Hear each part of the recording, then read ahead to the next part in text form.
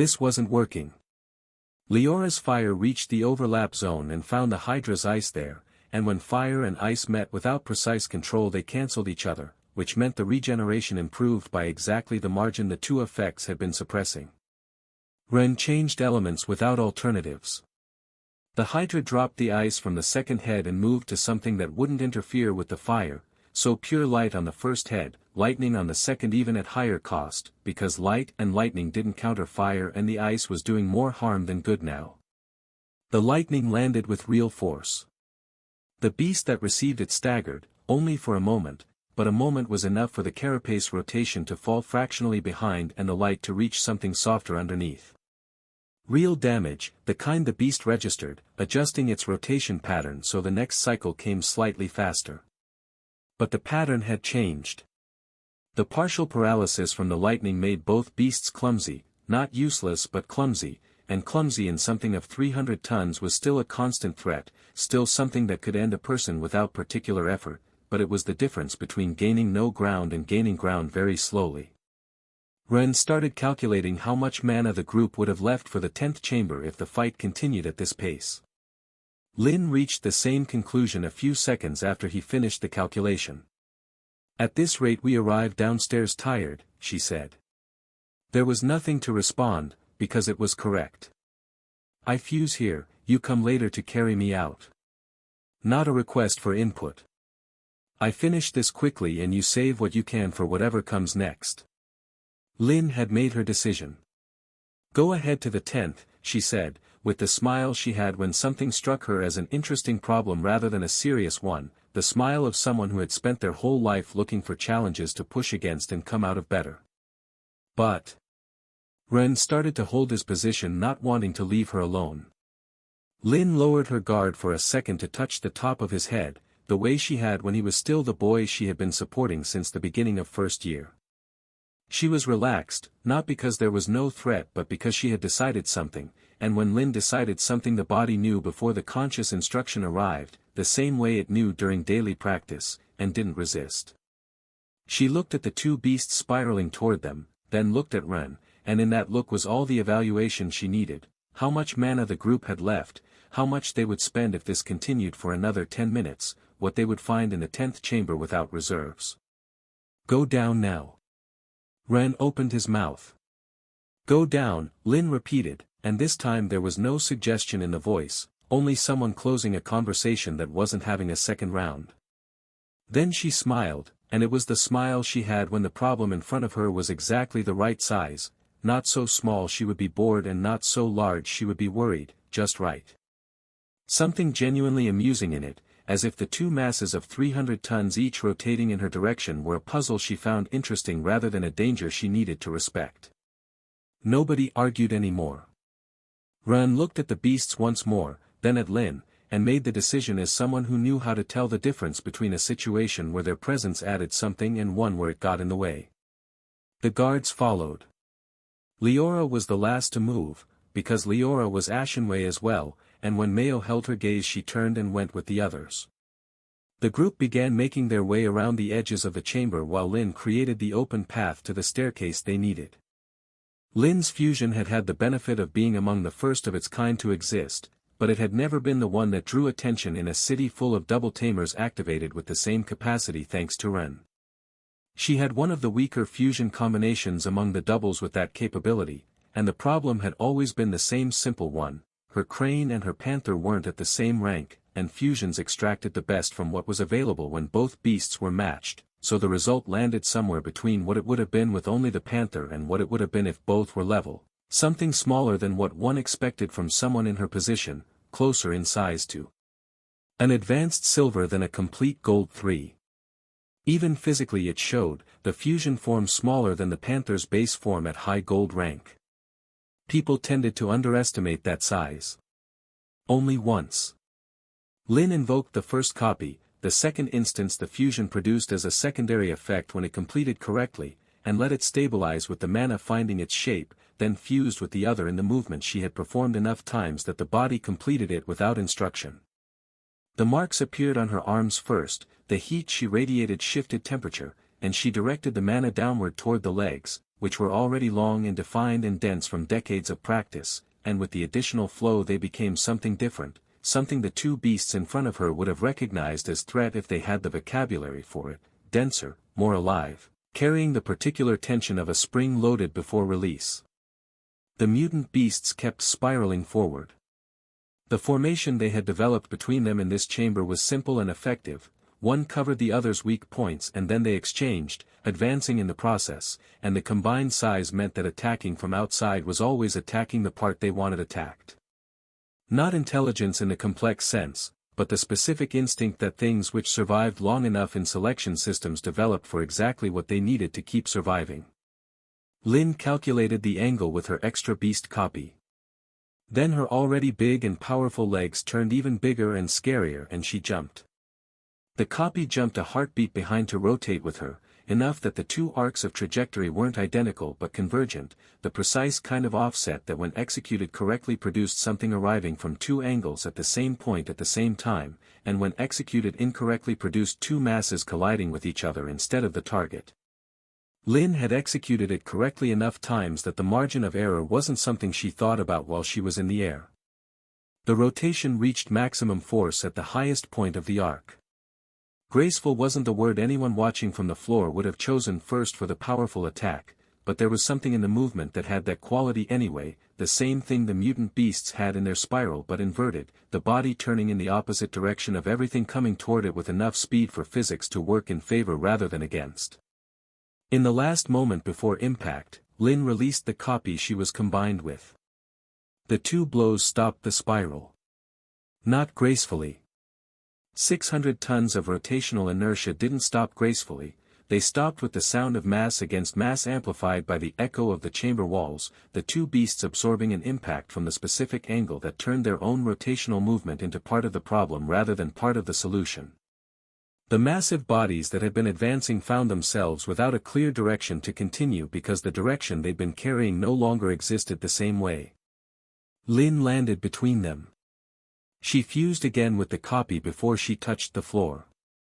The resulting Tamer and her beast, small by the standards of what was on either side of her but large enough by any other measure, was small enough to fit in the gap, and when she entered the space between the two masses still processing what had happened to their momentum, the size difference stopped mattering in the way it stopped mattering when you knew exactly where to apply the force.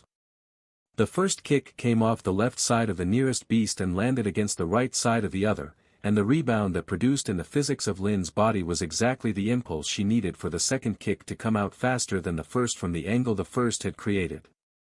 The two mutant beasts were side by side, which meant their flanks were parallel walls, and between two parallel walls with enough space to move but not to escape, every strike fed the next with the accumulated power that the rebound transferred. Lin and her beast were moving through it at high speed covered in flames, the wind and the fire working together in the enclosed space between the two bodies. The fire started red. No reason for it to start otherwise, Lin's fire was always red at the beginning.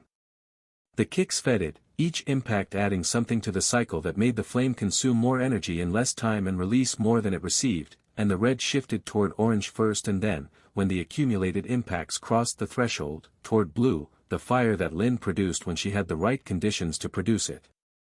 The two beasts couldn't attack because attacking required moving and Lin's insane kicks didn't allow movement. Their attempts to press together and trap her in the middle only added to the impact because Lin converted their movement into part of her own. The group was watching from the first step of the descent. Ren watched both beasts, effectively still except for the constant shuddering from the strikes, and Lin bouncing between them with that blue fire illuminating the entire chamber in a way that made the purple runes on the walls look as if they were dimming by comparison. Leora was the first to turn around. Not because she doubted the result, but the opposite, watching was unnecessary when the result was already obvious, and the 10th chamber was waiting.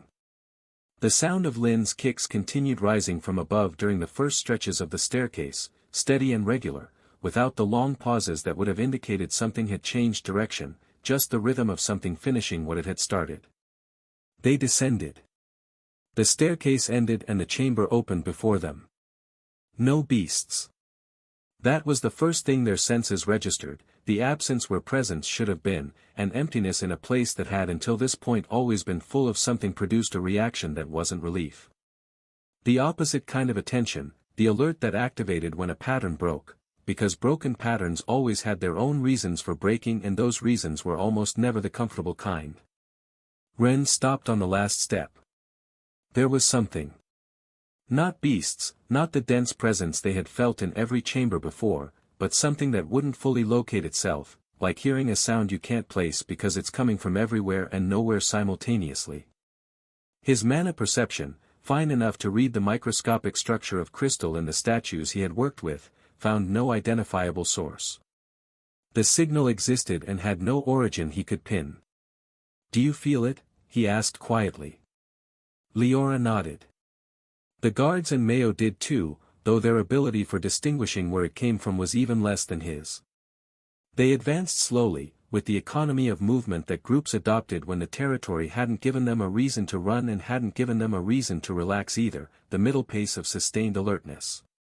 The chamber was the largest of all of them, the ceiling higher, the walls further apart, and across it, at the far end opposite the staircase, the door was visible from a distance. That final door of the ruin, old and enormous, built to outlast everything that ordinary construction produced, its surface carrying that quality of things that had been made to still be standing long after the people who made them were gone. Leora deployed her beasts to cover the flanks.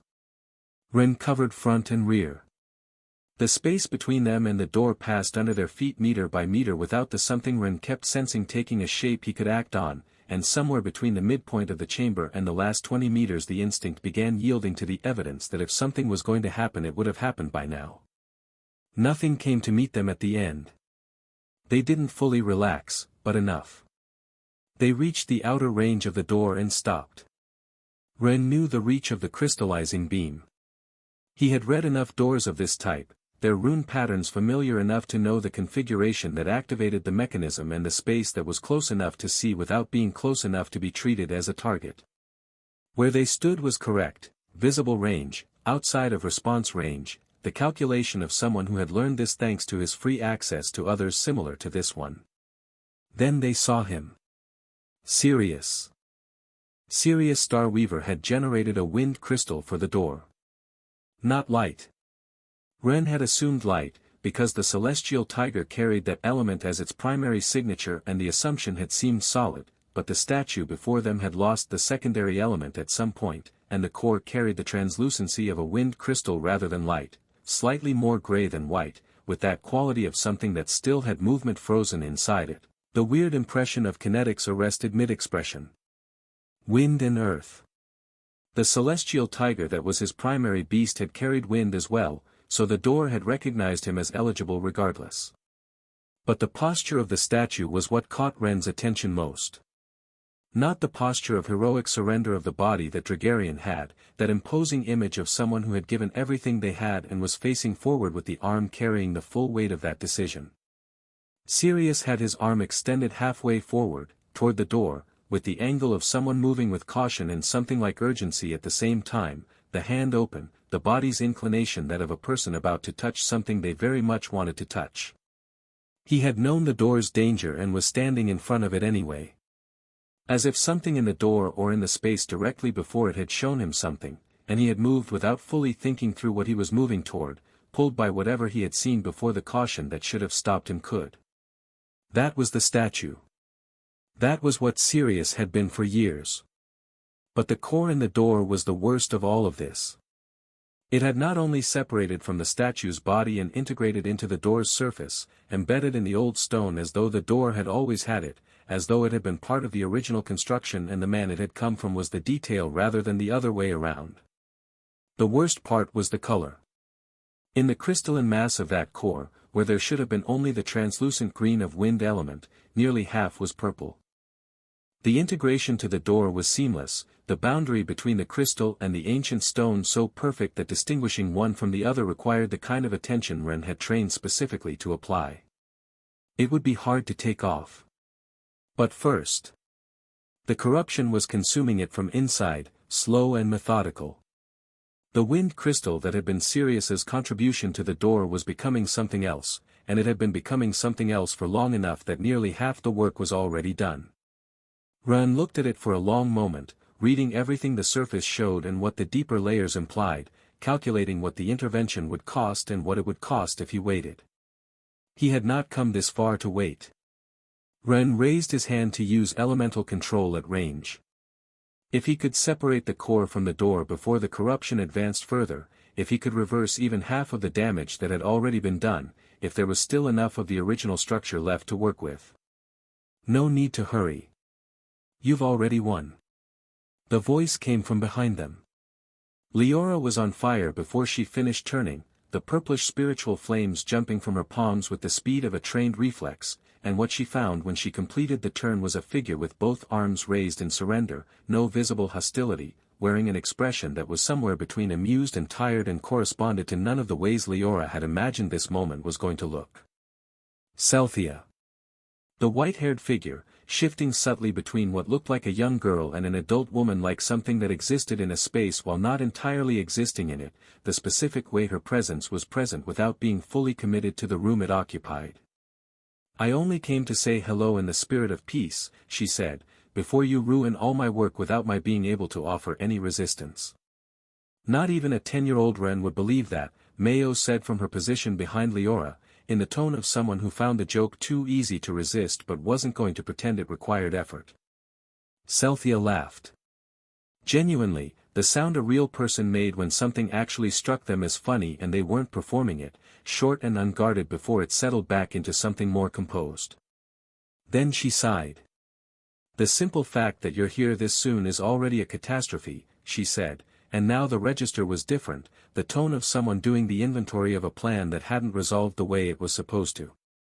No matter how much energy I accumulate, how much I anticipate, how much silence I maintain so nobody detects the movement, he always arrives at the worst possible moment. She looked at Ren with something that was almost exasperation but also a warmth longing, the kind that was more genuine for being out of character. I managed to acquire enough mutants to produce one with the capacity to project a crystal core here, which in itself is no small achievement, but the process of corrupting the nucleus that was already integrated into the door takes several days. Days I clearly didn't have. She tilted her head slightly. You realized because the numbers dropped and they stopped attacking the city walls, didn't you? Mayo looked at Leora. Leora looked at Mayo. Why are you telling us this? Leora said, the distrust in her voice clear enough that the question sounded like what it was, not a request for information but a challenge. If you've already lost, simply leave. I'm feeling very lonely, Celthia said, as though that explained everything by itself. Then, with an expression of genuine irritation, also I'm too fat now and I can't fit through the 9th chamber. Mayo opened her mouth involuntarily. Ha, fat? The 9th chamber is an exaggeration, but, how much is too much bulimia mindset in a corrupted entity when? Celthia. Ren spoke before Mayo could launch her full joke, with the urgency of someone who had been holding a question for a long time and found the moment for it. Sirius knew about the doors. He would have known before coming down here, from a distance he would have recognized the effect range and stayed outside. He indicated the statue without taking his eyes off Celthia. Why did he advance until he was almost touching it? A brief silence. Celthia looked at the statue with the expression of someone evaluating whether the question was worth answering, then smiled, and this smile was different from the earlier one, smaller, with something like pride mixed in, the satisfaction of someone being asked about something they're genuinely pleased with. My pet can show people what they want to see. Without further preamble she transformed into Celthia, with enough accuracy that Leora's shoulders tensed involuntarily before she processed what she was seeing. Then into Ren's mother, the same face, the same hair, the same way she held her hands. Then into a woman who resembled Luna in ways Ren didn't fully recognize but that made Leora tense differently, a hotter kind of tension, the reaction that came from her seeing something that shouldn't exist in the form it was taking. Then into Luna. The figure of Luna sustained by Celthia's mana, standing before them with the exterior composure Ren knew too well, held for exactly long enough for the point to land. There are beasts that can project images, you have one of those, Celthea said, without returning to her own form while she spoke, but I was fortunate enough to find a guardian in this chamber that could also conceal its mana the way nothing else can, and read what a person most desires and show it to them. What they want to touch. What they need to see on the other side of a door to advance without thinking. She paused. A rather unpleasant beast, truthfully. The method is cruel and low, but perfect for walking someone into a trap. Ren looked at Sirius's hand, extended toward the door, arm half raised with the angle of someone moving before the decision was fully made. What the beast would have shown him. What Sirius would have needed to see on the other side of that door to forget everything he knew and move forward with his hand reaching out. It wasn't hard to deduce now. There it is, Celthea said, reading his face with the unsettling ease she had. Exactly. Then the floor vibrated, despite the fact that they were inside a ruin. Not the kind of vibration that came from something moving far away in the chamber, the distant tremor that arrived with delay. The kind that came from something already above them that had been above them long enough to have built up speed, the reverberation of mass that had committed to direction before the group knew to look for it. 1,000 tons. Celthea was gone. The massive mutant beast that materialized where she had been was the size of a 10-story building laid on its side, and it came already in motion, without the preamble of something that evaluated before attacking, direct toward the group with the velocity of something that had been waiting for the right moment and had decided the right moment was now, driving toward the only direction the 10th chamber's geometry allowed from that angle. Toward the door. Toward the range where the crystallizing beam would reach. The group barely had time to respond. Celthea, visible now from where she had settled at the base of the beast's head, watched them with the attention of someone who had said everything they came to say and was now observing whether what they left behind was going to function the way they planned. 1,000 tons didn't need to be fast to be urgent, and these were fast enough on top of it. Ren's spatial jump carried 2 people. Leora's jump carried 2 more. Hikari took the last of them, and when she landed she was visibly shaking with the effort of a triple jump across a distance equal to the full thickness of the attacking beast, a triple jump for someone whose mana was what it was without the multi-beast architecture that Ren and Leora had behind their own jumps. She needed a moment to stand straight without support, one hand finding someone to lean on while the rest of her caught up with what she had just asked of herself. Retreat! Ren shouted, and the group didn't need it explained. Mayo grabbed Hikari and the one still not riding the royal goat onto the celestial cloud bird, clearing the path with the fast efficiency of people who understood their function right now was to be out of range, not being a hindrance, and were executing that function without being told twice. The fusions activated simultaneously, Ren and Leora engaging theirs while the group was still moving, and what the 2 combinations produced together was enough power to test what they were actually up against. The combined ray from Ren's Hydro-Wolverine fusion reached the beast with enough force that the results were unambiguous. It damaged her. Considerably, in fact, the impact was real and the mark it left was real. But it didn't stop her, and the massive mutant beast absorbed the hit and kept coming with the indifference that emerged when something large received an impact smaller than the sum of its momentum and resistance. The losing math was visible in the continued forward motion. Diamond, or something that resembled it closely enough to function almost the same way in combat even if it wasn't the same thing in origin. Because when the spirit flame breath of Leora's fused bash connected, that one almost stopped her, the damage substantial and clearly outpacing the regeneration rate in a way the Hydro-Wolverine combination alone hadn't managed. Between the 2 outputs together, they could hold her. The defense was lower than the Diamond Dragon they had needed 10 people to bring down, because the aura wasn't real diamond in the stable sense, not the diamond of a beast that had arrived there through its own natural growth cycle. This was something that had been pushed to that energy range through an accelerated accumulation process that hadn't yet become dense, which meant platinum-level attacks left marks where attacks against a true diamond simply dissipated faster from the mana level and density difference. Approximately Platinum 10 was the working number, that imaginary point between categories where the beast was stronger than any platinum but weaker than any stable diamond. And the 2 fusions, Ren and Leora's combined, put them somewhere between Platinum 5 and 7. Still below. Yet not so far below as to be irrelevant, and their combined energy still exceeded what the enemy was producing, which was the threshold that mattered. Ren looked at Leora while they held the beast's advance. Leora was looking backward, toward the guards and Mayo and Hikari pulling away with the purposeful movement of people who still understood their job was to be outside the radius and were executing it cleanly. Then Ren directed her gaze forward with his own. The core of Sirius in the door was still moving from gray to purple, slowly, in real time. Nothing fast, but visible to someone with the sensitivity to read it, and Ren had the sensitivity. He could feel it progressing, and he could feel what it meant if it crossed the halfway point. The corruption reaching more than half the crystal's mass would give Celthia the opening she needed. Her beast would place a corrupted core on the door's other side, and the door that required 2 active crystal cores would receive what it was waiting for, enough to open it in the particular way Celthia intended it to open. He kept the Hydra's ray aimed at the beast and pushed, not just to bring her down but to hold her in place, and let Leora see what he meant so that she kept pressing forward instead of retreating. The core behind the mutant beast was holding for now, the decision whether to hold or fall back was gone. Leora looked at him and saw the expression of someone who had made up their mind completely and had no interest in adjusting. He was certain of their victory. She nodded.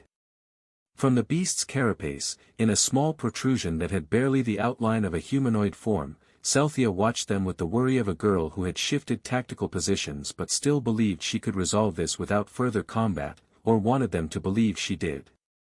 "That was a joke," she said. "It doesn't have to be like this. Truce, I give you information on how to correct the corruption in the crystal, and we both leave on our own terms." The Hydra's ray didn't move. The massive fused bash, still the size it had grown to across the chambers above, kept firing its enormous breath from that height, the blue spirit flames feeding off the mass the beast had accumulated from what they had eliminated on the way down, the fire at a scale that made Celthia's beast look less overwhelming from the right angle. Ren and Leora weren't going to waste the fusion, which was temporary, by listening to Celthia offer information that might be incorrect, through an exchange that had a good chance of being its own trap. They had the information they needed. They had each other, and the fusion's active, and the core still holding with enough structure left to work with. Celthia waited. Then she exhaled in that particular way she exhaled when she had calculated that an attempt was necessary even knowing the result. They held.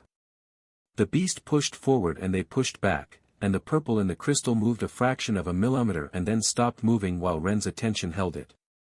That was the conversation now. No words required. Disrespectful. The beast started rotating. The same movement the 2 Platinum 3 beasts upstairs had used, the vortex of carapace and mass spiraling toward them while Celthia, from her position at the head, began tapping the corruption network to boost the regeneration and launch shots of corrupt mana with the aim of someone who hadn't had time to practice but had enough raw energy available for aim to be a secondary concern. Each shot was wide enough that precision didn't strictly matter, which was its own kind of problem. Between shots she complained, in the voice of someone constitutionally incapable of staying quiet even when talking was clearly working against her. "Do you know how many mutants I went through for this beast to reach this size and the capacity to generate crystal cores? How many runes I wrote? The walls up there took years. Years. A massive area shot, they cleared it with a spatial jump, both of them moving together in the practiced way of people who had been in enough situations to know not to split without a reason. And you boy, who is handsome, who has every right to be handsome, you still have no right whatsoever to destroy my work. I'll have to punish you when I catch you." Another shot, this one closer, the trajectory better than the last. "On top of everything this beast is special, I wanted to reach her egg at the end of this ruin, and you're going to stop me from doing that by being this greedy and disrespectful. I deserve better after all this effort." Mayo, from the retreat, clearly hearing the echo of the powerful mana-charged screams, said something that Ren couldn't quite make out, but from the tone it was the kind of entitlement princess comment Mayo made when the material was too good to pass up. "The copies," Ren said to Leora, between one push of the ray and the next. "We invoke both outside our bodies, we're wasting too long trying to break through that boosted regeneration with half our attacks. I've learned the attack pattern. The mantis carries us outside the spiral range, it's fast enough to avoid them and we dodge the shots from above while hitting with full combined power. Double input on every used second of fusion. Leora understood it in 1 second and executed without asking for elaboration, which was one of the things that made operating with her not much different or harder from operating alone. The mantis lifted them. The 2 copies that Ren and Leora had been maintaining inside their own bodies for defense and speed came out simultaneously, producing 4 attackers where there had been 2, and the shift in combined output from both fusions operating in parallel changed the numbers in a way that the earlier configuration made seem impossible. For sources, all of them above platinum level, concentrated on a target whose regeneration was formidable but not infinite. The beast absorbed the first combined strikes with considerably less ease than before. Celthia noticed it and decided that she had to try something else or she would soon lose. The first image was Ren's mother, rendered with enough accuracy that Ren processed it physically before he processed it mentally, that particular second where the body reacts before the mind finishes identifying what it's reacting to. But his beast didn't lose focus and the moment passed. The second image was Leora's mother, and Leora's jaw tightened in a way Ren recognized without knowing the woman whose face Celthia was wearing. Then Selphira, easy to generate and familiar in a way that cut differently from the others. Then Luna, with the exterior composure Ren knew too well being used as something it wasn't designed to be. Then even Larissa. But none worked against them. "Stop, you idiots," Celthia said, and for the first time the tone wasn't feigned exasperation but something closer to urgency, the register of someone running out of options and shifting to the one they had been saving. "Stop resisting. Everything I do is for your benefit, for everyone's benefit. There are things you need to understand that nobody else is going to explain to you, and I." The Hydra's ray hit her mutant in the forehead and shut her. Watching her use the images of the people who mattered to him and to Leora had been one thing. Watching her use them as leverage in the middle of a fight had been another thing entirely, and the second thing was what had produced the specific aim. The ray from Ren's fused beast reached the small protrusion on the beast's own head where Celthia had been positioned, where the armor thinned to accommodate the shape she was taking, and the effectiveness of it was considerable precisely because of that thinning.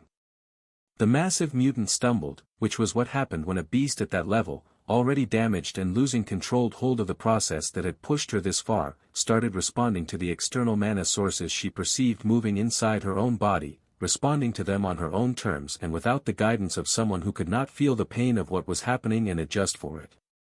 Celthia had not explained that particular dynamic to the beast. The protrusion had disappeared. Without the coordination Celthia had been providing from that position, the rotation continued but differently, clumsier, the trajectory adjustments that a beast in severe pain made when the system guiding those adjustments was no longer active and the pain itself had taken over the decision-making. The spiraling continued but it had lost the intelligence behind it, the timing that had been making the gaps close before they could be exploited. The 4 copies from Ren and Leora's beasts found those gaps, open now by fractions of a second longer than they had been before, and fractions of a second longer than necessary was sufficient when the available power was what it was. 10 minutes. Not easy ones. But 10 minutes, and when the beast hit the floor of the 10th chamber, the stone absorbed the weight of something that had stopped being a threat at the moment its coordinator had chosen to make herself the focus of Ren's aim. The room went quiet except for the settling of the mass and the slow release of the mana that had been holding the beast together at this rank, dissipating into the air the way force things dissipated when the force behind them was removed. Ren looked at the core of Sirius in the door. The purple had stopped advancing, still short of the halfway point. He had time. He breathed. The fusion dissolved with the particular kind of exhaustion that settled in when someone had been sustaining something longer than they would have preferred. Like a sprint held until you come out the other side breathing hard, it didn't leave you emptied for the rest of the day, but it asked for real effort, and the asking was felt in the specific way that high-intensity efforts were felt, not in the bones but in the system around the bones. Leora was more depleted than Ren, which was predictable and no more comfortable for being predictable. Her maximum time in fusion was shorter, the cost per minute higher, and although both of them had more than half their energy left, the distribution between them wasn't even. Ren noticed it and didn't mention it, because saying it changed nothing and Leora wasn't the kind of person who needed her own state pointed out to her in order to know it. The enormous mutant beast dissolved slowly. Not the way the mutants from the upper levels had died, those had remained as bodies after being defeated. This one converted into energy while it went, and what was visible in the last moments of the process was the spherical internal structure of something that had been built a specific way, the right size for the door, the right shape for a purpose. The kind of design that matched what Celthea possessed said, a guardian beast, produced toward a single specific objective. Ren confirmed it while watching the last traces dissipate and filed the confirmation in the place where he kept information that would matter later. The group returned gradually, with the measured caution of people who had assessed that the risk had decreased but hadn't decided it had decreased enough to drop their guard completely. The guards arrived in the formation they held when there was no direct order to follow, alert and ready for immediate combat, the posture of people whose judgment about the remaining risk was shaped by the chamber they were standing in. The purple runes on the walls, layered and repeated to the point of obsession, created a discomfort that wasn't direct danger but the feeling of being inside a space not designed to have people in it. Mayo arrived with the expression she had when she had just been close to something that would have made an interesting chapter. Ren lifted the nucleus from the fallen beast. It was still partly purple, the proportion of corruption more complete and advanced than in Sirius's crystal, which was still affected but hadn't reached the halfway point yet. The spherical crystal in his palm carried the weight and structure of something that had been part of a different beast and that was still what would give him access to whatever was on the other side of a door he couldn't cross directly. He couldn't help analyzing it before moving on. He looked again at the corrupt runes on the walls. Looked at the crystals. Calculated what Celthea had been building toward, what would have needed to happen for the process to become irreversible, and what remained between the current state and that point. We need to integrate it, he said. And to integrate it we need to get close to the door so. Time to bring in the sacrifices. Shizu stepped forward. She positioned herself close to the door, closer to it than anyone else in the group, with the posture of someone who had been waiting for exactly this instruction and had waited for it. Now, Lord Ren. Ren nodded, he couldn't approach the door himself. The crystallizing beam didn't distinguish between someone coming to activate it correctly and someone coming for any other reason, it distinguished between whoever carried the correct elements for the activation to work and whoever didn't, and Ren carried the element that was needed but couldn't be the one left incapacitated when he was the one who was supposed to be releasing everyone else. But there were people who could be the sacrifice. Shizu's Wolverine had the correct element and the capability, but she wouldn't be the one in front either, because they had brought some of the people who had done enough that nobody in Yano was going to protest too loudly about what was being asked of them. Among them, members of the families of Aster and Jean. Ren looked at them, covered in saliva, tied up and kneeling on the floor, wide-eyed. They looked back at him with the varied expressions of people who understood why they were there but were still processing the fact that being there was real, that the thing they had understood intellectually was happening with their bodies in it. Yes, Ren said. Now. Getting them here had not been simple. The families that had helped Orion were not what they had been before the ceremony. The fines and penalties had left them what was needed to exist as factions on paper, and the gold-ranked tamers they had once had were fewer between the battle and the ones who had chosen regular military service, the ones who had migrated toward other territories when it became clear that their family's political position wasn't going to recover quickly, and the ones who simply were no longer there. What remained was enough for what was needed, barely, but enough. Through unofficial channels obviously. No document was going to record this precisely as it was. There was language for these things, the language that castle protocols used when something necessary didn't have a box to fit in on the standard forms, and Julius was a skilled enough administrator to have anticipated that this expedition was going to require that language before Selphora asked him for it. The one who met the required elemental opposition to wind was from the Aster family. An Earth Tamer, Gold 1, with the nucleus of the correct element for what the door needed as its second component. He looked at the door, then at Ren, then at the door again. Whatever he saw in Ren's face told him that looking at the door was the correct use of his next few seconds. Younger than Ren had expected, with the face of someone who had processed the terms of the arrangement and arrived at the conclusion that it was the best deal available in his situation, survive the crystallization, which Ren would reverse afterward, and have his family's remaining penalties reduced by half. The sad math of someone who understood they were not in a position to negotiate and had been offered more than their situation strictly justified. Arguably a generous deal. It was the deal that corresponded to what they had done and what they were able to offer. The Tamer was watching the door with the attention that came from not being able to look away from something one very much wanted to look away from, the fixed gaze of someone applying the full force of their willpower to remaining still. It was a very convincing argument to stay still. Ren looked at him. Looked at the Earth nucleus readable in his system for anyone with the sensitivity to find it. Then looked at the door and at Sirius's nucleus integrated into its surface, and began calculating what came after. He couldn't avoid feeling something like guilt, but it was necessary. Until a voice arrived from everywhere. You guys don't have to be so cruel, with the handsome chosen of the stinking devouring light right here. Nobody in the group took longer than a second to recognize it. Celthia again. No body, no projection, no physical presence like she'd had minutes before, but present in the space of the chamber regardless, in a way that took a moment to locate because it didn't come from any specific point but from all of them simultaneously, each syllable arriving from a slightly different direction, the voice distributed through the architecture. Your tumor burned pretty well based on the smell, Mayo said. Are you still here for some reason or do you just enjoy making the atmosphere unpleasant with your stench? Ha, I'll admit the unjust focus of that beautiful Hydra's ray hurt somewhat, especially coming from the interesting boy that has a matching beast with me. That hit left me quiet for a moment, Celthia said, with the tone of someone conceding a point that still doesn't particularly affect them. I went quiet when I realized there was no point in asking you to stop anymore. But I'm still bored of being alone, and this chamber is integrated into my network. I can see and hear everything in it even without being able to project myself or attack. I lost those two things with the Guardian. A pause that had the texture of someone settling in rather than finishing. But existing here costs me nothing now. So here I am. Ren looked at the walls with a strong inclination to break the runes and end the conversation, but he didn't know how they would react in the chamber's structure or whether he had enough power left to affect walls that were virtually indestructible. He left them alone for now.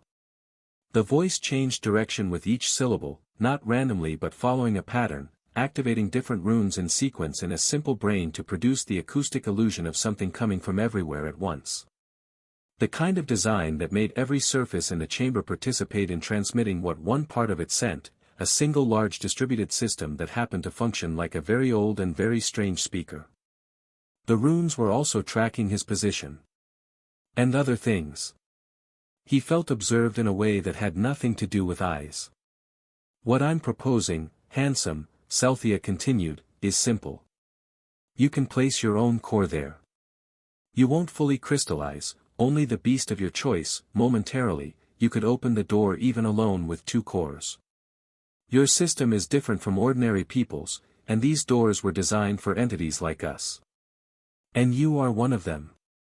A brief pause with something like significance placed in it. Like me. A very obvious trap for someone who was supposedly being quiet and thinking, Mayo said.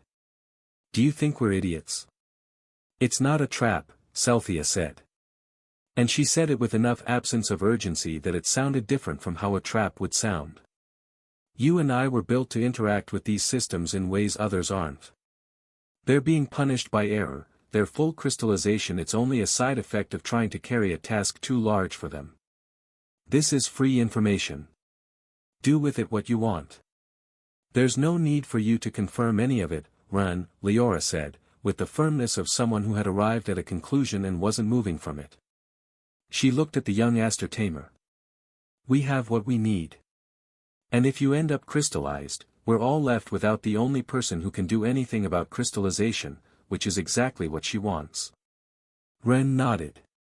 Then the purple runes above the door moved. Not all of them, only the ones along the upper portion of the frame, a few non-purple lines that became visible when the corrupted ones reorganized themselves differently while Celthea did whatever she did when she worked through the network. The resulting pattern was simpler than the walls, more readable, the kind of structure Ren could try to parse even if parsing it came at a cost. If you can understand even a fraction of it, Celthea said, that's exactly what I'm talking about. Ren looked at them. It took time. The runes carried layers of complexity and each layer contradicted or nuanced the one above or below in ways that made reading only the surface mean reading something different from what was actually written there. But in the lines Celthea had cleared and arranged in order there was something more accessible, as if someone had taken a complicated text and highlighted the sections that could be understood without the full context. What they said, or what Ren believed they said after a long stretch of looking at them, was that the door had other activation modes. Another for those the system already recognized as part of itself. He believed now. He wasn't certain. The difference between believing you were reading something and actually reading it was precisely what made this dangerous to consider, and he was aware of that gap while he stood in it. But he couldn't rule it out completely. Run. Leora's voice had the tone it had when a name was the complete instruction. He looked at her.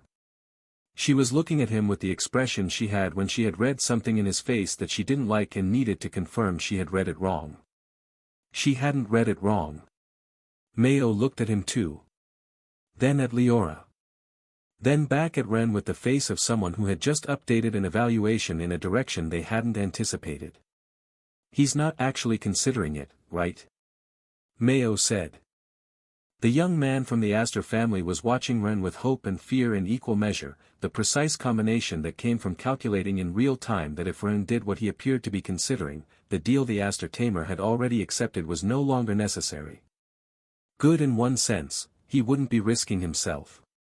Bad in another, his family wouldn't receive the reduction in their sentence. His face was doing the math openly while he waited to see which side it would land on. Ren didn't respond. He just kept looking at the runes intensely. He was thinking about what he might understand about these structures if he did it, not about opening the door itself but about what the process would show him, what it would teach about how this kind of architecture worked. Information no book had. The kind that lived in the doing here and nowhere else. He was also thinking about Celthea, and about the unknown gap between her reasons for wanting him to try this and whether the things she was saying were true. Those were two different questions, and the answer to one didn't determine the answer to the other. And if you use your guy as an earth elemental sacrifice, Celthea said, letting the silence run as long as it needed before she finished, you're also going to run into a compatibility problem. The door reads the state of the central core first at the moment of activation to fix an energy frequency, and this one from my pet is fully corrupted. Sirius Crystal Heart already has corruption in it but it's not yet compatible with the core. And so the earth element sacrifice you want to use will need to have corruption above the halfway point as well before the proportions are correct, otherwise the door rejects both of them because what my former pet left behind is the first key. Nobody reacted to that immediately, at least not visibly. The Astor Tamer processed the new information with a face that genuinely couldn't decide whether what he just heard was good or bad for him personally. You're going to have to wait for both of them to be more corrupted than clean if you're not connected yourself to the door and will be incapable of reversing the corruption from inside, Celthea continued. Trying to understand crystal corruption from outside could take the you of now a great deal of time you don't have, because even though the guardian beast is no longer here my rune network is still active, and eventually I'll be able to open the door myself, and then the artifact I have positioned elsewhere will come to fill that gap and trap you for me, my darling. Never yours. And still an unnecessary risk, Leora said, before anyone else could speak. Even if everything she's saying is true, it's Celthea saying it, and Celthea sure has her own reasons for wanting Ren to do this. She looked at the runes on the walls the way you looked at something when what you really wanted to see was the mechanism behind it. No. That plan reeks of fatal trap indeed, seriously, Mayo said, with conviction. Any plan Celthea is actively promoting has to have something inside it that doesn't work in our favor. That's not even a question. It does benefit me, Celthea said. Yes, of course it does. But you are already trapped since either option gives me opportunities. She said it with the tone of someone not bothering to deny the accusation, only separating the accusation from the verdict. The first option, what I want is for Ren to fail to understand the process. For the nucleus he delivers to become fully corrupted. For that to give me access to his interior space again. A pause. I have a stronger Hydra now, a bigger one and a new friend. I have a rematch pending. If the mana she's using can be read, she's telling the truth. Fantastic, Mayo said. At least she's honest. Or the second option, Celthia continued, without additional inflection, if he uses the sacrifice and things go wrong that way, those two people end up with corruption in their system and that also gives me an interesting access through them. All my pieces are unfortunately crystallized at Diamond where I can't change them yet just like you. But this is already in my range of capabilities, and there are tasks that require human hands, things I can't complete without someone who can move outside my network. I'll also have time while they're being corrupted to come collect them with my favorite artifact. The silence that followed was the kind where the honesty of what had just been said needed a moment to finish landing. So whichever option we take benefits you somehow, you're playing 4D chess to trap Ren in 3D at the end, Mayo said. I don't understand your reference, but, almost any option. Yes. Celthia didn't apologize for it. But what I said about the compatibility is also true regardless of me saying it. Both things can be true at the same time. Ren was looking at the runes above the door. The same lines Celthia had reorganized to make them more readable. He had been studying them while the exchange moved around him, and somewhere between the confirmation of Celthia's motives and the silence after, something had shifted in what he was seeing. Not in the runes themselves. In how he was reading them. They were genuinely part of Celthia's internal network, she couldn't lie through them, there was no mark of contradiction integrated into the runes that repeated endlessly like a simple but intense network of nodes, and what they said made sense. So this was a challenge to understand the corruption directly in the crystal, in both senses at once. If Celthia wanted access to his interior space for the rematch, what she needed was for Ren to do exactly what she claimed he could do, understand the process well enough that the nucleus he delivered didn't become corrupted, and be capable of pushing the corruption back from inside the system. But that was the opposite of a plan designed to make him fail. If she wanted him to fail, the last thing she would do was show him how to succeed, right? Unless she calculated he wouldn't be able to win regardless. Ren looked at the chamber runes a moment longer and seemed to understand something. I'm going to try, he said. Ren. Leora's voice had the exact temperature it had when concern had outrun patience. If Celthia wanted us to use the sacrifice, Ren said, eyes still on the runes, she wouldn't have shown me this. He indicated the reorganized lines above the door. But she also has to tell the truth to force me to try the riskier approach. What she wants is indeed the rematch. For that she needs me to understand certain things correctly, and that means the information is accurate, because if it weren't she wouldn't get what she wants from it. But she deliberately didn't mention one thing I just understood. He paused to say something to Leora quietly, close enough that it didn't carry, then continued at full volume. So besides that thing she left out, she gave me correct information against her own interests, or risked not getting her rematch. He looked at Leora. Either way I think she can't stop what you can do, and she's redirecting attention away from it. He held her eyes. I trust you. Leora took the time she needed to review that reasoning. Looking for the piece that didn't fit, the angle that created a gap in the logic, the assumption that only held if you didn't press it. She found nothing. Which didn't mean there wasn't anything to find, but... Ren leaned toward her before closing the distance to the door. His voice dropped to the exact level that reached her and stopped there, the kind of intimacy that was automatic by now. What I told you is true, and we have a trump card, the fusion. If the crystallization starts, you can pull me out mid-process. He kept the delivery level and factual. There's no risk to my primary system if I put the mantis at the front of the exchange. If I'm fused when it happens and the mantis is the one making contact with the door's system, only the mantis's nucleus takes the full effect. The other three beasts in my system run on a different frequency when the fusion is active, my primary in particular, since it's the one managing the fusion itself. The door can't reach them the same way until it finishes with the first one in line. A pause to let her get that truth.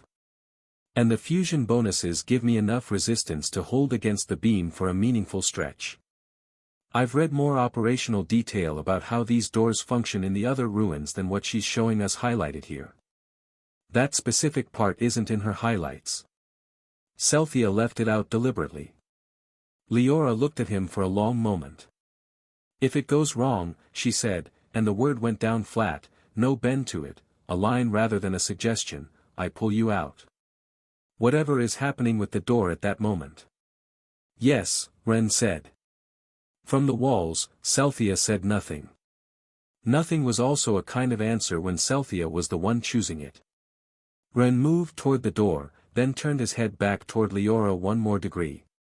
She knows that part is true and didn't bring it up because doing so would have cost her the advantage.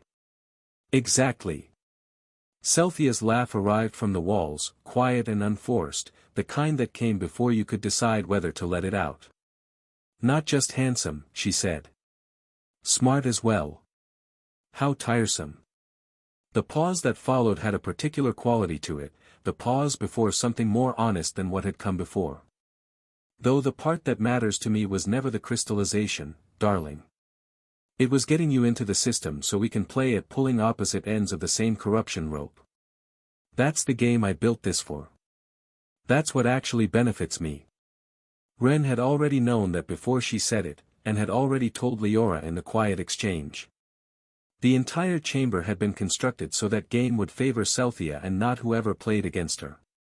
The purple runes covering every surface weren't repetition for its own sake and weren't the product of an obsession that had run past its usefulness, they were an amplification system, the mana in the space filtering through them since the beginning of the descent and changing to that corrupted quality as it moved, conditioning the chamber so that any internal exchange happening here would have the weight of the room behind Celthea and the resistance of it against whoever stood on the other side. He tilted his head toward Leora one more degree. The rune flow enters from above and exits through this door into the crystals. If I redirect it to my mantis core before it continues the existing process in Sirius, I'll have a window to understand how to neutralize or reverse it before the mantis's core crosses the halfway point. Not a question. The tone of a plan already assembled, presented for review rather than consideration. I already know the order. Leora looked at the walls for a moment, reading the pattern with her own sensitivity, whatever her particular range could extract from it. Then she looked back at Ren.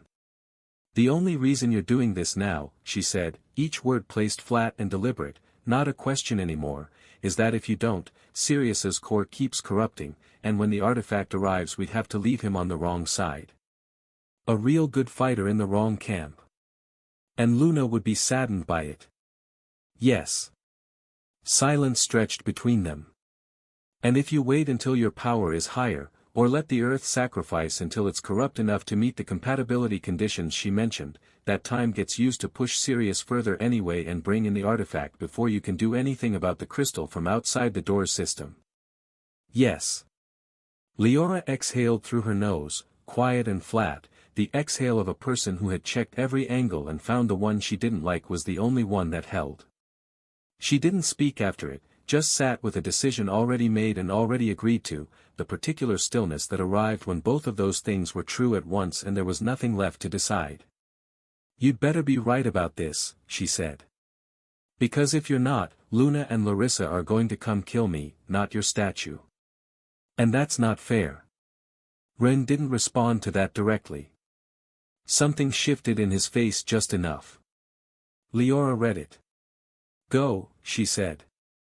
Ren turned toward the door. The first step inside the range was the hardest to take. Not because Ren's body resisted. But because the instinct built from years of combat and mana and situations where danger had a recognizable signature said that stopping was correct, and that continuing required overriding it deliberately. Ren overrode it in the end and took the step. The door lit up. Not like the rune light on the walls, that constant glow of stored mana sitting in passive suspension. This was different, more directed, like lines scanning him from head to toes. The beam came immediately after. Like something that had been waiting in a dormant state and had received the signal that what it was built to respond to had entered its range, responding in the only language the mechanism had available. The guards tensed. Mayo moved half a step forward before correcting herself, the reflex ahead of the decision. Leora's spirit fire lit in both palms without waiting for conscious instruction. The beam covered Ren and nothing happened. More precisely, something happened that nobody watching from outside could see. The beam didn't impact, didn't rebound, and didn't scatter. It just reached Ren and disappeared into him with the smoothness of water touching porous earth, finding the channel and moving through it rather than stopping against it. From the walls came Celthia's laugh. Not the kind that laughed at someone but the kind that laughed alongside someone even when that someone wasn't laughing, the laugh of a person who had just seen confirmed what they already knew. Ren barely heard it. What was happening inside was louder than anything outside. The door's system connected to his mind perfectly and without preamble, the way two parts of the same network recognized each other rather than being introduced or adapted. Not words, not images, but something closer to instructions arriving directly at the processing level, bypassing language entirely. Ren read them the way he read everything, quickly, breaking the parts before the whole finished arriving. Two beasts of minimum gold rank with the required elements. That was the only condition. Not platinum, not diamond, not the absolute power one would have expected from something built at this scale. Minimum gold, and the element mattered more than the rank, which Ren had covered across all his beasts with room to spare. The nucleus he delivered would be duplicated. One copy for the door's system. The original would be returned at the end, directly from the final chamber, which meant the process wasn't a sacrifice in the permanent sense but something closer to a capability verification, the system taking what it needed to know and giving it back once it had what it was made for. The effect that crystallization had on a conventional person wasn't what happened here. Ren understood what the doors were. Designed for someone like him. For someone like Celthia. Not for the conventional tamers who had reached these places through strength or searching or accident, but for the ones the system recognized as part of the mechanism itself, the ones who could connect without the process needing to force the connection. The ones this architecture had been waiting for. I still don't know how you crossed paths with the dragon's light, Celthia said from the walls, thinking aloud more than addressing anyone. But here you are. You're something special now. Almost like me. A pause. You're the product of someone's attempt to stop the inevitable, built by working backward from what I am. The funny part is that the attempt came out better than they intended. Another pause, shorter. You almost compliment me instead of being my undoing. Ren still didn't respond. Not because he had nothing to say but because the door had more to tell him and the conversation with Celthia could wait or not wait, and in either case he was here for what he had come to do. He had entered fused, which was the precaution taken specifically for this moment, and the act of fusion left the mantis as the only available beast for the process. Not the optimal choice in terms of raw energy, the Hydra or the Wolverine would have offered a stronger crystal core at the end, but the mantis had her own qualities, the ones Ren had developed in her from the beginning and that gold one had matured into something without an exact equivalent in the system. It was enough. Ren directed his intention toward the mantis in the way the door's system had shown him to formulate it, and the mantis system responded with the familiarity of something that had been waiting for someone to ask correctly, a recognition of the process rather than a reaction to it. The beam interacted with the process in a way that wasn't crystallization. No pain at all. No resistance of the kind he had prepared every layer of his system to handle. Something closer to what happened when a well-placed rune entered resonance with the mana of the person activating it, that sensation of something finding its correct shape without effort because the shape had always been correct and the only thing missing was the moment of finding it. Like two parts of a system recognizing each other across the distance between them. Almost spiritual, someone with that world vocabulary would have said. Almost digital, someone with a different kind of vocabulary would have said.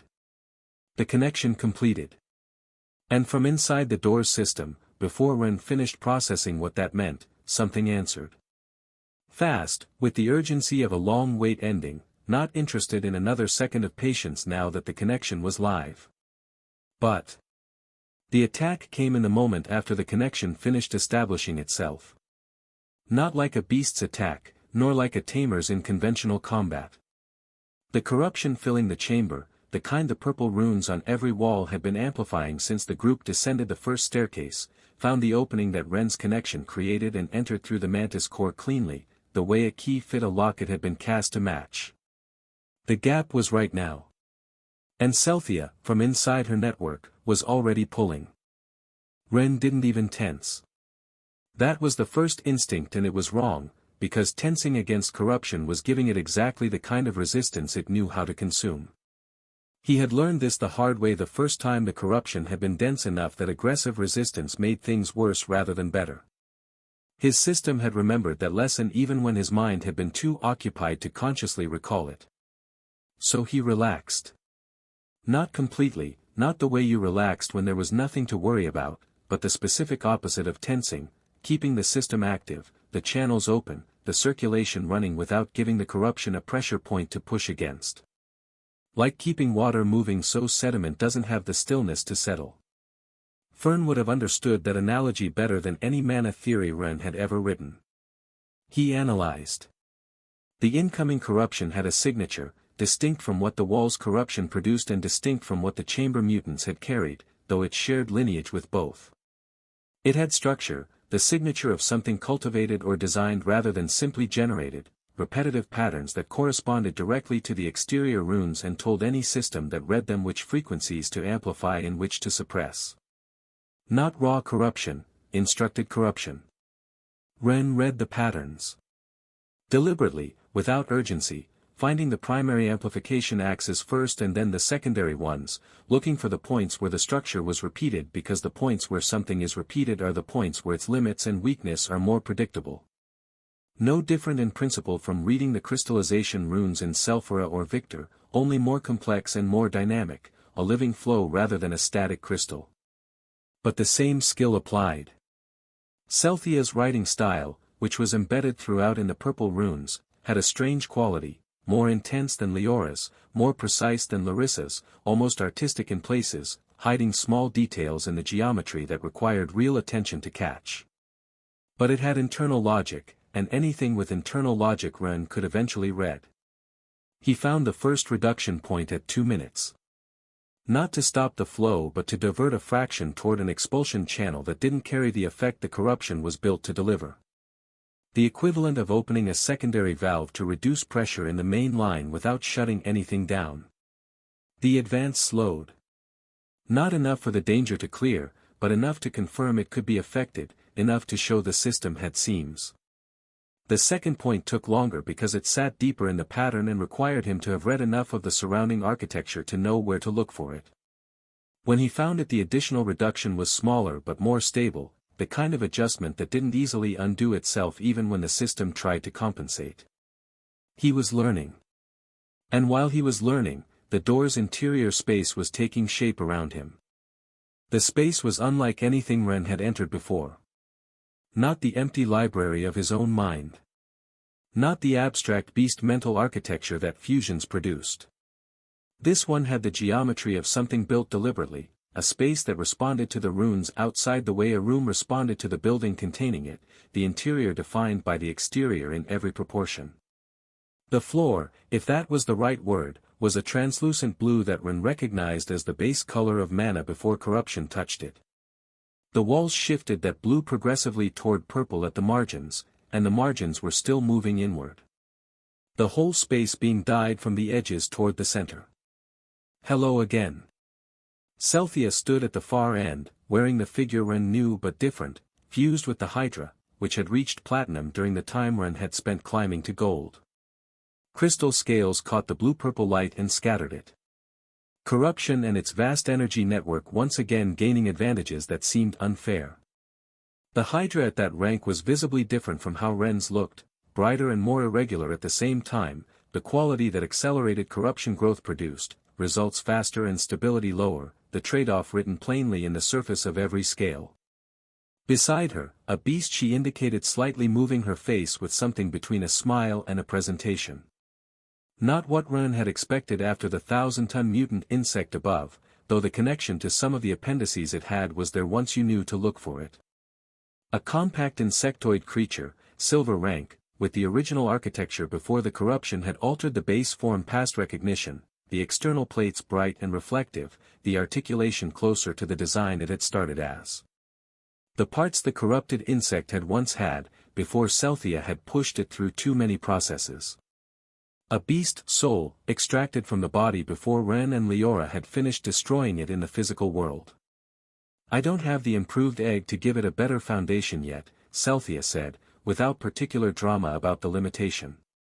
But even without your help opening the door to get it, the base skill set is interesting.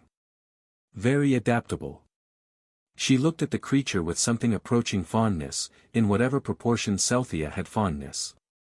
It was fortunate that even while corrupting its physical body so heavily, my mind being so embedded in its system gave me access to its soul. Integrating it into my true system, which is still crystallized, so was a great deal of work. But it was worth it. Before you and your irritating girlfriend destroyed it. Ren attacked.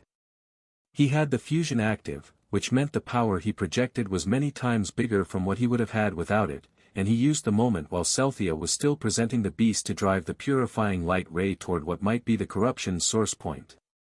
Cheating, Celthea said, without moving. She split the attack with the platinum hydra's reflective plates, and what wasn't split reached her already reduced. More resistance than a platinum 1 Tamer had any business having. This field, she said, answering a question Ren hadn't asked aloud. All that energy from outside, all those years of work, have to be useful for something. A brief laugh. In here I can move considerably more power than I could move out there. Considerably more. She had built the chamber for this.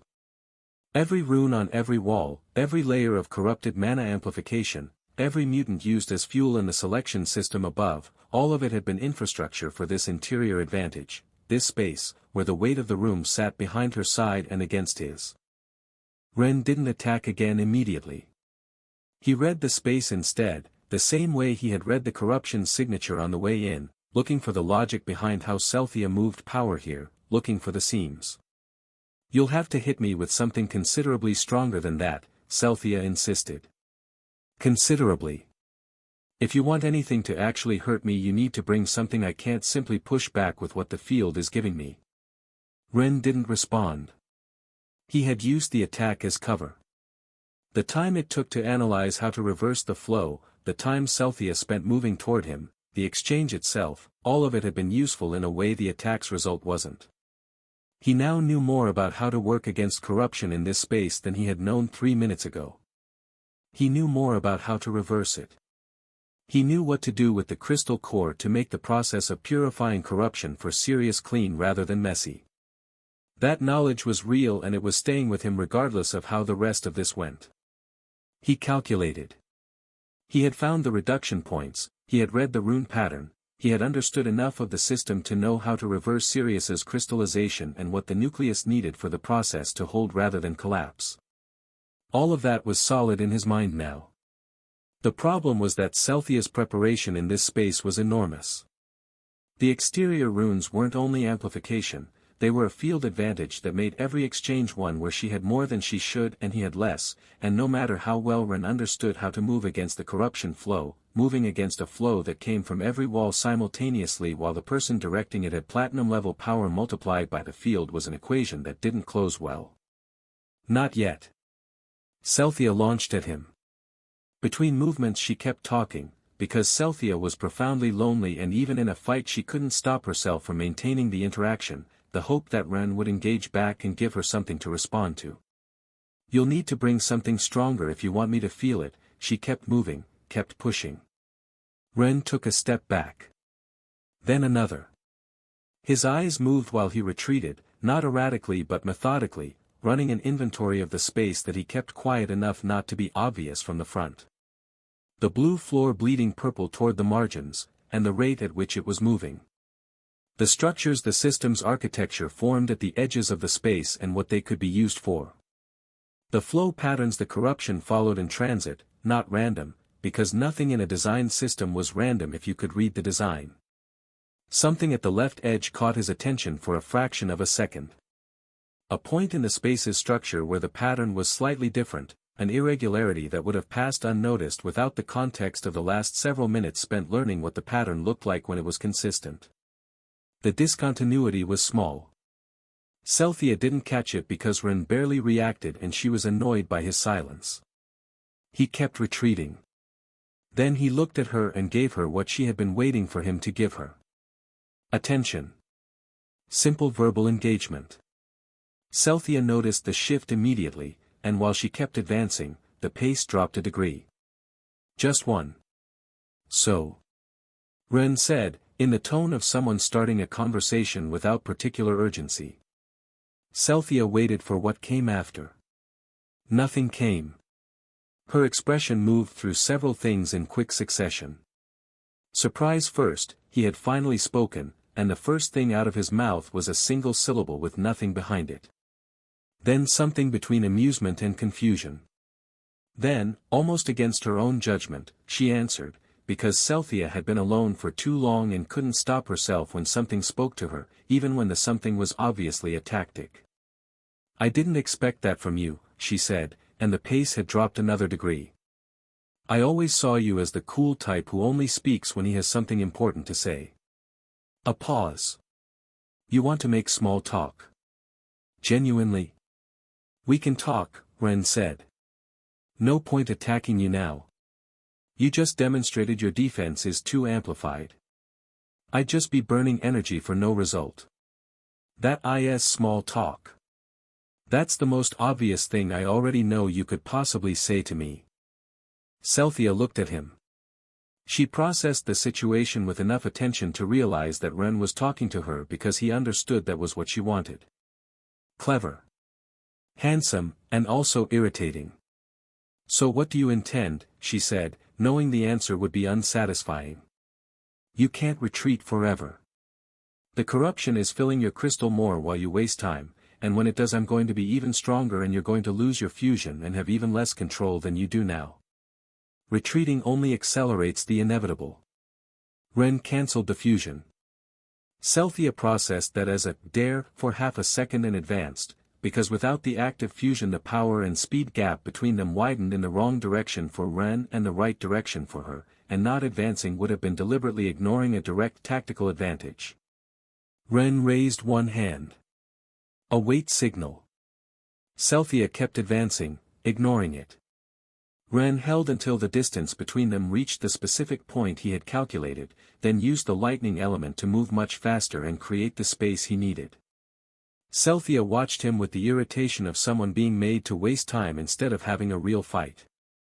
She closed the distance again slowly. The lightning came again. Different angle, same result. The third time Celthea stopped pretending the irritation wasn't there and moved at full speed, closing the gap with the velocity of something running on more field energy than it could productively spend. The ray arrived again at the end before she could complete the distance.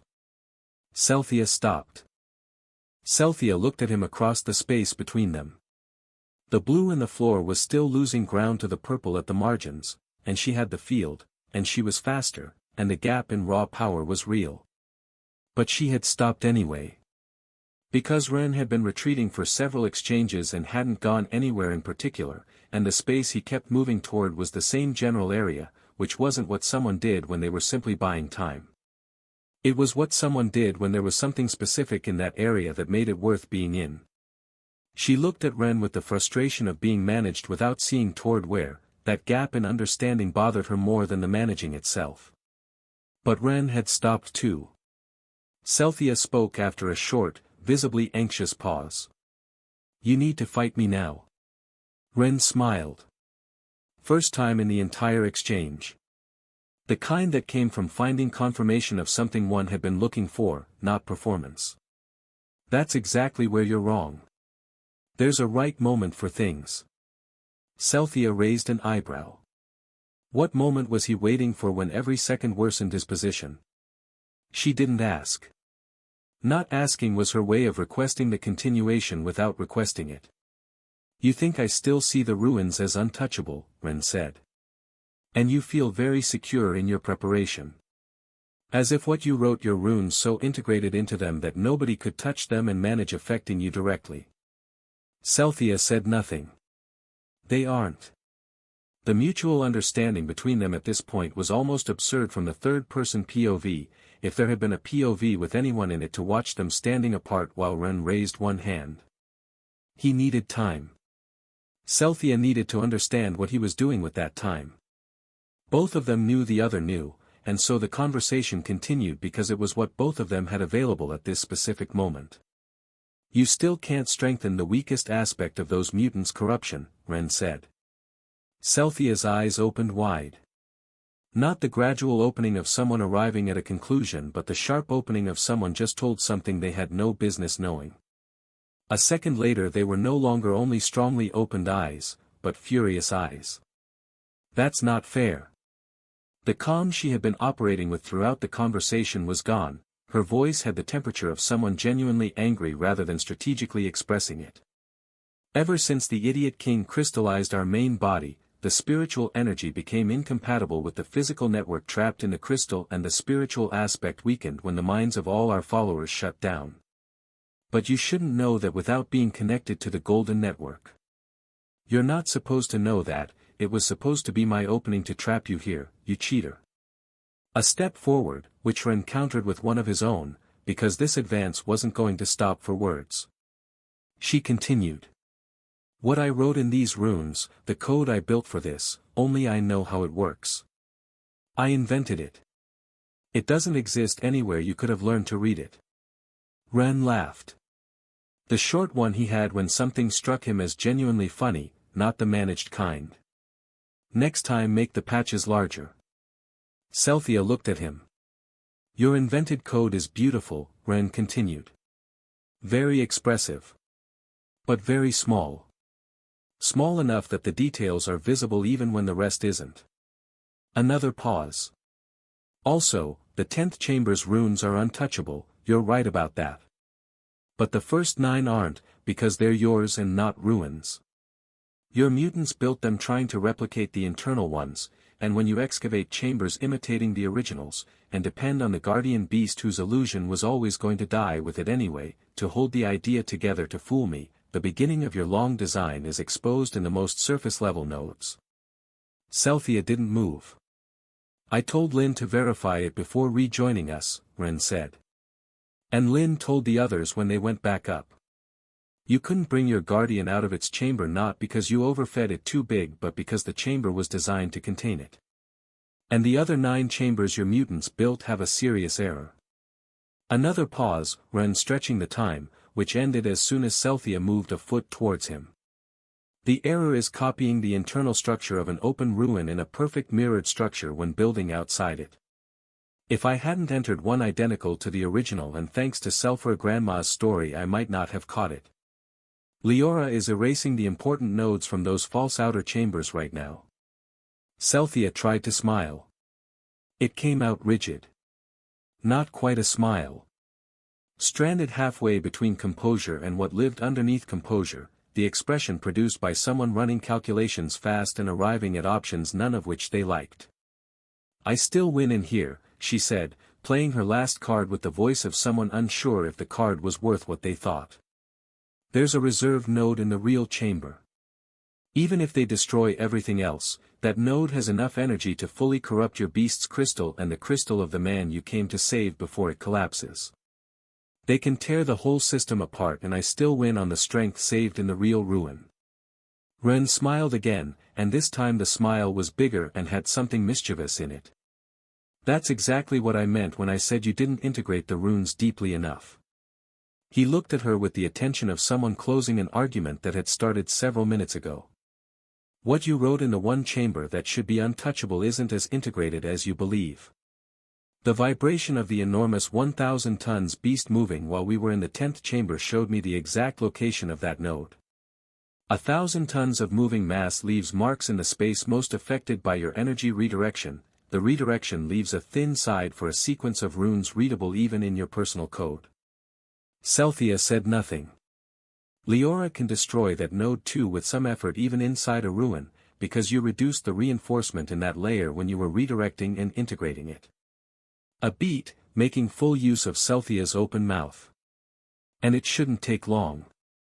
When you lose the field pressure you have right now, when the rune flow cuts from outside, that's when I'm going to attack you.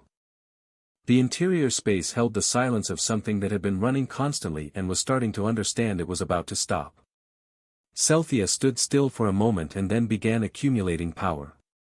The interior space responded, the purple at the margins moving toward the center with the momentum of energy that had the full field behind it.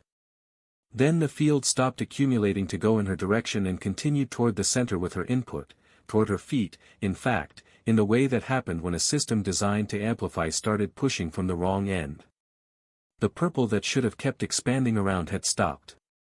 A few seconds passed.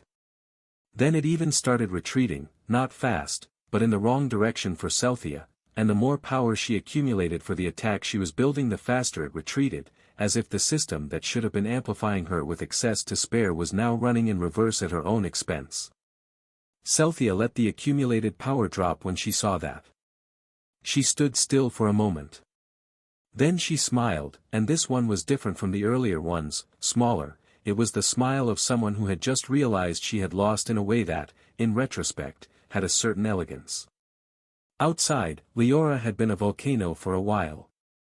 Mayo didn't use those exact words but used something functionally equivalent, because Mayo had the specific ability to find the funny angle in any situation including this one, which was that her beast was carrying Leora while Leora sent every remaining piece of spirit fire she had after the fusion toward one section of the 10th chamber's ceiling. And the heat this produced was the kind of heat Mayo would have preferred to experience with considerably more distance between herself and the source. Could your love display be any more intense? Mayo said. Shut up. Leora didn't take her eyes off the point Ren had asked her to attack before entering the system, the section where the runes were densest and the overlaid ones could be erased if the correct type of energy arrived with enough sustained concentration.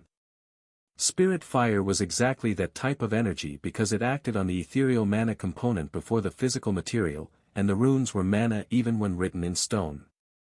It just looks more like marital worry and anger than technique, Mayo said. Although, those might be the same thing right now. Mayo. Shut up. The spirit fire burned several degrees hotter. Hikari landed beside them with the firefly shining at half intensity, her way of communicating that everything was in order without saying so. The first 9 chambers runes are nearly all gone, she said. Shizu's group is on the false ones breaking the walls.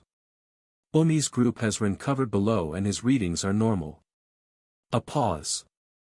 The crystal started gaining the first few millimeters of purification. Leora didn't respond, but the fire leaving her body stabilized and concentrated into a more efficient point in a way that had less to do with the report and more to do with the specific relief of hearing it. Mayo watched the heat ripple around her in a more focused direction away from her general location and decided the next witticism could wait. Inside, Celthea sat down on the floor of the space. The smile was still there, smaller than before, genuine in a way the earlier ones hadn't been. I won't be helping you, she said. In case you were wondering. Now that I understand that using power to fight you reverses the process, I won't do it myself. She half shrugged. It's pointless to burn energy that way. I thought you wanted to enjoy deflecting my attacks, Ren said. Don't be an irritating winner. Don't make me angrier. A pause with something almost theatrical in it. Since I'm giving you this victory gracefully, the minimum you can do is to be a gentleman about it. Ren smiled. You're right. I won't do it anymore. He paused. I'll push the process myself, then. He breathed slowly. Then he took a spatial jump with the energy he had been conserving, energy that no longer needed conserving because there would be more than enough of it now, landing in the most purple area of the space, where the corruption was densest and the center of the system had the most concentration available to work with. Under his feet the purple began moving with the same logic as it had at the margins, but now those margins were retreating. Lines of purple climbed up from the floor to his ankles, then higher. "I expected you to use that method," Celthea said, with genuine satisfaction in her voice. "You've become very good at working with the energy you used to reject so strongly." Ren didn't respond. He began releasing energy outward from the point where he stood, converting the corruption into something different before expelling it, the process he had learned not in theory but in the practice of the last several years and that he could now direct by reading how the flow was organizing itself. The radiation that came out had the luminous quality produced by something that had been corrupted and no longer was, a light that was different from the light of regular mana because it had passed through something and come back changed. Outside, in the physical world of the 10th chamber, the crystal of the mantis in the nucleus Ren had delivered began brightening with white light, gradually, the purification moving from the central point outward. "It's a waste," Celthea said. Not with anger. With the genuine resignation of someone watching energy used in a way they found deeply suboptimal. That amount of energy could accomplish many things. Ren looked at her. She was sitting at the edge of the space, not attacking, not accumulating, with the posture of someone who had arrived at the position where talking without obstructing was the only option that didn't accelerate her own defeat. Since she was cooperating in the most minimal possible sense because it kept him near long enough to have someone to talk to. Still desperate for interaction even now. "What kind of things?" Ren finally said, indulging her. Celthea looked at him with the expression of someone receiving a question they hadn't expected. "Productive things, I mean," Ren added. She took a moment. Then she laughed, and it was the laugh she had when something genuinely amused her. The inner space hummed with the latent friction of clashing magic, but Celthea was in high spirits. She practically radiated a relaxed, effortless amusement amidst the storm of power. "In theory, you should have a much larger network," she observed, her gaze tracing the glowing, strained lines of energy coursing through him. "Like mine." She tilted her head, her smile turning almost nostalgic. "Well. Even though mine is crystallized right now, if yours doesn't continue growing at some point, your development will eventually stagnate." A brief pause, filled only by the crackle of displaced power. "All the energy you're expelling right now, wasting really, could build something substantial for you," she continued. Then, her voice hardened just a fraction. It was the tone of someone drawing a line in the sand. "Though I'm not about to tell you how to transform it without both forces recognizing each other as enemies and annihilating themselves. That would be giving you far more help than the situation demands." Ren gritted his teeth, his focus locked on the purple veins creeping up his ankles. "Right now, I only know how to expel it without it tearing me apart," Ren replied, his voice strained but steady. "I don't really have another choice." His focus remained on the purification process as he spoke. Blue continued spreading through the inner space. He paused. He weighed the risks, the drain on his stamina, and the sheer absurdity of the situation. Then, he offered a concession, something surprisingly generous. "But if you want to absorb it yourself, rather than letting me purge it into the void." Ren exhaled a sharp breath. "If it ends this faster, I won't burn my own energy trying to block you." Celthea stared at him. The playful spark in her eyes dimmed, replaced by a sharp, calculating gleam. She processed his words with the careful scrutiny of someone deciphering hidden traps. It was a pragmatic offer. Ren was throwing away energy in the purification process anyway. She could reclaim that lost power without spending resources fighting for it. The only price? Leaving a system that was already slipping through her fingers earlier.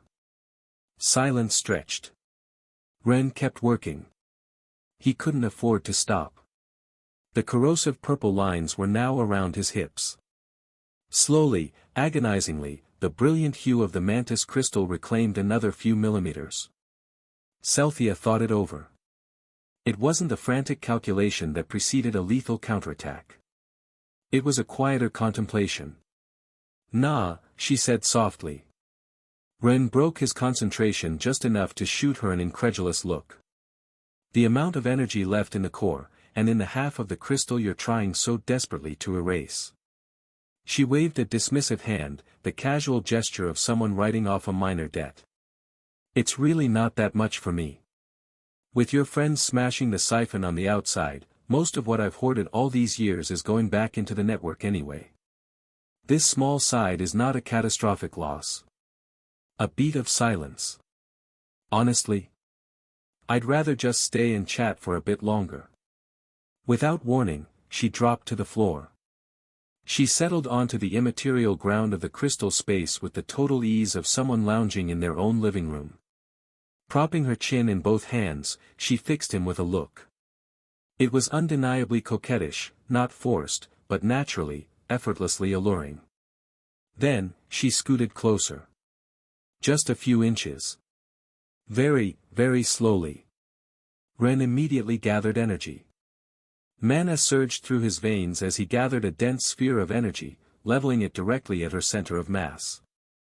Celthea didn't flinch. She simply raised an open palm, her movements completely devoid of haste.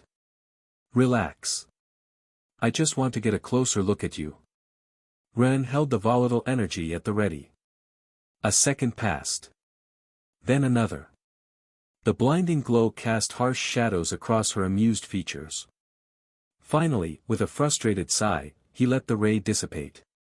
Blasting an enemy who was sitting cross-legged on the floor, resting her chin on her hands, was technically possible. Tactically unnecessary, though. He took a mental step back, trying to process the sheer absurdity of the situation. This wasn't how he had imagined things going. He had braced himself for a war of attrition. He had pictured a brutal tug-of-war, both of them ripping at the corrupt energy from opposite ends, tearing the system apart until one of them was violently ejected from the crystal space. He had prepared for the crushing weight of that life-or-death struggle. Instead, his sworn enemy was sitting on the floor, elbows resting on her knees.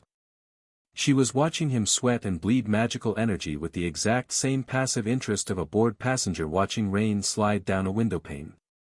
He exhaled, long and weary. "Are you seriously the person the corruption chose, of its own free will, to be its main vessel?" Celthea's eyebrows shot up. "I don't mean that as an insult," Ren clarified quickly, cutting off whatever retort she was forming. "It's just, the power you control still feels incredibly heavy. It feels profoundly serious. Even when I manage to deflect it perfectly, even when I'm not in immediate danger, it feels ancient. Like it has an oppressive will of its own." He paused, glancing at her brightly lit, amused face.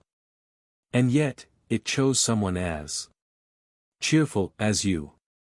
Celthea studied him. Her expression shifted.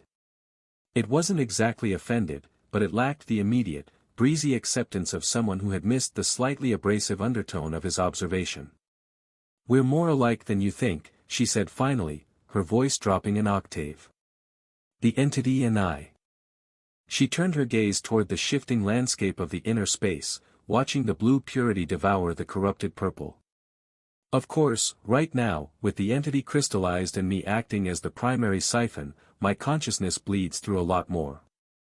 The entity itself is far more rigid and grim when you hear it directly." She let out a slow breath. "But the core nature of its energy, how to bend it, how to make it detonate, that was always easier to channel with the body I had when all this started. Raw, intense emotions are a vastly more efficient conduit than any formal training." She looked back at Ren. The playfulness was gone, replaced by a quiet, reflective sorrow. Maybe being a child at the beginning wasn't a drawback. Maybe it was an advantage.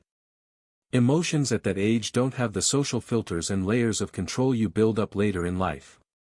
They're pure. Unadulterated. Even if they look chaotic from the outside. A heavy pause settled over them. "And my real body is still in there. Still frozen at that exact age." Ren's hands hesitated for a fraction of a second. The word struck a chord he preferred to keep silent. You too, Celthea pointed out. There was no accusation in her tone, just quiet recognition. The entity tied to you also chose you when you were just a boy, right? I'm not sure it chose me. No. I'm not even sure I found it on my own. His gaze drifted downward. There may have been insane luck involved. Maybe it was both. Maybe. He forced his attention back to the task. He pushed harder. The pure blue light flared, surging forward to claim more territory.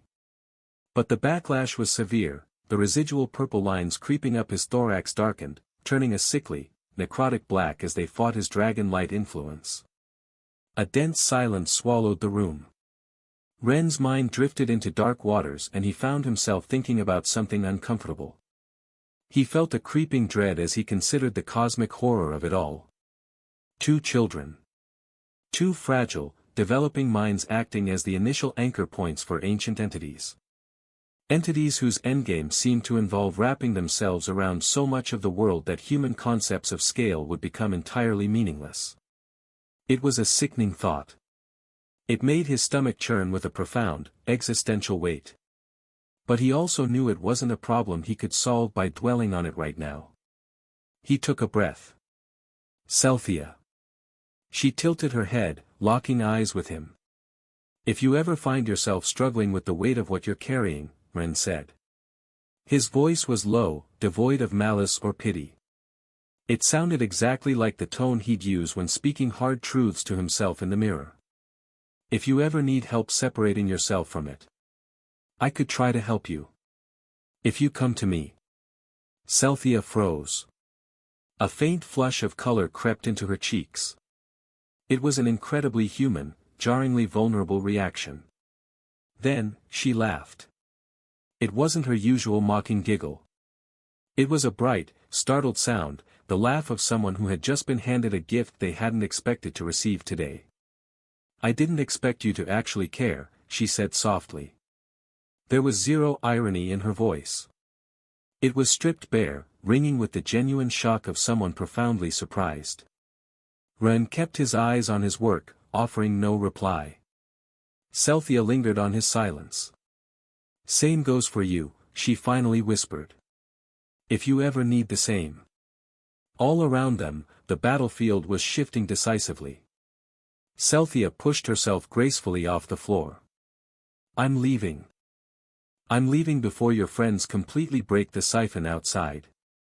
It'll just be a headache to get out back to my net otherwise, she announced. Once you push past the halfway point, the energies are going to get violently chaotic. I'd rather not be here when that happens. She took a deliberate step backward. Then, she paused. She shot him one last look over her shoulder. The playful, coquettish smirk was back, but this time, the warmth behind her eyes was undeniably real. Take care of yourself. And maybe. See you soon. She offered a single, exaggerated wink. And she vanished. She was gone before Ren could even open his mouth to reply, which, knowing her, was exactly how she had scripted the exit. Left alone in the silence, the inner space continued to flood with radiant blue light, expanding unchallenged into the dark. Chaos arrived exactly as Celthea had promised. The inner space didn't just collapse, it shattered. The crystalline logic Ren had painstakingly mapped out over the last few minutes disintegrated without warning. Predictable currents of mana turned into a violent, churning maelstrom. It was the terrifying, erratic movement of raw power abruptly stripped of the system that had bound it. Ren pushed through the turbulence, desperately continuing the purification. He was reclaiming massive swathes of energy from the corruption, but the backlash was immediate. This wasn't the familiar burn of physical combat, nor the dull ache of sustained concentration. It was a profound, systemic overload. His very being was processing volatile energy at a speed it was never designed to handle. Every phantom nerve in his projected consciousness screamed, an honest reflection of a vessel pushed past its breaking point. He was anchored inside his own crystal on the left side of the massive door, the Mantis One. With the Guardian's core sitting dead center, it was the first piece his purification could actively purge. But because of his position, Sirius's crystal, waiting on the right, remained heavily contaminated. Then, the ancient door woke up. It reacted the way ancient, non-decaying mechanisms often do, functioning on a rigid, weirdly unflawed logic. The conditions were met, even if imperfectly. The Guardian's core and Sirius's crystal now held more than half, just enough of a pure imprint to push the system. The threshold was crossed. The door registered a passable compatibility in the 3 keys, completely ignoring the rot still clinging to the bottom half of 2 of the 3 crystals. It initiated the sequence. Ren scrambled to finish. He pushed his mana to its absolute limit, trying to buy just a few more seconds to cleanse the remaining fractions of corruption. But the fractions were too large. The door was done waiting. The mechanism violently severed his connection. His consciousness was forcefully expelled from the inner space, discarded with a mechanical indifference of a system that had completed its function and no longer needed its user. Ren gasped, his vision swimming as he slammed back into his physical body. The damp, heavy air of the 10th chamber, actually just the starting point, the Guardian's lair, rushed into his lungs. He immediately severed his fusion. Without the vast reservoir of the inner space's corrupted energy to fuel it, the cost of maintaining the form was rapidly eating into his own energy. The glowing aura around him flickered and died. In the center of the chamber, the Guardian's massive core destabilized. It warped into blinding energy and vanished completely from its resting place. Ren didn't know yet what shape it would take next. He didn't know it would condense into an egg, a vessel brimming with special potential, much like Luna's wolf, but burdened by a tragic flaw. Nearly half of its base system would be born corrupted. It wasn't the victory Ren had fought for, nor the prize Celthia had sought. It was a messy, compromised reality dictated by a door that had run out of time. A deep, grinding rumble vibrated through the stone floor. Sirius's statue began to sink into the ground. It descended with agonizing slowness, following an irreversible, automated sequence. It was exactly as Selphra had once described. The final chamber was preparing to receive its prize, swallowing the statue into the depths of the ruins. Ren stepped forward toward the open doorway. He reached into the mechanism and retrieved the 2 remaining crystals, the Mantis and Sirius. He stowed the Mantis quickly, its mysteries could wait. But Sirius's crystal. Ren lingered on it. Resting in his palm, it possessed an uncomfortable, anchoring weight. It felt exactly like the core of Luna's mother had felt when he first held it. It didn't look like a person, but it carried the undeniable gravity of a life that meant the world to Luna. He held it with quiet reverence, since, despite wanting to secure it away, he had to keep purifying it. He turned around. Umi's group was standing just behind him. They were perfectly composed, their eyes scanning him with the calm efficiency of a rear guard. They had monitored his physical body the entire time his mind was adrift, watching for any crystallization or vital signs slipping past acceptable parameters. No problems, one of them reported before Ren even had to ask. Ren gave a curt nod. A rush of displaced air heralded Leora's arrival. She dropped from Mayo's flying beast before the creature had even fully landed. She didn't use any mana to do something like a spatial jump, she simply didn't have the reserves left to burn. She practically launched herself at Ren. It was the frantic, urgent movement of someone who had held their breath for far too long. She collided with him, her arms wrapping around his neck in a brief, punishingly tight embrace. Through her hug, Ren could feel the depth of her exhaustion. It was the bone-deep drain of maintaining a powerful fusion long enough to completely obliterate Celthia's densest rune node. "Don't you ever do something that reckless again," Leora mumbled, her voice muffled against his shoulder. Ren wrapped his arms around her, grounding her. He didn't offer the easy, direct response.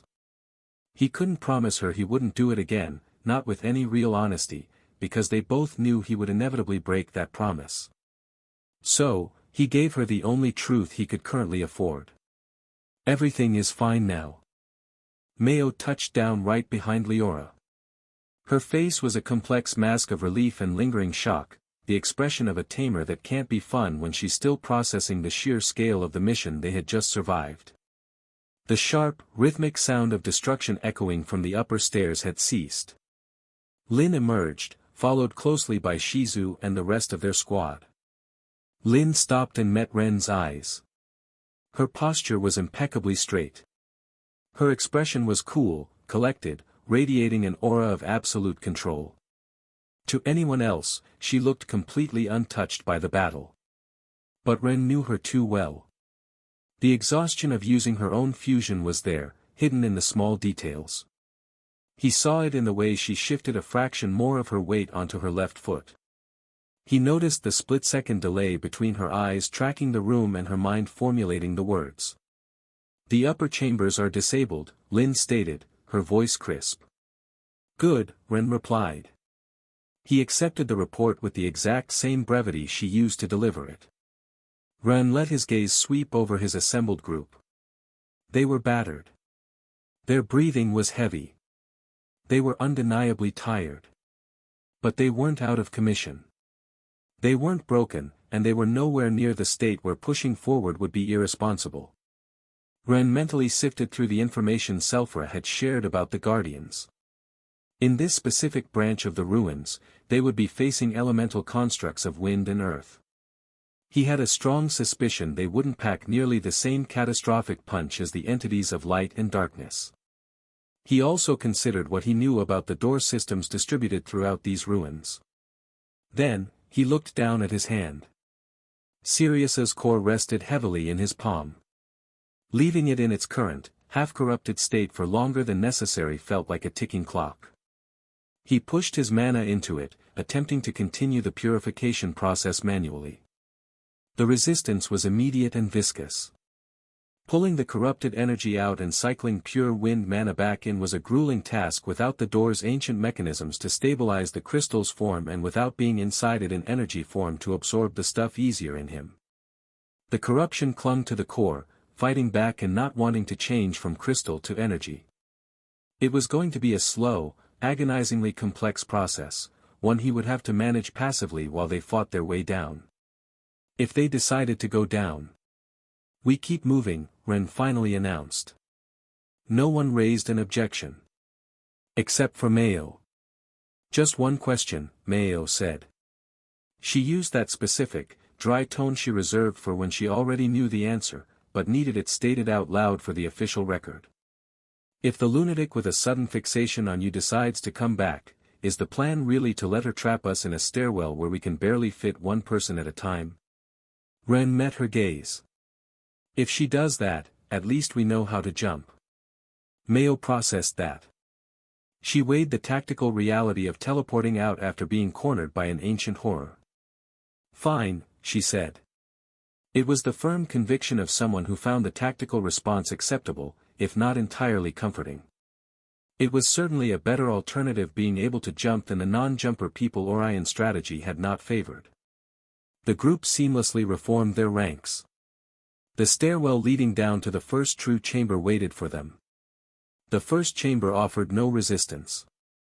It held only the key, a mechanism Ren dominated with a flick of his mana. The first guardian waited in the second chamber. It was a mid-silver construct of swirling dust and sharp gusts. It died instantly. Ren didn't even break stride. He fired a simple, condensed bolt of lightning from his palm. It was the kind of casual strike a tamer throws just to verify their mana circuits are responding correctly. The ozone crackled, the construct shattered into fine silt, and they moved on. High silver in the fourth chamber. 2 guardians. Also vaporized. Chamber 6 held 4 low gold beasts. Chamber 8 threw 8 mid-gold constructs at them. The elemental guardians of wind and earth in these upper tiers simply weren't the kind of adversaries that demanded complex strategies for Ren. They only required the attacker to be present and swing hard. And for a vanguard team that had just survived a grueling descent through 10 chambers of warped mutants, capped off by a standoff with Selphia herself, this was barely a warm-up. Even running on depleted reserves, they carved through the sand and wind with ruthless efficiency.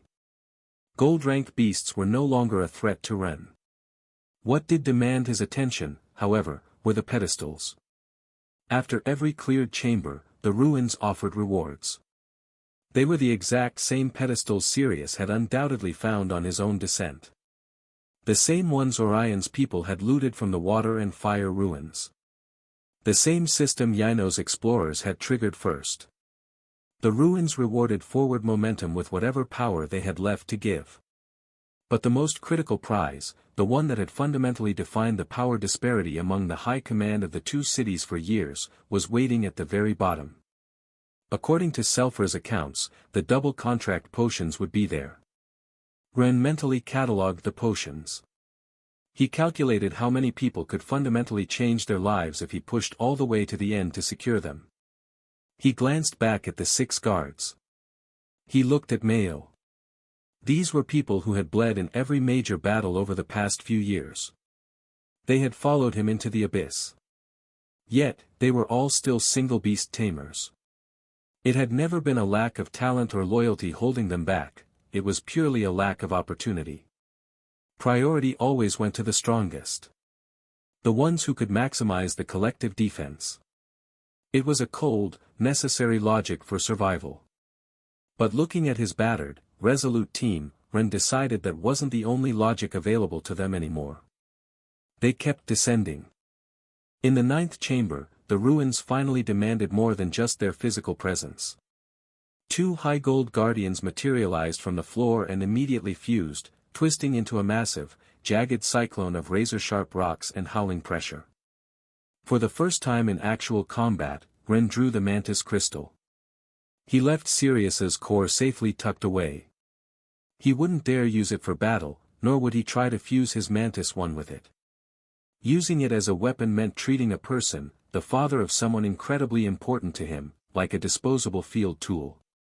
Even if the crystal was still partially corrupted, even if the man was currently trapped in the petrified statue they had left behind, and even if he could repair it later, Ren refused to cross that line.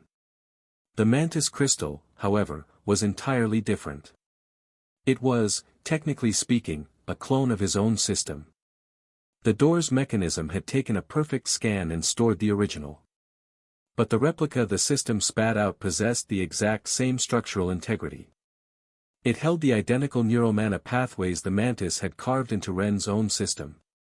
Those invisible, metaphysical sockets were still waiting inside Ren's body, perfectly shaped for the crystal he now held in his hand.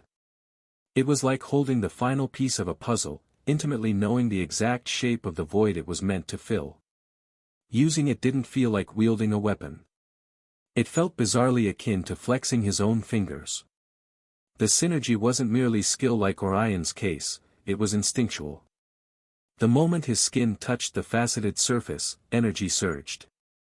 Before Ren could even formulate a conscious command, the crystal aligned. The trajectory of his attack autocorrected, his internal system calculating the flawless angle of execution in a fraction of a second. It felt less like casting a spell and more like extending a limb he had momentarily forgotten he possessed. The fused high gold guardian took the full brunt of the crystal's full strike. The beam of raw, mantis aspect gem light ray hit with such devastating, focused power that the construct simply ceased to exist.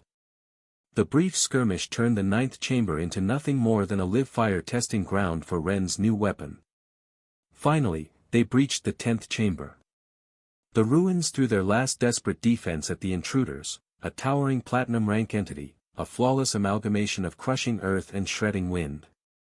The beast roared, unleashing its full, unadulterated power in a sweeping shockwave meant to flatten them all. Ren didn't dodge. He raised the mantis crystal, projecting a perfect, impenetrable shield that absorbed the platinum-level impact with a resonant, bell-like chime. Behind the safety of the barrier, Ren instantly initiated a fusion with his 2 remaining beasts. The mana in the room grew suffocatingly dense.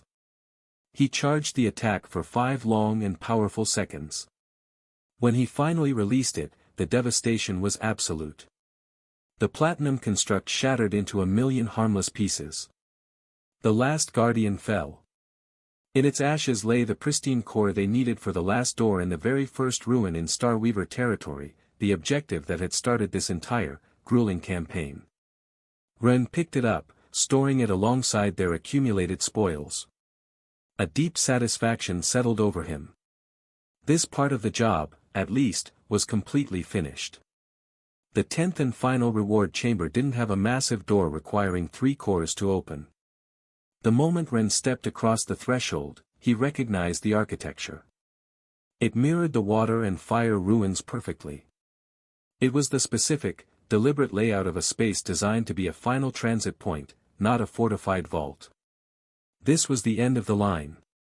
Without the oppressive, lingering hum of a pending trap or an active mechanism, the air here felt different. It was profoundly still. It carried the heavy, undisturbed quality of a forgotten tomb, a place that had waited in the dark for an eternity for someone to finally arrive. The pedestals stood in the dead center of the room. Resting on top were the double contract potions. The system had hoarded them here, saving its greatest treasure for the very end rather than scattering them along the path. The vials glowed with a soft, pristine light, perfectly preserved after their long wait. But they weren't the only things waiting in the center. And right there, exactly as Celthea had mentioned, was an egg. The first thing he saw was that egg. Not the petrified statue. Not the pedestals. It was the egg resting in the center of the chamber.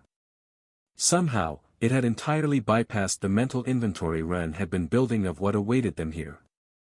Celthea had explicitly mentioned it, yes, but hearing about an anomaly and actually standing in its presence were 2 entirely different things. It was massive, far larger than anything newly formed had a right to be.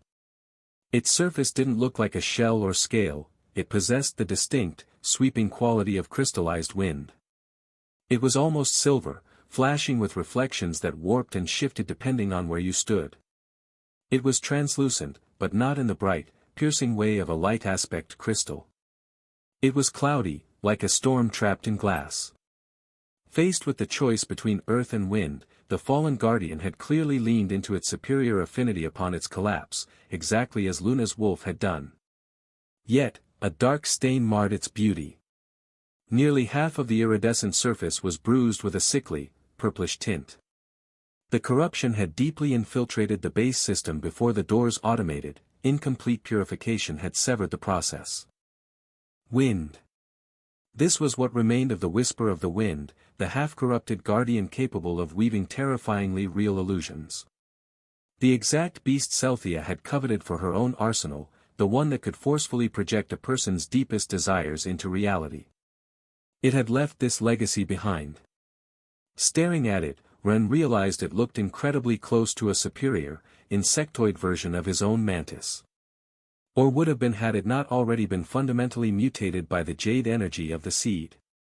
Ren stared at the dormant storm in the shell for a long moment, calculating the vast, complicated implications it would have on their immediate future. Then, he deliberately forced his eyes away.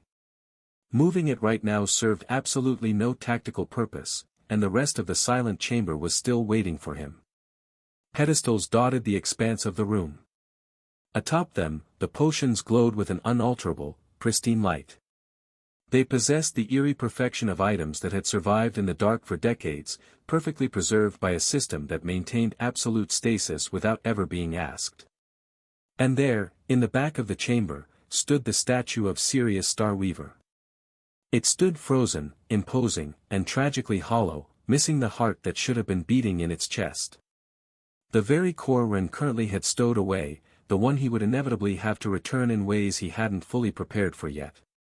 Since for now, Sirius's core in his palm remained an active, grueling work in progress. 30% corruption. That was the wall he had hit. He had spent the entire descent passively purifying it, bleeding off the rot while simultaneously fighting, and this final 30% was the most agonizingly stubborn. It wasn't raw, chaotic energy anymore, it was the rot that had been given ample time to deeply integrate into the core's architecture. Purifying a soul while dodging strikes was far from the most efficient process. But it was the only process he'd had available. He let out a slow breath. The massive door that would unlock the chamber where Lycia waited was a 3-core mechanism. But they had them now. All 3 cores were finally in their possession. It was tangible, heavy progress, the kind you could actually feel in your hands. Ren turned his gaze to his guards. They were staring at the glowing pedestals with the complex, muted expressions of people who had just stepped into a myth. They knew they were standing in front of something profoundly life-changing again. Following Ren was always like this, but their exhaustion was still battling their disbelief. They hadn't quite decided how to feel about it yet. He looked at Mayo. "The potions," Ren said, his voice cutting through the heavy silence. He spoke with the definitive tone of a commander concluding a tactical equation he'd been running in the background for 40 minutes. "I'm going to advocate for your group to get them when we get out of here." Mayo blinked, her gaze snapping from the glowing vials to Ren. "Maria and Matilda too?" "Cool." "So," she drawled, a smirk fighting through the grime on her face, "are we all going to be infected by that mushroom of yours?" Ren huffed a quiet laugh at the deadpan joke, acknowledging the sheer absurdity of his spore companion's mechanics without rising to the bait. He decided to play along. "As many of you as I can manage." Mayo processed the answer. Her shoulders dropped a fraction of an inch. "Good," she said. It was the simple, grounded response of someone receiving incredibly good news and seeing zero reason to complicate the moment with false modesty. "We deserve to be triples." It was only then that Ren noticed the back wall. The stone was entirely covered in runes. They were the same archaic script he had been reading during the entire descent, but the center housed something fundamentally different. It was a dense, intricately woven node. After a moment of study, Ren recognized the architecture. It was the exact same design that powered the massive door activation mechanisms, just scaled down drastically. As he stepped closer, the node reacted. Matter condensed on the surface of the wall, forming a small crystal. It was circular and strangely flat, feeling more like a textured surface than a three-dimensional object. He approached it. He reached out and pressed his fingers against the cool surface. The small crystal instantly flared to life. An automated scanning sequence triggered again, very similar to the massive door's protocols, as tight, geometric lines of light washed over Ren's body, mapping his internal networks. A sudden beam of light shot from the crystal, striking him dead in the center of his chest. He didn't even have time to flinch. But there was no violence in the impact. It carried the precise, deliberate attitude of something that knew exactly where it belonged and used only the absolute minimum force required to get there. Deep within his internal system, a massive shift occurred. It took Ren a full second to identify the sensation. The beam hadn't delivered an attack, nor had it given him another crystal clone. The light had forcefully deposited the real Mantis back into his soul space.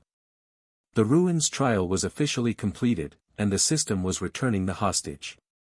The living Mantis, newly settled back into the familiar warmth of Ren's internal network, immediately flared with confusion. It sensed the clone crystal Ren was still holding in his physical hand. Through their bond, Ren felt the beast's bizarre cognitive dissonance.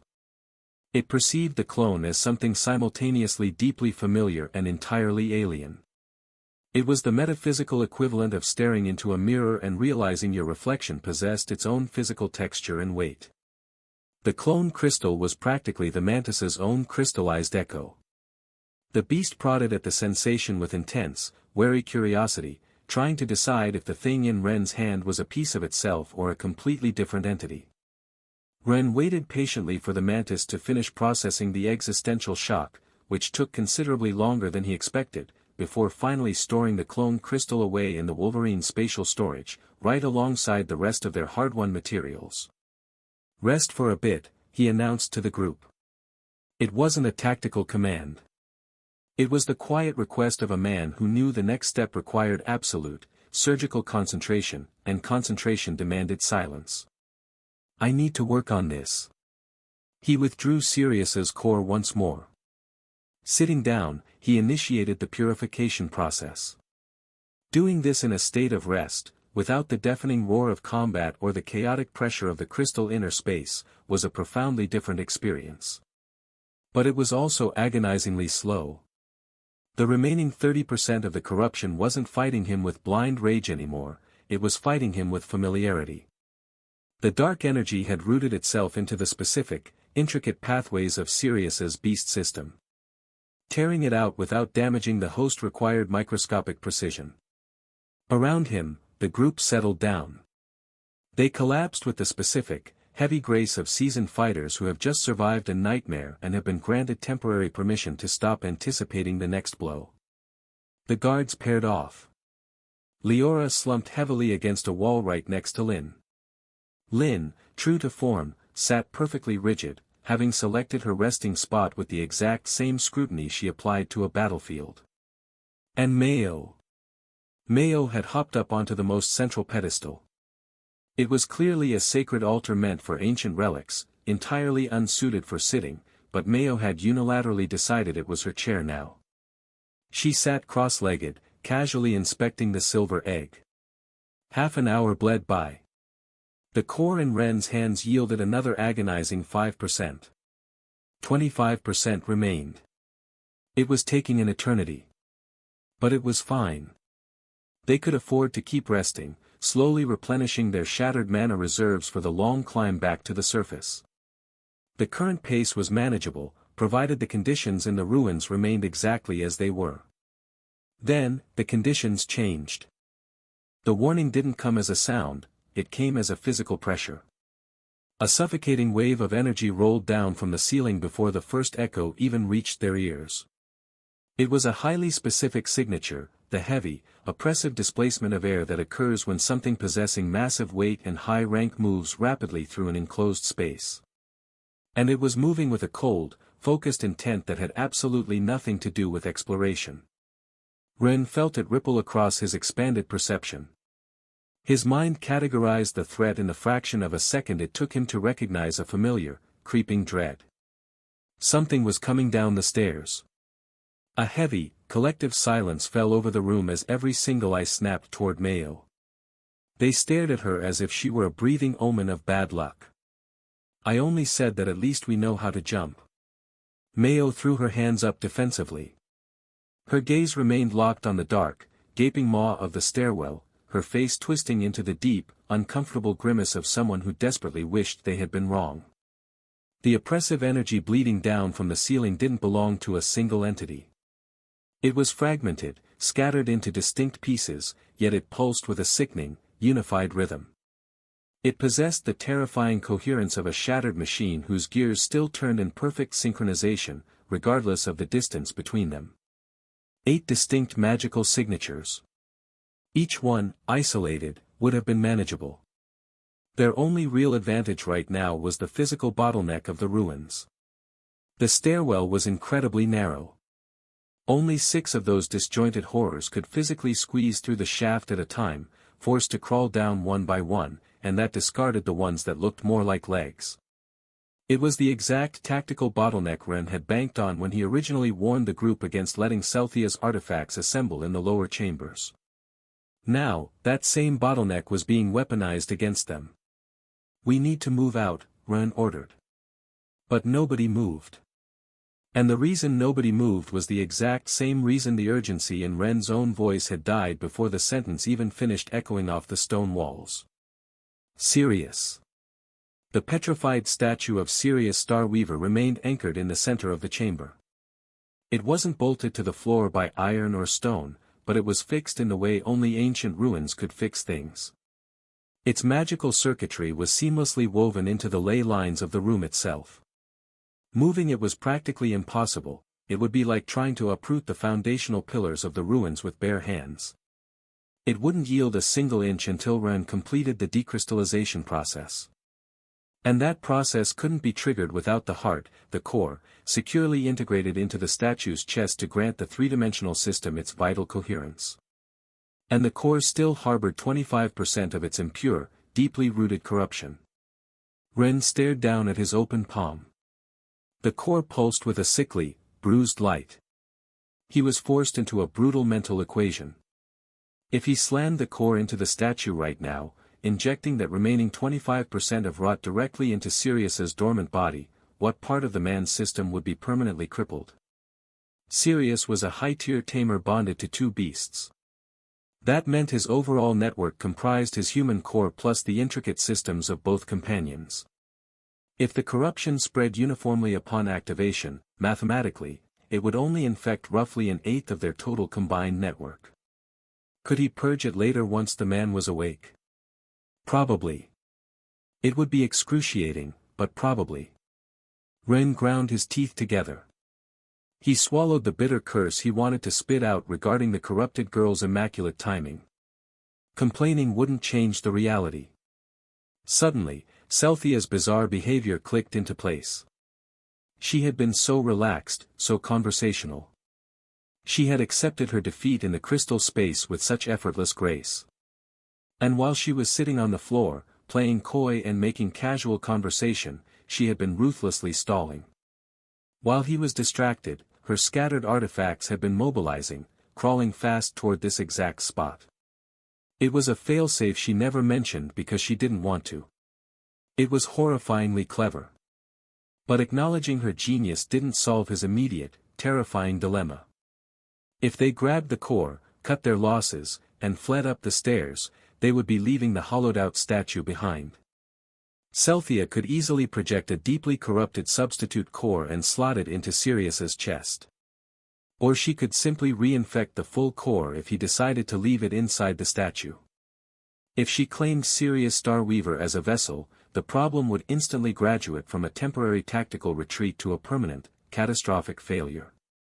There would be no saving him on any reasonable timeline. There was only one path forward. Ren stepped squarely in front of the frozen Tamer. He stared into the translucent, wind aspect crystal forming the man's chest cavity. He had to do this completely blind. No second test runs and no luxury of having been successful on a fully formed statue a first time. A successful time. But the hesitation vanished. Ren drove his hand forward, plunging the core directly into the statue's chest. The ruins reacted instantly. It possessed the rigid, undeniable logic of an ancient mechanism finally receiving the correct gear. A deep, resonant hum vibrated through the floorboards. The dormant runes carved into the walls of the 10th chamber flared to life, shifting from a dull gray to a blinding, active glow. The ambient mana in the air violently reorganized itself, releasing some of the anchoring onto the newly established focal point in the center of the statue. Above them, the 6 hostile signatures registered the massive mana spike. Their crawling descent instantly accelerated into a frantic, scrambling dive. Beside the wall, Lin stood up. There was no dramatic flourish, no battle cry. It was the smooth, economic movement of a veteran who had silently evaluated a rapidly deteriorating situation and calculated exactly what needed to be done. She gave the rest of the exhausted guards a brief, clinical glance, assessing their remaining combat readiness in a fraction of a second. Then, she walked forward. She planted herself squarely at the base of the narrow stairwell, her posture completely relaxed but tightly coiled. "I'm going to buy some time," she said softly. Ren didn't look up. He drew deeply on his shattered reserves and triggered his fusion, pushing his connection with his beasts to their absolute maximum threshold. A dense aura of power erupted around him. Without wasting a millisecond, he directed the flood of purifying energy straight into Sirius's chest, forcing the flow aggressively upward toward the head. The triage was brutal, but the logic was undeniable. If he ran out of time, or if his mana completely failed him before the process was finished, unfinished limbs could be dealt with later. Arms and legs lost could have future solutions. They were gruesome, far from ideal solutions, amputation and later localized severing to push healing, but they were survivable. Internal organs, however, did not have workarounds. An incomplete central mana network, an open or unfinished brain, those were fatal. If he had to choose what to discard, the core and the mind had to be flawless. The extremities would just have to suffer. The faint grinding, skittering noise of the first 6 horrors squeezing into the staircase echoed into the chamber already thanks to his extremely sensitive hearing. It was a frantic, desperate sound that scraped directly against Ren's expanded perception, demanding his attention even as he poured his entire soul into saving the statue of his father-in-law. He shut the noise out. He went to work. Ren's success or failure wasn't a matter of technique. The technique was flawless. The magical mapping came to him faster than the last time. It was the undeniable proof of muscle memory, the kind of deeply ingrained practice that settles into a tamer's bones and refuses to fade, no matter how much time passes between attempts. The intricate, frozen pathways of Sirius's crystallized body opened up under Ren's perception. The tiger and serpent systems felt intimately familiar, even in this new, petrified format. When Ren initiated the sequence, the magic responded with the smooth, frictionless glide of a skill executed to absolute perfection. The problem, as it almost always was, lay somewhere else entirely. It was the raw, unadulterated data load. He had to do everything at the exact same time. The sheer volume of microscopic, vital information required to transmute these stone instructions back into living tissue was staggering, violently pushing against the absolute limits of human cerebral capacity. The torso and the head could not be built in stages.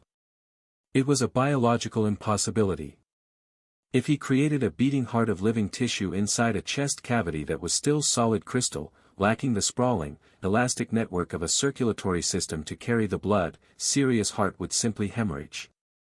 Bleeding to death inside your own petrified shell was hardly an improvement over remaining a statue. Everything, the brain, the lungs, the heart, the intricate webbing of arteries and nerves, had to transform simultaneously as a single, cohesive unit. Maintaining the complex structure required for that, while the sheer scale of the spell redlined his brain's processing power, was the insurmountable gap between what he could do and what he needed to do right now. It was a monumental task. It was the kind of mythic feat only someone with Ren's freakishly immense capacity could even dream of attempting. But aspirations of greatness demand a toll. Sometimes, that toll can't be paid, not because the potential isn't there, but simply due to the cruel reality of circumstance, exhaustion, and a mind that hasn't fully matured enough to hold a universe of data at once. He felt the exact moment he hit the wall. It wasn't a gradual, fading fade into exhaustion. It was a sudden, violent crash. It was the precise, unforgiving point where his internal system recognized that the demand exceeded the supply, and it simply shut down to prevent a catastrophic aneurysm. He was agonizingly close. But even very close wasn't enough. In a fraction of a second, Ren realized he couldn't hold it. The delicate, impossibly complex spell collapsed inward, triggering an automatic failsafe, shutting down completely because continuing with a flawed pattern would be infinitely worse than stopping. The fusion shattered. Ren hit the stone floor hard, gasping for air. The frustration was venomous. Getting so close only made the microscopic distance remaining feel infinitely more unjust than if he had failed at the very beginning. He pressed the heels of his hands brutally against his forehead, his vision swimming. Above them, the hostile signatures skittering down the stairwell grew louder. The scraping, clicking sounds were a physical reminder of the time slipping through his fingers as he lay uselessly on the cold stone. But Lin didn't flinch at the sound of his collapse. She still believed. Lin was already on her feet, planted squarely at the base of the stairs in her combat stance. She merely shifted her eyes, catching him in her peripheral vision. "I still have some residual fusion energy left over from the last battle," she said. She didn't turn her head away from the dark shaft. "I can buy you exactly 5 more minutes." Ren couldn't find the breath to answer. Lin let out a small sigh. "Ever since I met you, you've shown me an endless string of miracles," Lin said. She didn't add any emotional emphasis, because in her mind, adding drama would only subtract from the absolute weight of the truth. "I stopped believing anything was impossible for you a long time ago." A beat of heavy silence. "So tell me, is it possible, or is it not?" Ren kept his head buried in his hands, his fingers digging into his scalp. He was desperately, frantically searching his mental inventory for a solution, a shortcut, a hidden reserve, anything. A few feet away, Leora was gnawing on her fingers. Her eyes darted wildly between Ren and the stairs. It was the frantic, consuming anxiety of someone who now possesses zero means to help, and knows their own helplessness is only making the tension worse. Mayo let out a long, dramatic sigh. Miracles have levels, Lin, Mayo drawled, her tone dripping with the forced casualness of someone saying something they'd really rather not say. The situation is screwed up enough without you breathing down his neck. She glanced over at Leora, then down at her own self. Besides, we non-doubles are the useless ones to even make time at this point. We have zero energy left, and our baseline power against these ancient artifacts is basically zero. We're dead weight in a straight fight right now. She paused, her mouth twisting into a dark, self-deprecating smirk. Honestly? He probably should have brought Taro and Min down here instead of deadbeats like us. It's not his fault not being God. Mayo had branded herself useless entirely as a joke. It was a calculated attempt to throw herself under the bus to lighten the crushing psychological weight pressing down on Ren's shoulders. But hearing her say it, hearing that they couldn't do anything, triggered something. A spark caught fire in Ren's exhausted mind. It wasn't a slow realization. It was a violent, blinding flash of connection, the exact moment two wildly disparate puzzle pieces finally slammed together to reveal the picture. Maybe it is possible. Ren vaulted off the floor, his previous exhaustion obliterated by a sudden, manic surge of adrenaline. Forget Julia's permission and take the potions. Right now. Mayo stared at him. The self-deprecating smirk vanished, replaced by genuine concern. You mean the double contract potions on the pedestals? Mayo's expression tightened, clearly evaluating whether the sheer stress of the situation had finally shattered his sanity. Ren, there are no beast eggs here. And even if there were, any beast we'd contract right now would be an iron rank baby. What are we supposed to do with a microscopic bump to our overall power and mana pool?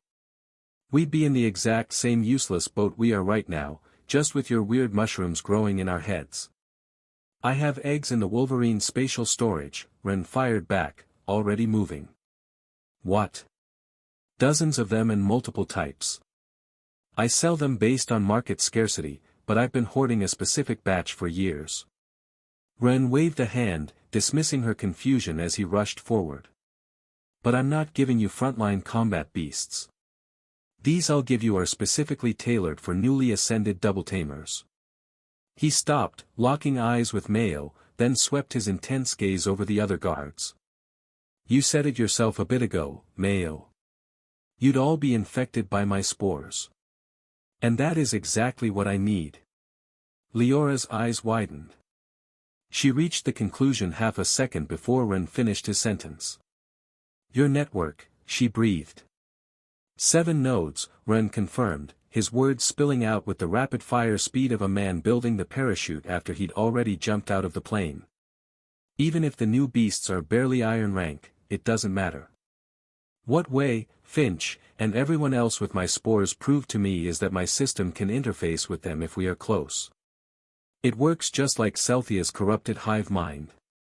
Only with tamers who have my same mushrooms. Ren threw his hands out, aggressively channeling his mana to rip open the Wolverine's temporary spatial stomach. When they're close to me. You get it? They feed into my sensory network. With just one person, the boost is barely noticeable. But with 7 of you. 7 nodes simultaneously linked to my core through the improved spores. Ren's eyes blazed with a desperate, hopeful light. You become my external brains. You can give me the exact mental push I need to shoulder the info load of transforming Sirius. Leora didn't wait for Ren to finish his sentence. She was already physically shoving Mayo toward the pedestals. She understood the urgency of their situation, every second spent explaining the plan was a second they were bleeding from their survival clock. Ren pulled the eggs from his spatial storage. 7 of them, completely identical. Their ash-gray shells were laced with pulsing, glowing golden veins. They carried the undeniable signature of his own deliberate cultivation. These were the golden successors, the heavily upgraded lineage of the original grey spore beasts that had started it all.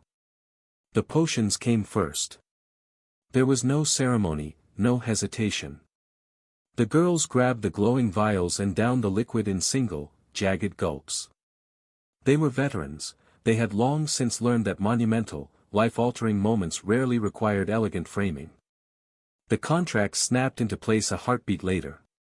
It was a rapid process, the kind of fast-tracked bonding that occurs when time is the only currency that matters, and integrating a feeble iron-rank beast into a seasoned gold-rank tamer requires zero physical or mental friction.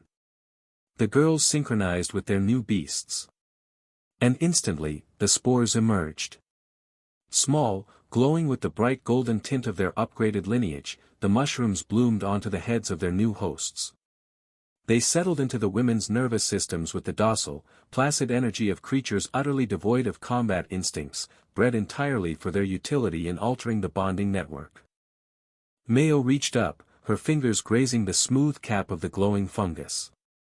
Her expression twisted into a complicated knot of amusement and profound indignity. "I am acutely aware," she deadpanned, "that there is a mushroom sitting on my head." "Not one." "You all have many now," Ren replied, his voice already vibrating with the overlapping echoes of his reinitiating fusion. "I haven't decided if that makes it better or worse yet," Mayo muttered. The others stayed quiet while touching them too. They had the exact same brilliant golden ones resting on their heads, but their expressions held something softer. It was the look of people who had just been handed something they hadn't realized they were waiting for. These new beasts were tiny. They were iron-rank non-combatants that functionally added almost zero raw power to their arsenals. But they would be an extra beast in the end and were his. They had come directly from Ren's own hands, a strange, intimate gift that made the little golden beasts invaluable. Ren didn't waste another breath. He violently threw open the connection, linking his mind to the 7 new sensory networks simultaneously. The extra space that would be helping with the huge influx of data wasn't just space, and the sensations and emotions of 7 girls hit him instantly. It wasn't the cold, theoretical math of a computational expansion, it was warm, heavy, and intensely visceral. It gave him a feeling that raw numbers couldn't describe. It wasn't his first time connecting with someone, not even a group of girls, and it wasn't as intimate as his fiancée's group connection or as big as the overwhelming, godlike processing power his fully awakened spore companion gave him, but it was something different from both of those. Smaller and less intense yet more friendly and pure. And right now, in the razor-thin margin between success and failure, that something pure was exactly the lifeline he needed without extra meanings than that of helpfulness. At the base of the stairs, Lin turned back for one final glance. She was smiling. It wasn't the strained, artificial smile of a captain trying to boost morale before a slaughter. It was a quiet, profoundly satisfied smirk. It was the look of someone watching her prophecy fulfill itself right on schedule. Without a single word, she pivoted and launched herself up the narrow, dark stairwell. She moved with terrifying speed, her legs burning with the potent, residual energy of her merging fusion, rushing upward to meet the skittering horrors head-on. Ren dove back into the task. As the connection deepened, he realized again that the true value of this extra network wasn't the microscopic processing power of the 7 new iron-rank mushrooms. It was them. Mayo and the 6 guards were friends. They had years of cultivation carved into their bodies. Their minds had developed the kind of expanded perception that only comes from the best cultivation techniques he gave them, a depth of mental endurance that their iron-rank beasts' classifications completely failed to measure. And more importantly, they trusted him. It wasn't the fragile, abstract trust of soldiers following a commander.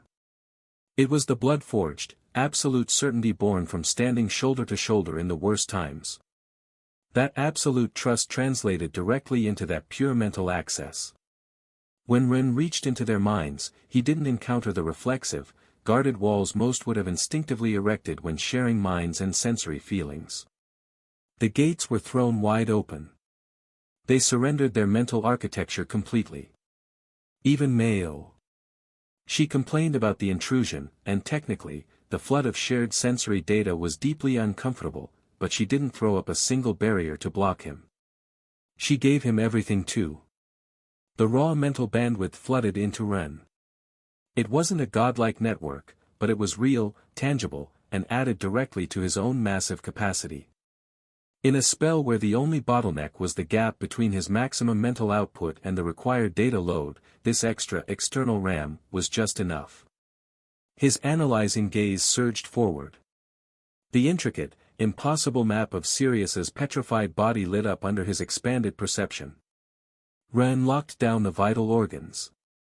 He mapped the entire torso. The head. He pushed even further, weaving the complex muscular structures of the deltoids, the biceps, the triceps, threading back the concept of living tissue from the solid stone. But then, the pressure spiked again. The bottleneck returned. It was further down the line, but it was the exact same absolute wall. The shared network was maxed out. Their combined mental capacity was redlining. The forearms and the legs, the extremities half still unmapped, were going to remain solid crystal. He had absolutely no processing power left to add them to the active transmutation without collapsing the entire process. Sirius wouldn't be happy or comfortable, but it would need to do. That was when the mantis bypassed his conscious commands. Deep within his soul space, the golden-lined jade insectoid beast seized total, autonomous control of Ren's physical body. Instantly, Ren felt the mental drain of his own biological functions vanish. The mantis took over the invisible, background processing, regulating his heartbeat, managing his breathing, micro-adjusting his posture, even filtering the physical pain including the headache of the mana burnout. It was the kind of neurological tax a human mind constantly pays without ever noticing. By ripping that burden away from Ren's brain, the mantis freed up a tiny, razor-thin fraction of cognitive capacity. It wasn't much for someone with Ren's level of perception. But it was the kind of relief you only notice when a crushing weight is suddenly lifted. Yet the mantis wasn't finished. Operating Ren's arm like a biological puppet, it reached into his spatial storage. It pulled out the clone crystal, the perfect, faceted replica of itself the ruin's door had generated earlier. The crystal still resonated with the exact frequencies of Ren's own beast system. When the mantis connected it into the active circuit, it didn't connect like the girl's borrowed, external perception. It connected as a direct, hardwired extension of Ren's own network. It was a parallel processor that spoke the exact same native language as his core because it was born from it. The final piece clicked into place. The needed network for the full job was complete. Ren felt at the exact moment the clone crystal locked into the circuit. It wasn't a physical sensation, but a profound, metaphysical click. It was the deep, resonant satisfaction of the last desperately needed puzzle piece sliding effortlessly into the exact space it was always meant to occupy. The entire map of Sirius's petrified body suddenly bloomed in his mind's eye. It was completely illuminated now, down to the microscopic cellular structures. Every vital organ, every hidden artery, every inch of the complex mana network was present and mapped with micrometric, terrifying precision. Ren didn't hesitate. At the top of the stairs, Lin was giving her all to buy him these minutes. He couldn't afford to waste a single second. He unleashed the mana. He flooded the entire system simultaneously from the very first spark. His nervous system screamed under the crushing data load. But the mapped fixed architecture held. His own massive capacity, bolstered by the borrowed processing power of the 7 girls, plus the autonomous physical relief granted by his mantis, plus the direct extension of the clone crystal, the sum of it all was exactly enough. He held the impossible three-dimensional map steady in his mind. The brain operates in microseconds, and although Ren couldn't know this in a 100% scientific sense, he could sense that he needed to do everything fast if he didn't want to damage the most sensitive tissues. If he wanted to save the man and not just create a fresh corpse, the entire process had to be almost instantaneous. Consciousness is a fragile, relentless cascade of chemical signals and electrical impulses. They fire anywhere from a sluggish 1 meter per second in slow fibers to a blistering 120 meters per second in fast-twitch pathways. And those signals do not wait. If the crystal yielded sequentially, if the transmutation crept slowly up the neck, or if the heart turned to flesh a millisecond before the brain, the delicate electrical storm of Sirius's mind would likely hit a dead end and be damaged. The brain would recognize that the physical medium it required to exist was not there, replaced by transitioning matter. That tiny interval, practically invisible to the normal human perception, could be fatal. The continuity of self could short-circuit. The memories could be damaged with no solution in the only place where memory was stored, and there could also be no solution if the three-dimensional form was affected even if just a little. Everything had to change at the exact same time. And even as he pushed the mana to its absolute limit, a cold dread gnawed at the back of Ren's mind. Would the tissue still function after years locked in stone? What about the 25% corruption still lurking in the core he had just slammed into the chest cavity? Would it trigger a catastrophic mutation the second the blood started flowing? Perhaps what would remain after the instant would simply be flesh instead of crystal, without the continuity that made the mind belong to the same person. In the best case, would the man who woke up still be Sirius Starweaver? Or would he just be a flawless meat puppet mimicking a ghost? Just a perfect clone that wasn't the original anymore. There was no way of knowing before he achieved it. Ren let it all go. He detonated the accumulated energy in a perfectly controlled, simultaneous explosion. The raw mana flooded every single coordinate of the internal map at the exact same time. The translucent crystal didn't shatter, it simply yielded.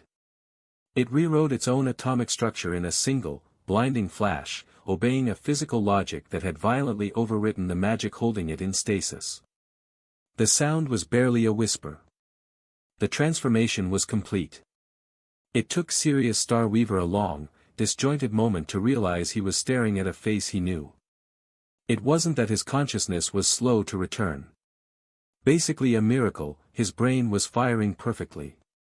His very last memory, the final, searing image burned into his retinas before appearing here, was standing before the massive door of the ruin. He had been reaching out, opening his hand to someone he desperately wanted to touch, before a blinding, consuming light swallowed everything behind her and finally his own full view. Now, he was staring at the luminous rune-packed, heavy stone walls of a dark chamber. The contrast was big. It was enough to make his newly reformed nervous system demand a frantic, staggering heartbeat just to recalibrate his equilibrium. A young man was kneeling directly in front of him. Around 18 years old, maybe slightly older. The kid was panting, his face pale and dripping with sweat, but his expression was illuminated by a profound, exhausted relief. It was the unmistakable, radiant look of someone who had just pulled off an impossible miracle and was entirely too happy about it to hide it. Sirius blinked. He didn't recognize him. His elite Tamer instincts kicked in instantly, brutally overriding his confusion. His mind snapped to a tactical assessment before a social one. Who is this? What is his threat level? Does this situation require an immediate, offensive response? The young man remained perfectly still. He was still kneeling, his arms extended toward Sirius's chest. His hands were still hovering in the air, glowing with the faint, residual crackle of highly concentrated mana. Sirius narrowed his eyes, studying the intention in the mana and the face more closely. The features. The sharp structure of the jawline, that highly specific, intensely stubborn quality burning in his jade eyes. It wasn't an exact match, but it was horrifyingly familiar. Did he have a brother? It looked exactly like an older version of the face he had seen just hours ago, a face that had been simultaneously exasperating and impossible to ignore. Sirius's brow furrowed into a deep, confused scowl. The arrogant, hard-headed 13-year-old kid he had beaten into the dirt on his way to the ruins hadn't been 18. Not even close. But the foundational traits were undeniable. The core architecture of a person's face doesn't change too much, even as a child stretches into an adult. But for Sirius, only a few hours had passed. A few hours was nowhere near enough time for an obnoxious little boy to transform into the battle-hardened young man kneeling in front of him. He clearly remembered leaving the 13-year-old and his little group of friends behind on the trail. The kid hadn't gone down easily. He had fought back with a terrifying, reckless intensity. It was the exact brand of stubbornness Sirius had learned to recognize in the boy who eventually caused massive, world-altering problems, for better or worse, depending entirely on which side of the battlefield you stood. Stop playing hero and go back to school, Sirius had told him more or less with different words. He had spoken with the absolute finality of a man who had zero time for negotiations, heavily implying he would personally beat the kid senseless if he followed. The boy had challenged him anyway. He had proven he wasn't just a nuisance, he was genuinely dangerous. But Sirius was an elite. He had crushed the kid's resistance, turned his back, and continued his journey to get the stuff needed to recover the statue of his wife alone. Then Julius had arrived, and the situation had rapidly spiraled out of control. The mutants had swarmed. The beasts he encountered on the path to the chamber were exactly what one would expect in the outer rings, silver rank horrors, breeding in massive numbers as the corruption aggressively ate and rotted the root systems of the world. But their movement hadn't been mindless. There was a linear, unnatural pattern to their migration. They were heading toward the city. It wasn't a perfectly coordinated military march, but there was enough consistency for a veteran to read the grim reality written in the dirt. A horde was gathering. Even knowing that, Sirius hadn't turned back. He couldn't abandon his mission now. So he pushed forward, upstream against a relentless, snapping tide of mutated flesh. He slaughtered them, one by one, carving his path into the dark. But he had to ration his energy with the grim, calculated determination of a man stranded in a desert counting his last drops of water. Mana was strictly reserved for catastrophic emergencies. Raw, physical strength had to carry him through everything else. It was the only viable strategy to carve a path through the suffocating tide of mutated beasts surging toward the city without burning out before he even reached his objective. And the tide was massive.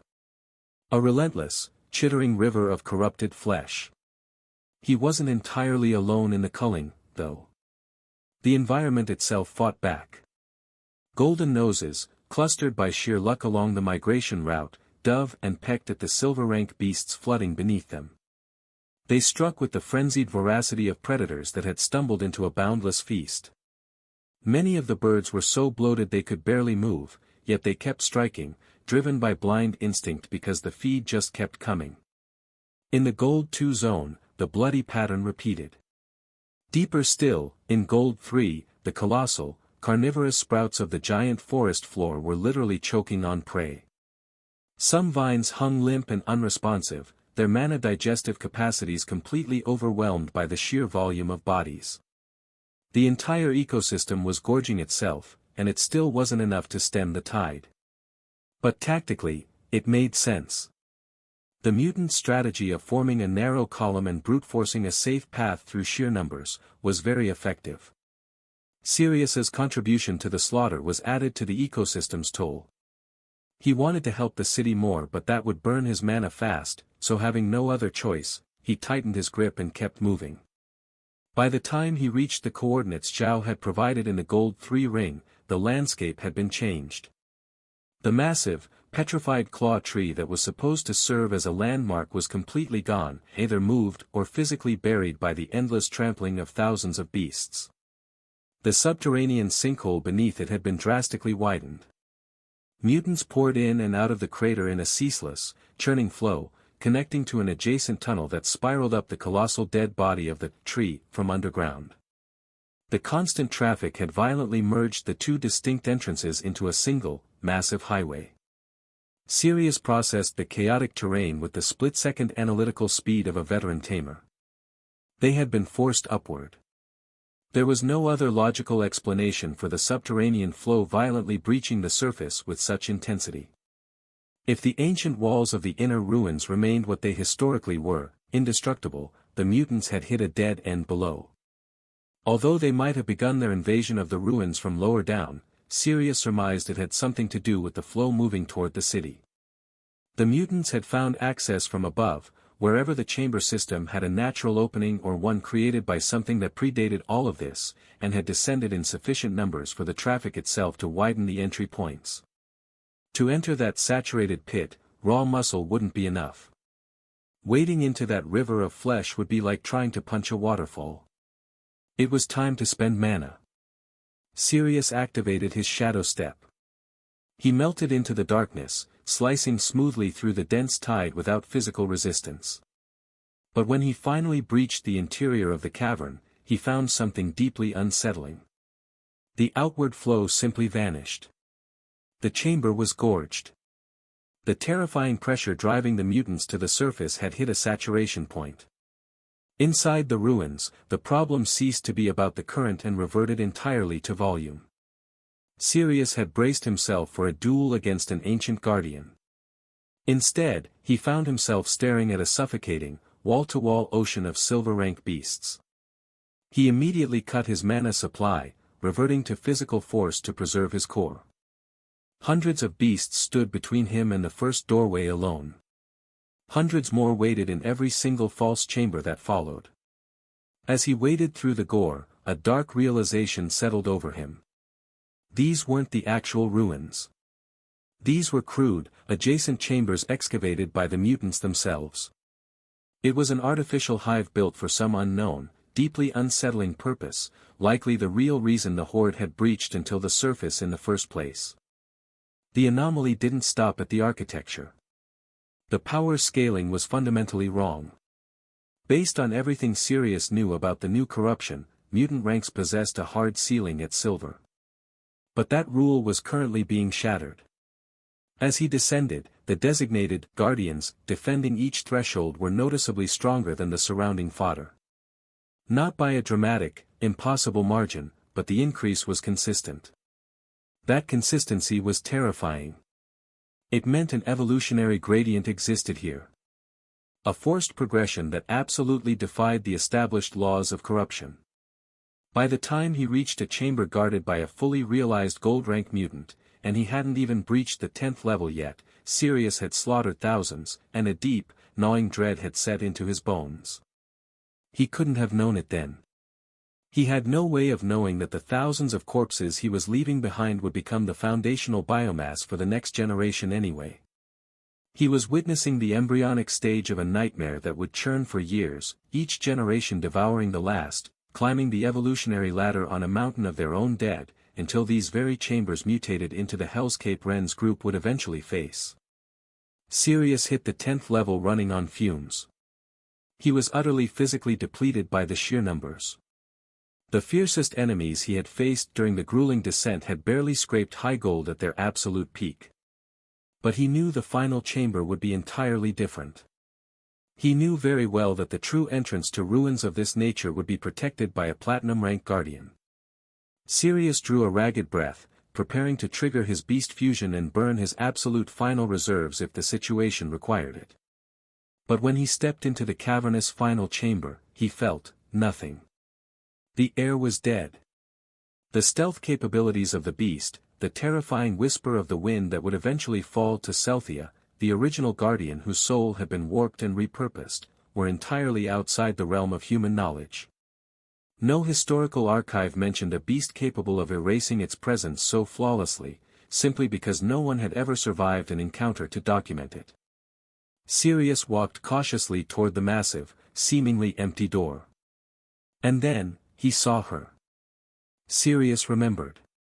The memory didn't come back in fractured, hazy pieces, it crashed into his mind whole and agonizingly flawless. He remembered the looming door. He remembered the chamber he had sworn was empty. And he remembered Lycia appearing just beyond the safe zone. She was radiant. She possessed the exact clarity, the exact warmth, the exact gentle inflection of her voice that his own desperate, grieving heart would have conjured if asked to paint a perfect memory of his wife. She had opened her arms, calling him in for an embrace. And he, exhausted, bleeding, and utterly starved for her, had stepped forward. Lycia. Sirius whispered. The name slipped from his lips in the dim-lit chamber. He spoke it before his newly reformed brain could fully process the horrifying context of that memory, before he could reconcile the beautiful vision with the grim reality he had just woken up in. Ren didn't say a word. He just slowly shook his head. Leora mirrored the gesture. Her face twisted into heavy sorrow of someone forced to confirm a devastating truth the victim is only just beginning to piece together. "You were tricked," Mayo said. Her voice was sharp, fast, speaking with the practicality of someone who believed ripping the bandage off quickly would make the underlying wound hurt less. "The Guardian showed you exactly what you wanted to see. It was a trap." Sirius processed the revelation in agonizing real-time. The missing piece of the puzzle slammed into place with the terrifying clarity of a man realizing he had walked willingly into an executioner's trap. The Platinum-rank Guardian did exist. It possessed a flawless, legendary artifact-like capacity for stealth and psychological projection, and it had weaponized that capacity exactly as Sirius would have weaponized any tactical advantage if their roles had been reversed. "The Guardian Beast," Sirius barked. The disorientation vanished, instantly replaced by the sharp, authoritative urgency of a military commander identifying an active threat. "Platinum rank. Did you fight it? I can help you." "Sorry, father-in-law, but it was already diamond rank," Mayo interrupted.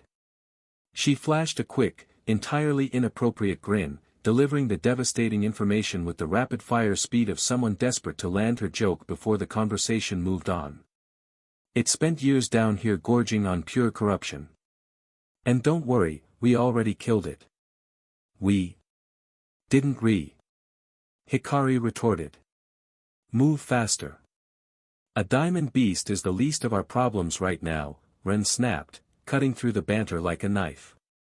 Sirius's head whipped toward him. "The artifacts crawling down those stairs are vastly more durable than any corrupted diamond rank wannabe," Ren said. He was already pulling Leora. His eyes swept over the bruised and battered group, calculating their exit chances with the cold efficiency of someone who had been running survival algorithms in the background of his mind. "It's time to focus. Lin's fusion isn't going to hold them off forever." He paused, just for a fraction of a second, ensuring his next words carried the absolute, undeniable weight they required. "We will give you the full debrief when we are safe. Please wait till then." Sirius felt his newly reconstructed body react before his brain could even formulate an argument. It was the deeply ingrained muscle memory of a veteran who had spent decades learning the exact difference between a situation that allowed for questions and a situation that demanded immediate, unquestioning obedience. This was the latter. He pushed himself off the stone floor, his legs steadying beneath him. A few feet away, Mayo's face was practically twitching. She looked like a pressure cooker of withheld comments and burning questions, all aimed squarely at the man who had technically just time-traveled several years into the future without ever moving his feet. But Ren was right. Mayo knew it. Even though the chaotic part of her soul desperately wanted to witness Sirius's reaction to the absurd reality of the new world, she bit her tongue. She held it in. Around them, the guards moved with silent, fast efficiency. Hannah and Kira practically shoved the 3 remaining pristine double contract potions into Ren's hands, entirely bypassing any ceremony or lingering. It was the kind of rapid, unceremonious handoff that only happens when the ceiling is about to collapse. Mako and Shizu worked in tandem with their Earth aspect beasts, rapidly sweeping up the loose crystals, the scattered artifact fragments, and the rest of the chamber's harvested materials. They were moving at a breakneck pace, but they were meticulous. Leaving priceless resources behind for the ancient horrors currently chewing their way down the stairs was the kind of amateur mistake this squad simply did not make. Mayo, however, still had the silver, wind aspect egg from the Guardian. She had both arms wrapped tightly around it, pressing it against her chest. Her posture screamed attachment. She had clearly decided this baby was hers to carry, and she was going to force Ren to verbally demand it if he wanted it back. Ren didn't ask. He took one look at her stubborn stance and let her keep it for now. But any use would need prior full purification since it was still almost half corrupted. Instead, he reached out, his fingers wrapping firmly around Leora's hand. It was a small, grounding gesture amidst the chaos. He pulled, and they bolted for the stairs. The rest of the group surged after them. Sirius ran too. He kept his pace with the vanguard group, his boots were slamming steadily against the ancient stone, but his mind was spinning violently against his skull. The physical world was blurring past him now, but the implications of what was happening were getting clear and hitting him faster than he could consciously process all of them. He also caught the surrounding environmental clues left behind as they sprinted. He recognized the empty pedestals flashing by in the dim light. A very recognizable image for him, as they were even in the same order, but with an important detail missing if this was to be compared with the ruins that took his wife. He noted the distinct lack of a massive, three-cores door. So this was not the main ruin. He read the archaic architecture but only from memory and not at Ren's level of detail. This wasn't a transitional hallway or chamber. At least that much he knew from the lack of a second door. This was the final chamber of the ruins, nearly identical to the one he had fought so desperately to reach. Except, the main door for the three cores was missing. Wait. If this was the final chamber of the new ruin, the last one he explored, and he was here so far down, physically running alongside them. His chest heaved. His lungs expanded, pulling in the damp, stale air, burning with the undeniable fire of living tissue demanding oxygen. The light he had seen in his final memory. The blinding beam that had appeared behind Lycia's image.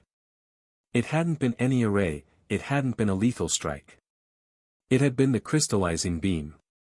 He had been turned to solid crystal. And somehow, impossibly, maybe this boy that was in front of him at that moment had brought him back. Sirius's mind did exactly what his daughter Luna's mind did whenever a massive, world-shattering revelation hit without warning. It showed its true way of thinking. The questions swarmed, multiplying faster than he could organize them. The internal storm was violently intense, a furious, chaotic energy he had learned from Lycia, but he locked it all down behind a flawlessly stoic expression just like Luna. He was a man who had spent his entire life mastering the art of an unreadable face. Maybe we just need to put back the heart, his mind screamed. Slamming a heart back into a statue actually brings a human being back to life.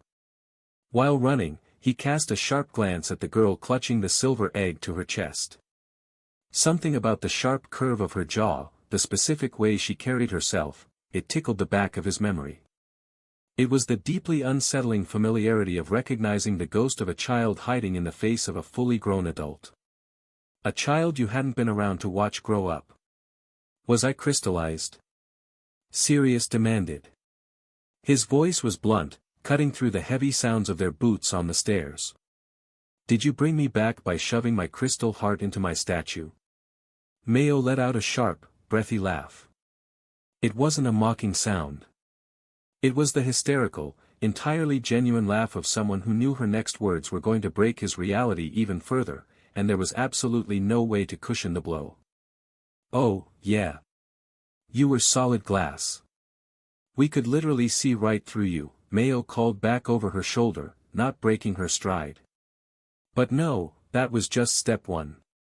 You don't reverse a full-body crystallization just by plugging a heart back in like some easy puzzle. It takes a hell of a lot more than that. Sirius stared at the back of her head. So it was not that simple, but still, it was done.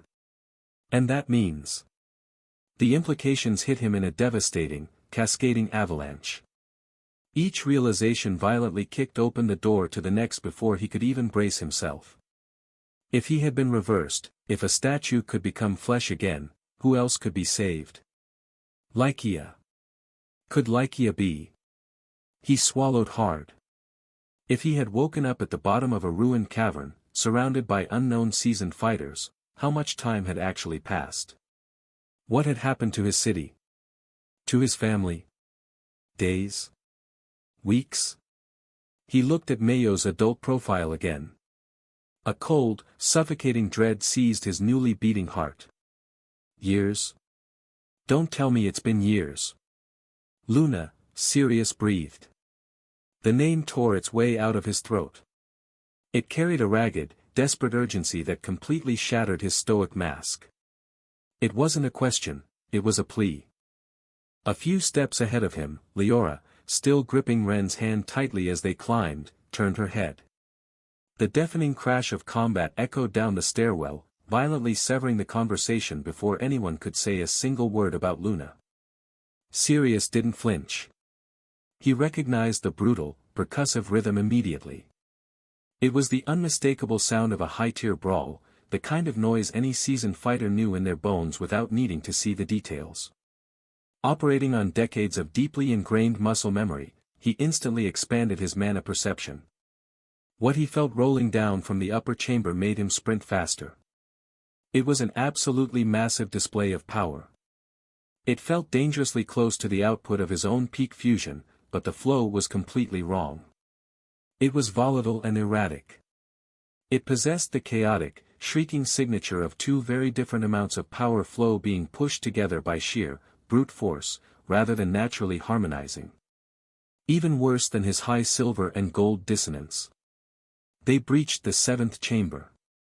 There, positioned at the bottleneck where the stairs connected to the sixth floor, a lone Tamer was holding the line. She was battling a writhing, pitch-black mass that was desperately trying to squeeze its way down the narrow shaft. It was Lynn. Her back was to them, her feet practically nailed to the stone floor. She held the most immovably solid martial stance Sirius had seen, and she was unleashing a relentless, blinding storm of kicks. Fire and wind mana bled together upon impact, superheating the air until the friction generated violent arcs of electricity that snapped off every strike. Her legs moved with a terrifying speed and ferocity, they blurred into near invisibility, creating the visual illusion of a massive, twin-bladed fan spinning out of control. But instead of just rotating, it was constantly pushing the blades forward, projecting a ceaseless, explosive shockwave of concussive force directly up the stairs. She wasn't gaining a single inch of ground. But she was holding the choke point. And for her, stalling the enemy was the only victory that mattered. Ren didn't wait. He surged past Sirius, instantly throwing himself between Lynn and the creeping dark artifacts above, physically shielding her from whatever ancient nightmare was trying to push through. Seeing him, Lynn finally dropped her guard. She severed her fusion, and the relief was immediate and physically devastating. Stripped of the magical reinforcement that had been propping her up past her biological limits, her legs gave out. She violently stumbled forward, her knees buckling. But she didn't fall. The dense, iron-corded muscle built from many years of grueling physical training caught her. In less than a second, she locked her joints, snapping back into her perfectly rigid, signature posture. The bone-deep exhaustion was undeniably there, but she buried it beneath a wall of pure willpower that had been forged long before she ever contracted a second beast. Sirius stepped up beside the young man he still didn't recognize, ready to lend his power to the fight. As he moved, he caught a glimpse of Lynn in his peripheral vision. He recognized her instantly, it was effortless as she was an Ashenway branch he often saw near Selphra in their youth. Lynn hadn't aged with the dramatic, unrecognizable shifts of a teenager entering adulthood. She possessed almost the exact same face, the exact same unyielding posture, the exact same presence Sirius remembered from before the day he was frozen. Something tight and anxious in his chest suddenly loosened a bit.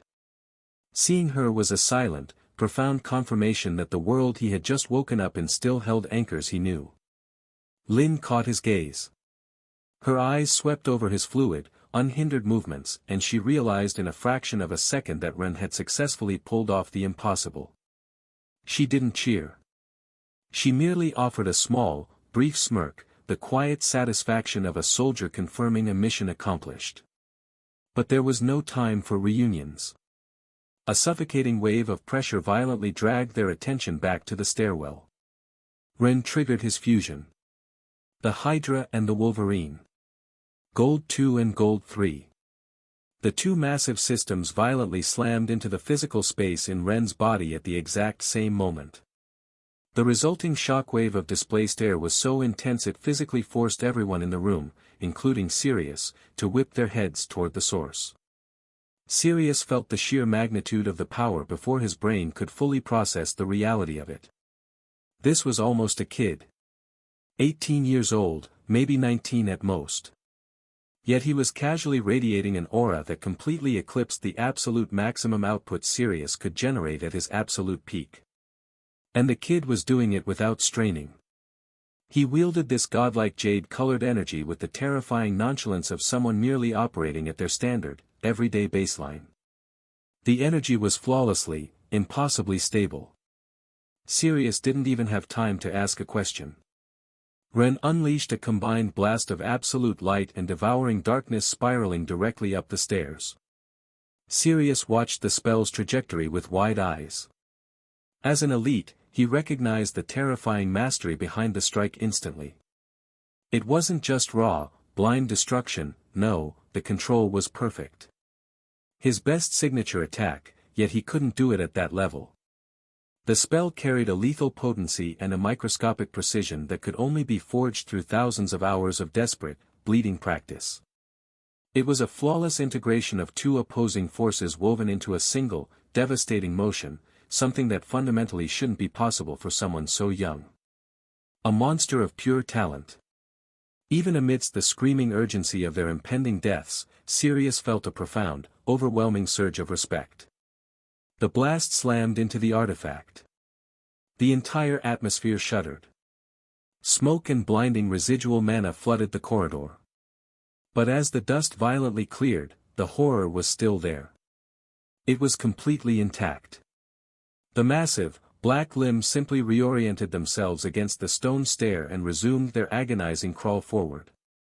It possessed the cold, unstoppable persistence of an object entirely devoid of the concept of self-preservation. It didn't care about damage or pain. It only cared about reaching them. Ren immediately pivoted.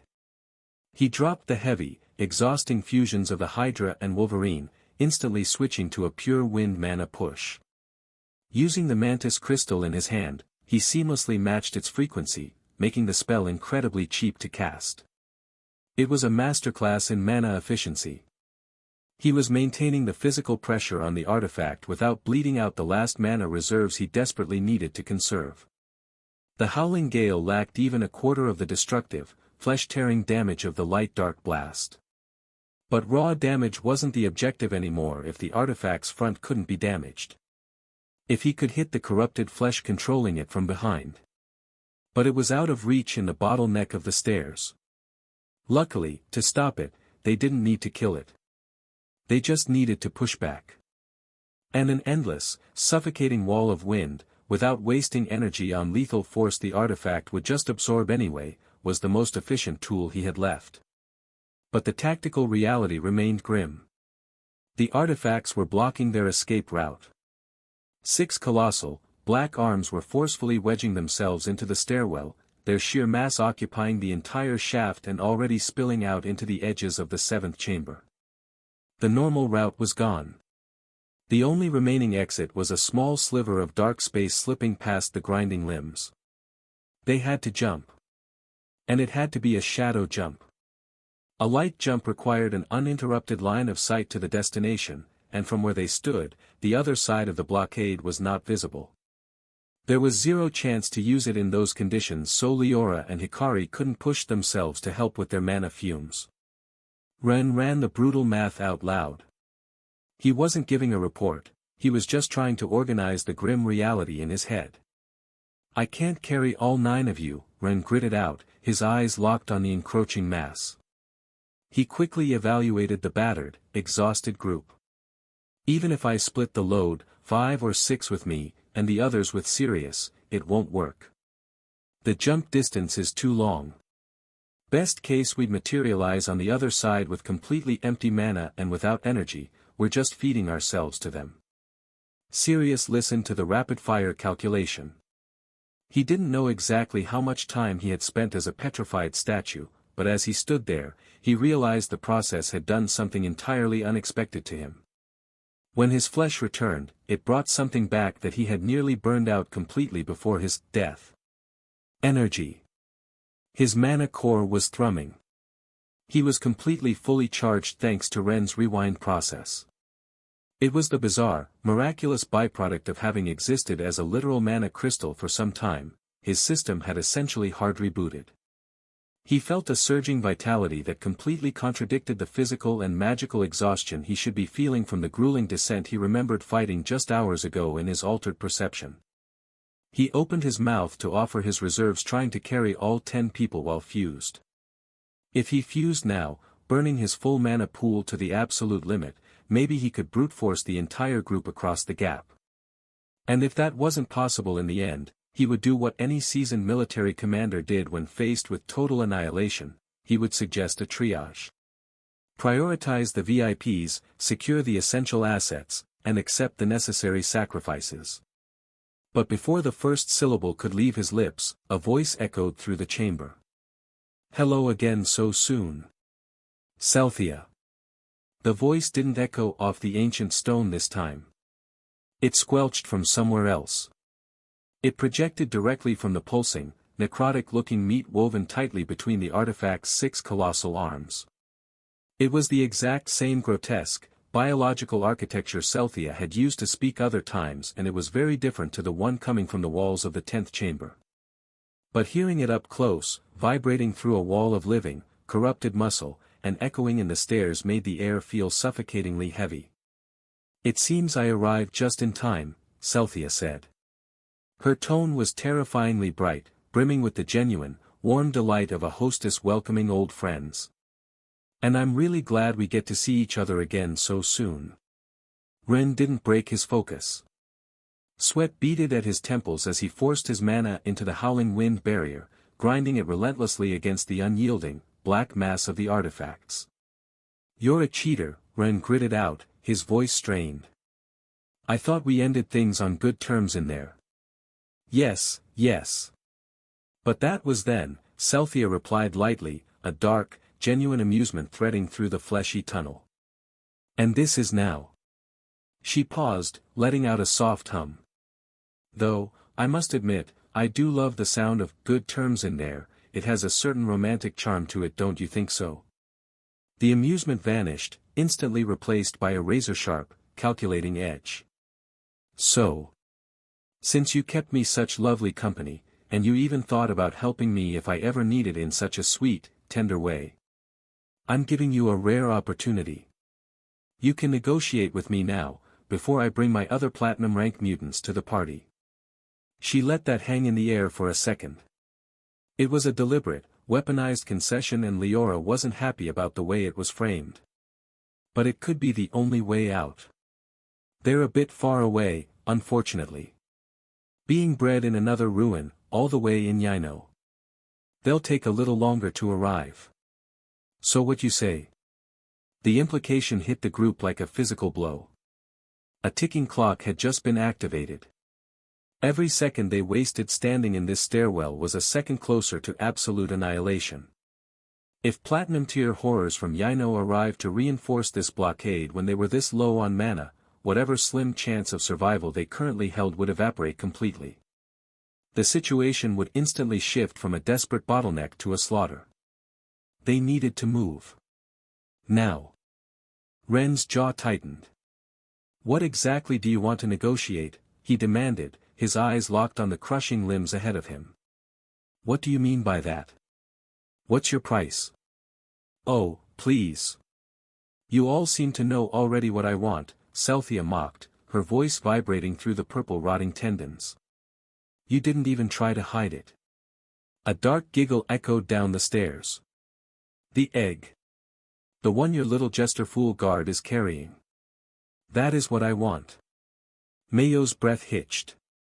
She had been clutching the big, silver, wind aspect egg to her chest since they fled the bottom chamber. Instinctively, she tightened her grip. "Just like you, handsome, I'm building a squad to fill all my free nodes," Celthia continued. "I'm looking for beasts too. But I want special ones. And that dormant little storm in her arms is very, very special." Worried, Mayo tried to shift the massive egg behind her back. But it was a completely futile gesture, like trying to hide a boulder behind a sapling, yet she did it anyway and started muttering some nervous jokes about how dumb would be giving away free power to the enemy. The alternative was standing still and accepting she was holding something she wanted for some reason. Celthea laughed. It was a high, melodic sound. Or, if you prefer, you could offer yourself, handsome. Her tone shifted again. It wasn't a growled threat, it was breezy and casual, like someone perusing a dessert menu. Give yourself to the corruption and join me. That way, we can chat every single day, and I'll kindly let your little friends walk away until the day we save them all from their sad little lives. In your sick, twisted dreams. Leora snarled. Her voice dripped with absolute venom. The very idea of Celthea claiming Ren as some sort of trophy for corruption ignited a furious, blinding rage in her chest. Over my dead body. Well, if all else fails, Celthea sighed, completely unfazed by Leora's death glare. You could always just leave me that old man for now. He's already tainted so. It would be beautifully easy to reinfect him. It would be nice to have another defrosted pawn on the board. Just like poor Orion to be able to do some errands pure corruption can't. The trap didn't spring with a roar or a kinetic blast. It triggered the exact second the last syllable left her lips, using her casual dialogue as the ultimate misdirection. It wasn't actually an attack, more like a strange resonance. The blackened artifacts clogging the stairs suddenly pulsed with a sickening, violet luminescence. The waves of purple energy hit Ren first. Sickly black veins violently spiderwebbed from his chest across his neck and arms. The corruption moved with huge speed from the point-blank distance, recognizing the lingering vulnerabilities in his core rift, the crack left over from his still non-fully recovered system, and flooding them. The entire group tensed, already merging with what little energy they had, adrenaline spiking in blind panic. But Ren didn't scream or trash, he didn't break. Without relying on a massive effort or falling for the dramatic surge of power, he applied the cold, clinical methodology he had painstakingly mastered from many attempts and lately inside the mental landscape of the crystals. He read the incoming flow of necrotic like mana.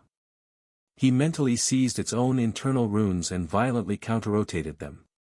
The purple lines halted, hissed, and dissolved into harmless, pure energy before they could dig their claws into his soul.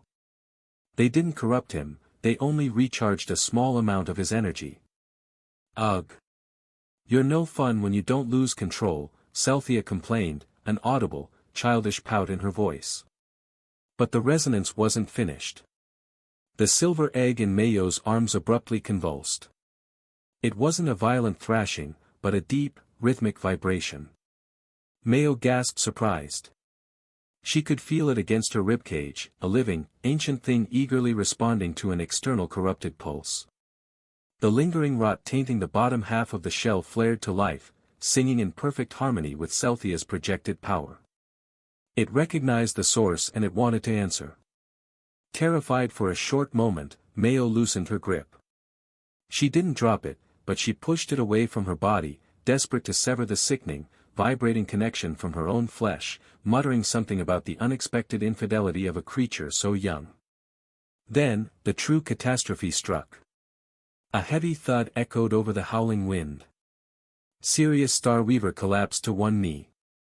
He gripped his chest, his face contorting in sudden, blinding agony. The same sickly purple veins that had attacked Ren the first time, when younger, now violently erupted across Sirius's skin, crawling up his throat and down his forearms. But Sirius didn't possess Ren's impossible immunity. He hadn't spent hours decoding the corruption's logic. The residual 25% of the corruption in his core, the necrotic anchor Ren simply hadn't had time to cleanly purge before resurrecting him, woke up. Sirius's corruption greedily devoured Celthea's ambient energy, rapidly expanding, feeding on the external pulse with the terrifying ease of a parasite finally reuniting with its hive network help. Ren's eyes widened in horror. He whipped his head toward the fleshy parts behind the artifact's cover.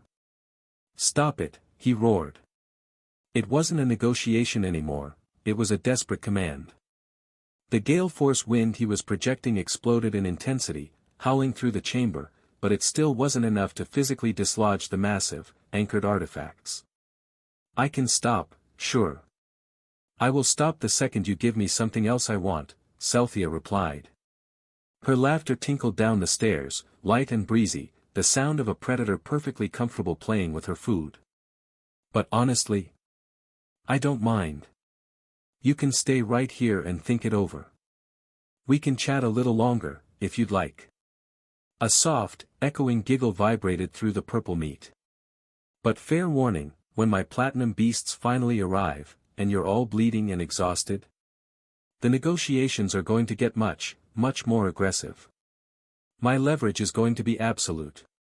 She let the silence stretch for a heartbeat, ensuring the crushing weight of her threat settled over them. And it won't be nearly this cheap to let you walk away.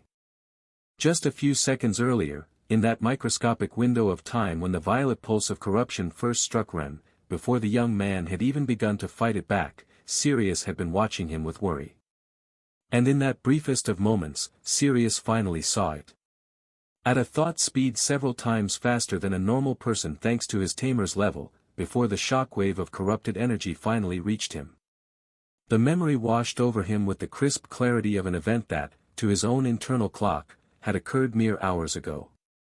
He saw the stubborn, fiercely arrogant 13-year-old boy on his path to the ruins. He remembered that boy being tainted by this exact same corrupted energy, weaponizing it, riding the surge of his own rage in a way Sirius had deemed recklessly dangerous. Was it the same boy? The question paralyzed him before his mind could even fully articulate it. Because if this now more terrifyingly powerful young man standing before him was the same arrogant child, it meant years. Years. Frozen in solid crystal form. His conscious mind violently rejected the concept, but the deeper, instinctual part of his brain, the part that had been quietly collecting the puzzle pieces since he woke up, had already assembled the grim picture. The sharp angle of the jaw. The familiar, unyielding defiance in the eyes. It was Ren. And if this was the same Ren, the threat he currently posed was on an entirely different scale than the one Sirius had calculated during their brief skirmish in the forest. If this boy decided to turn on him right now with that seemingly unlimited corrupted energy feeding his rage, could Sirius even hope to stop him? The answer was a terrifying, absolute no. But Sirius didn't have another second to process the existential dread. Because the shockwave of corruption finally slammed into him. He felt it intimately, experiencing firsthand the exact same corrupted tide he had watched Ren wield and resist hours prior. But it didn't strike like a painful hit. It arrived as a sweet, intoxicating whisper. It was the seductive invitation of boundless, liberating power. It washed through his veins, offering to strip away the heavy, suffocating limits he had spent his entire life respecting. It promised him the freedom to mold reality, to warp his own flesh, to push his beast fusions infinitely past their normal points. It wasn't the agonizing burning he had anticipated. It was warm. It was euphoric. But Sirius Starweaver was a man defined by his boundaries. He would not bow to a cheap, narcotic temptation. He violently rejected it. He slammed his mental defenses shut. And the backlash was catastrophic. The euphoria instantly shattered, replaced by an agony so intense and unexpected it nearly ripped a scream from his lungs. His nervous system lit up like it was submerged in boiling acid. He didn't drop immediately. He fought the collapse millimeter by agonizing millimeter, his muscles locking in a desperate war against breaking from the effort. His knee eventually hit the stone floor. But even as he fell, his eyes remained locked on the only thing in the room that made sense to look at, Ren. Ren was caught in the exact same necrotic crossfire, yet he was barely flinching. Through his own blurred, pain-filled vision, Sirius watched the young man simply clench his fists. He watched Ren's breathing slow, becoming deep and rhythmic. In a matter of seconds, Ren violently reversed the infection. He forced the purple veins to retreat, restoring his internal network to perfect equilibrium with a cold, terrifying level of control. Sirius, currently drowning in his own failing biology, couldn't even fathom the astronomical willpower required to execute a purge like that mid-combat, still keeping the wind flow against the enemy. A bitter taste flooded Sirius's mouth. He had been instantly, effortlessly humiliated by the one person he least expected. He had defeated and judged this boy so harshly for what he felt not long ago. He had lacked even a shred of empathy for the burden the kid carried while affected by this curse, writing him off as a dangerous liability. Sirius squeezed his eyes shut. His knee ground into the stone. A guttural, ragged roar tore its way out of his throat. It wasn't a choice. It was the raw, biological failure of a body being invaded at the mana level, the phantom pain completely overwhelming his ability to suffer in silence. The entire group whipped their heads around, staring at him. It was the exact moment he desperately wanted to be invisible. The shame was suffocating. To be a legendary commander, reduced to a screaming, kneeling liability in front of a squad of kids. But beneath the crushing shame, a much more useful emotion crystallized, absolute, first-hand understanding of Ren's purity of mind. The corruption wasn't just some cheat enticing energy to be outmuscled or fought with a normal moral standing. It was vastly more insidious and resilient than any noble or military academy had ever prepared him for. Fighting it required a monstrous, unfathomable level of sheer determination. But he was Sirius Starweaver. He clamped his jaw shut. He bit down so hard on his own gums that hot blood flooded his mouth, utilizing every ounce of the ironclad discipline he had forged over a lifetime to force the dark energy back. It wasn't enough to escape. The door the corruption had found inside him wasn't the normal, easily guarded threshold of a weak-willed tamer succumbing to temptation. It was a gaping, physiological breach. It was the 25% of his core that Ren simply hadn't had time to purify before slamming it back into the statue to save his life. That unhealed wound was essentially a massive gateway, permanently propped open, allowing Celthia's power to pour in unopposed. Sirius simply didn't possess the power and specific, arcane understanding of the rot needed to rebuild that dam. It wasn't entirely his fault the gates were open. But his ability to fight the flood, relying entirely on the raw honor and grit of a soldier, was the only thing preventing total, immediate possession. He couldn't be asked to hold out for much longer. Not against this. This was the resonance of Celthia's most devastating artifact, the massive, blackened claw currently wedged in the stairwell. It was the exact same ancient weapon that had caught Ren in his most vulnerable state in the past, nearly integrating him into the hive mind entirely. It had taken Lynn, Luna, Larissa, and Leora risking their very lives to drag him back from the brink that day. As long as Celthia maintained the pulse, Sirius was trapped in a sinking ship with a shattered hull. His determination was legendary, but it was not infinite. And Celthia knew it.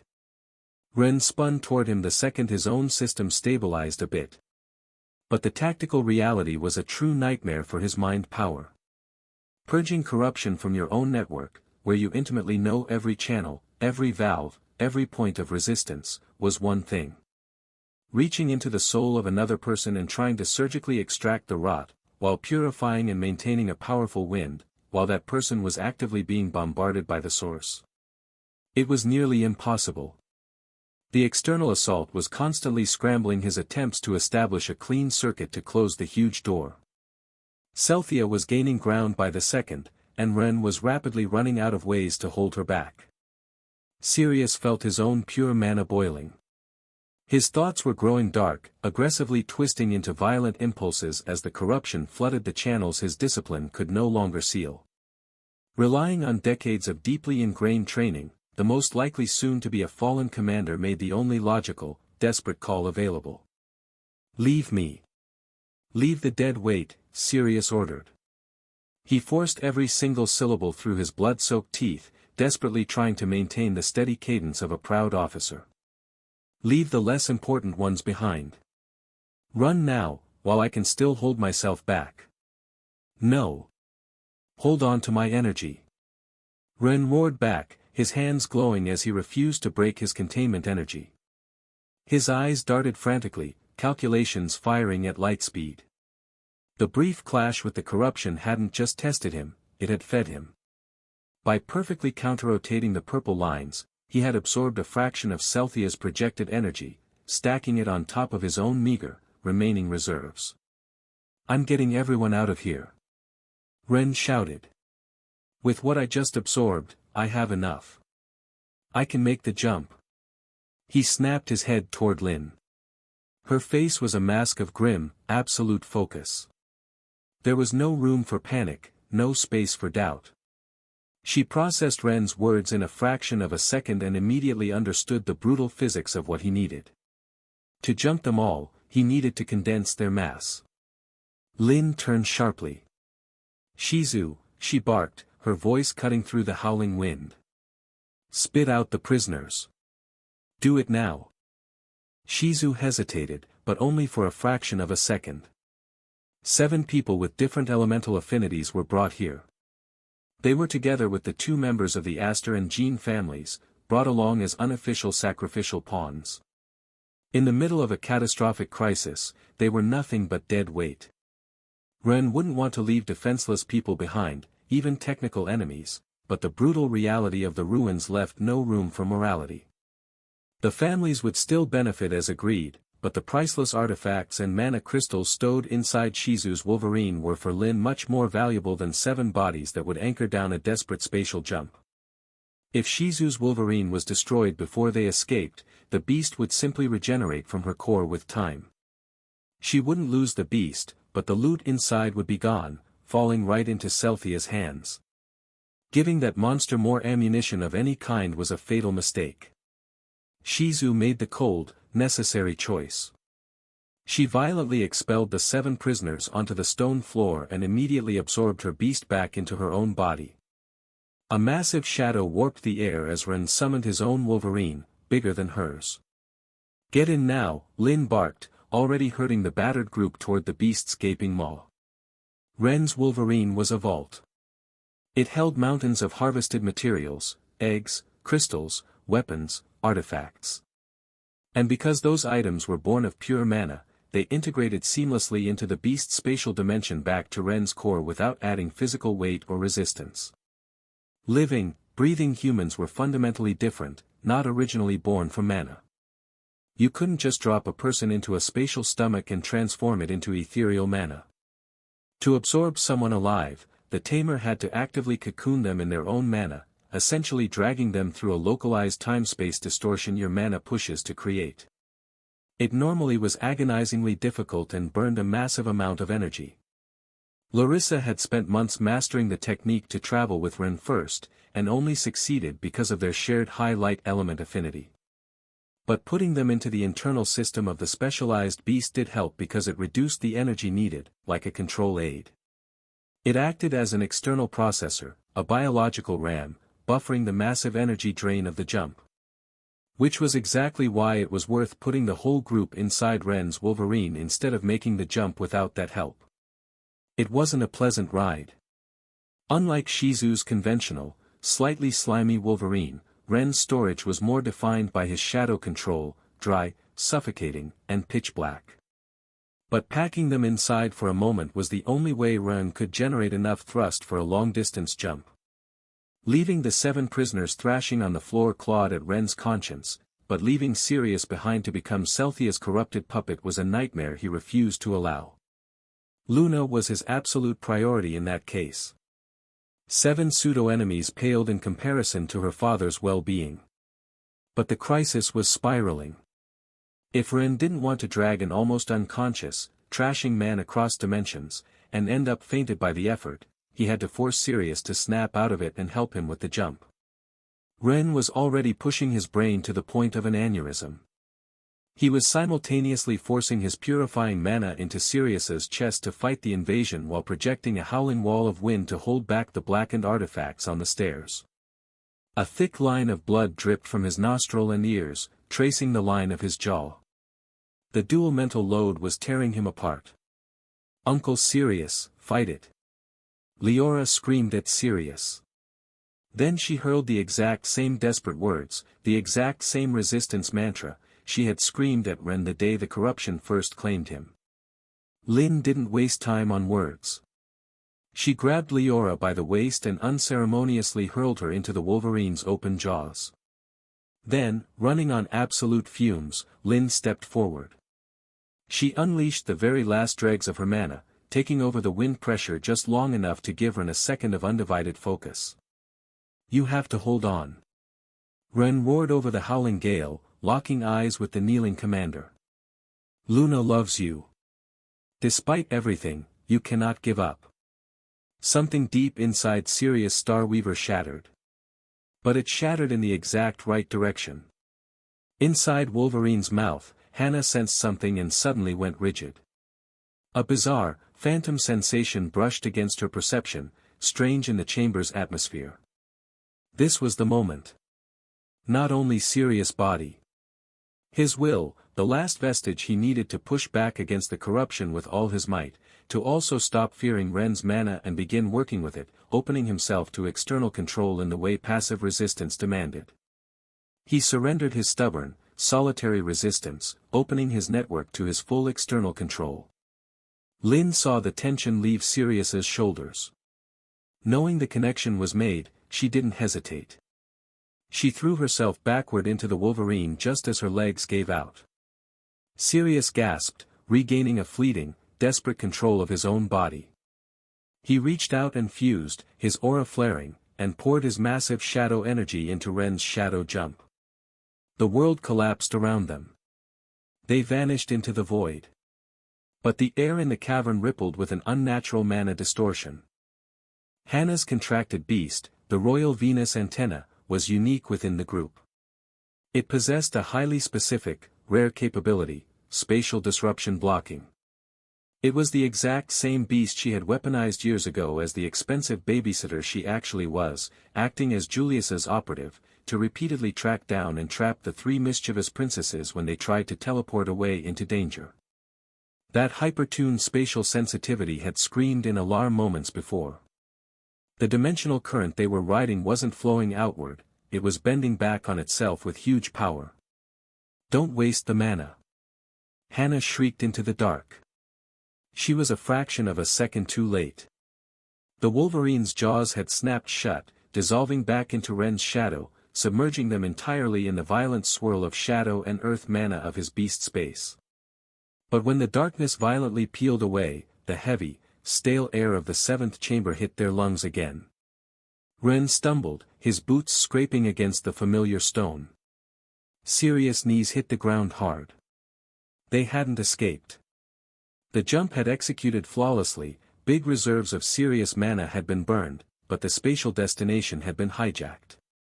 The corrupted flesh and the artifacts themselves had rejected their exit, violently ricocheting them back to their exact point of origin. Celthea began to laugh. It wasn't the playful, coquettish giggle she had used before. It was a shrill, hysterical cackle. It was the uncontainable, euphoric laughter of a predator watching the trap snap shut flawlessly on its prey. Sirius collapsed to both knees. The crushing weight of their failure hit him, and the purple corruption surged violently in his veins again, feeding eagerly off the sudden wave of despair. Ren stared at the fleshy barricade on the stairs, his chest heaving, sheer disbelief painting his blood-stained face. There are 6 chambers in these kind of ruins with guardians that can be beaten into special eggs. Celthea's voice vibrated through the rotting meat, still laced with breathless laughter. My platinum beasts from Yino haven't arrived yet, that is true.